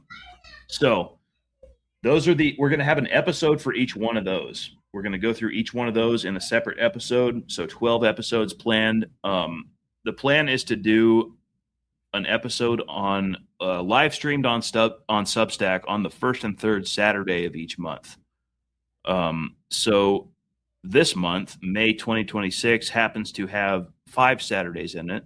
So because of that, it's going to be 3 weeks before the next episode. So the next episode will be live streamed on June 6th, 2026 at 11 a.m. Central, 12 a.m. Eastern Time. We have a few guests planned for these. So for the first one, the Elder of Vicksburg is going to be joining us to talk about what was the first essay again? Reconstructed but Unregenerate by John. Right. Reconstructed but Unregenerate. So the Elder of Vicksburg is going to be joining us for that one. We have several other guests planned. We have Fisto Sabani, Alexandru Constantine, Society of Archangel Michael. Is there anybody else? No, we're gonna keep on trying to get people. We have most. I think the first 3 are covered, and then gives us a little bit of time to try to kind of find some other guests. Yeah. So I'm really excited about the guests. I'm excited about Elder of Vicksburg in particular because I think I've interacted with him around Substack a little bit, and I think he's really interesting. And I've never talked to him in person or anything though, so I'm excited to have him on. Yeah, he's one of the few Substackers that I've seen that are well acquainted with this book. Yeah, I think it'll be a good one. So what we'll do is we'll live stream these on Substack. And by the way, this is subject to our regal magnificence of as far as scheduling goes. Yeah. So like consider us to be Roman consuls, like we're joint heirs of freaking Rome or whatever. Yeah. So like we can change the schedule at our leisure is what I'm saying. But the plan is to have, first and third Saturday, 11 a.m. Central Time, 12 noon Eastern Time. But that's subject to change. And then we'll live stream them on Substack, and we will also upload the recordings as podcast later. So yeah, that's the plan. And so we'll be doing this twice a month. And so we got 12 essays. So that'll be 6 months of shows we have planned. And then after that, we'll move on to something else. Yeah. Yeah. So any recommendations of books that anyone's interested in hearing about? Yeah. And if you would like to be a guest on the show, or if you know anybody who would be a good guest, feel free to shoot us a DM. Yeah. And we will consider it. Yeah, absolutely. Yeah. So before we sign off, do you want to plug your shit? I don't have a whole lot anymore. I think I have about 4 or 5 published essays at this point on my new account.